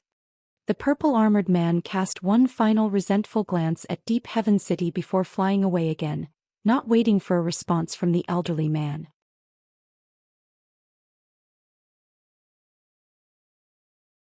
The green-robed elderly man also cast a frosty glance at Deep Heaven City before giving a cold chuckle and flying away as well. As for the 2 giant devilish beasts that had also managed to escape, they had been extremely alarmed by their near-death ordeal and continued to fly away in a blind panic even after emerging from the sea of flames. In the blink of an eye, peace and quiet had returned to the area. However, no one had noticed that on a mountain over several hundred kilometers away, there was a translucent crystal ball hovering high up in the air while incessantly flashing with faint spiritual light. At the same time, in one of the giant pyramids in a devilish city countless kilometers away, there were over 20 high-grade devilish beings seated in 2 rows on either side of a hall. At the end of the hall was an inky black chair, upon which sat a crimson-robed middle-aged man. The man had a very graceful and handsome appearance, and he appeared to be completely identical to a normal human. At the center of the hall was a head-sized crystal ball that was hovering in mid-air, and it was extremely similar in size and appearance to the one near Deep Heaven City. Within the crystal ball, the images of the sea of flames raging in front of Deep Heaven City were being depicted. Everyone's attention was focused on the scenes unfolding within the crystal ball, and the crimson-robed man remained completely expressionless, so it was impossible to tell what he was thinking, but all of the other high-grade devilish beings wore different expressions. Sacred Ancestor, Lord Sher and fellow Taoist Lu are truly useless. They lost all of their troops to a mere restriction. We must punish them severely when they get back. A handsome man with a short corkscrew horn on his head suddenly said in a cold voice. You're being too harsh, Brother Ban. Fellow Taoist Sher and fellow Taoist Lu haven't made any errors.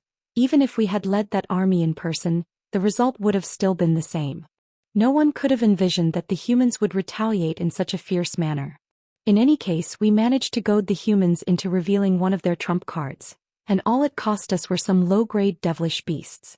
If you ask me, they should be rewarded for their efforts instead, a devilish man with a near-transparent face countered. I'm afraid I can't agree with you there, Lord Xian. Even though those low-grade devilish beasts are nothing more than cannon fodder, losing so many at once is still quite a heavy blow for us. On top of that, there were 3 rare giant devilish beasts that perished alongside them as well, and they hadn't served any purpose before they were killed. If no punishment is given for something like this, then it would set a very bad example, the man with the short horn said with a hint of cold mockery in his eyes. Are you saying that you would have been able to do better, Brother Ban? We all know that you and fellow Taoist Sher are sworn enemies. Who knows if you're proposing a punishment for them for your own personal gain? The devilish man with the transparent face chuckled coldly in response. It was quite clear that they weren't on good terms with one another, and all of the other high-grade devilish beings were displaying different reactions to their fiery exchange. Some remained expressionless and merely ignored their argument, some sighed with furrowed brows, and some looked on with their intrigued smiles on their faces. Of course, there were also several other high-grade devilish beings who joined in on the debate, and the hall was quickly plunged into a chaotic state. That's enough. the crimson-robed man on the black chair yelled in an expressionless manner. All of the arguing voices in the hall immediately died down, and the devilish beings who had participated in the argument immediately extended respectful bows toward the crimson-robed man before falling silent.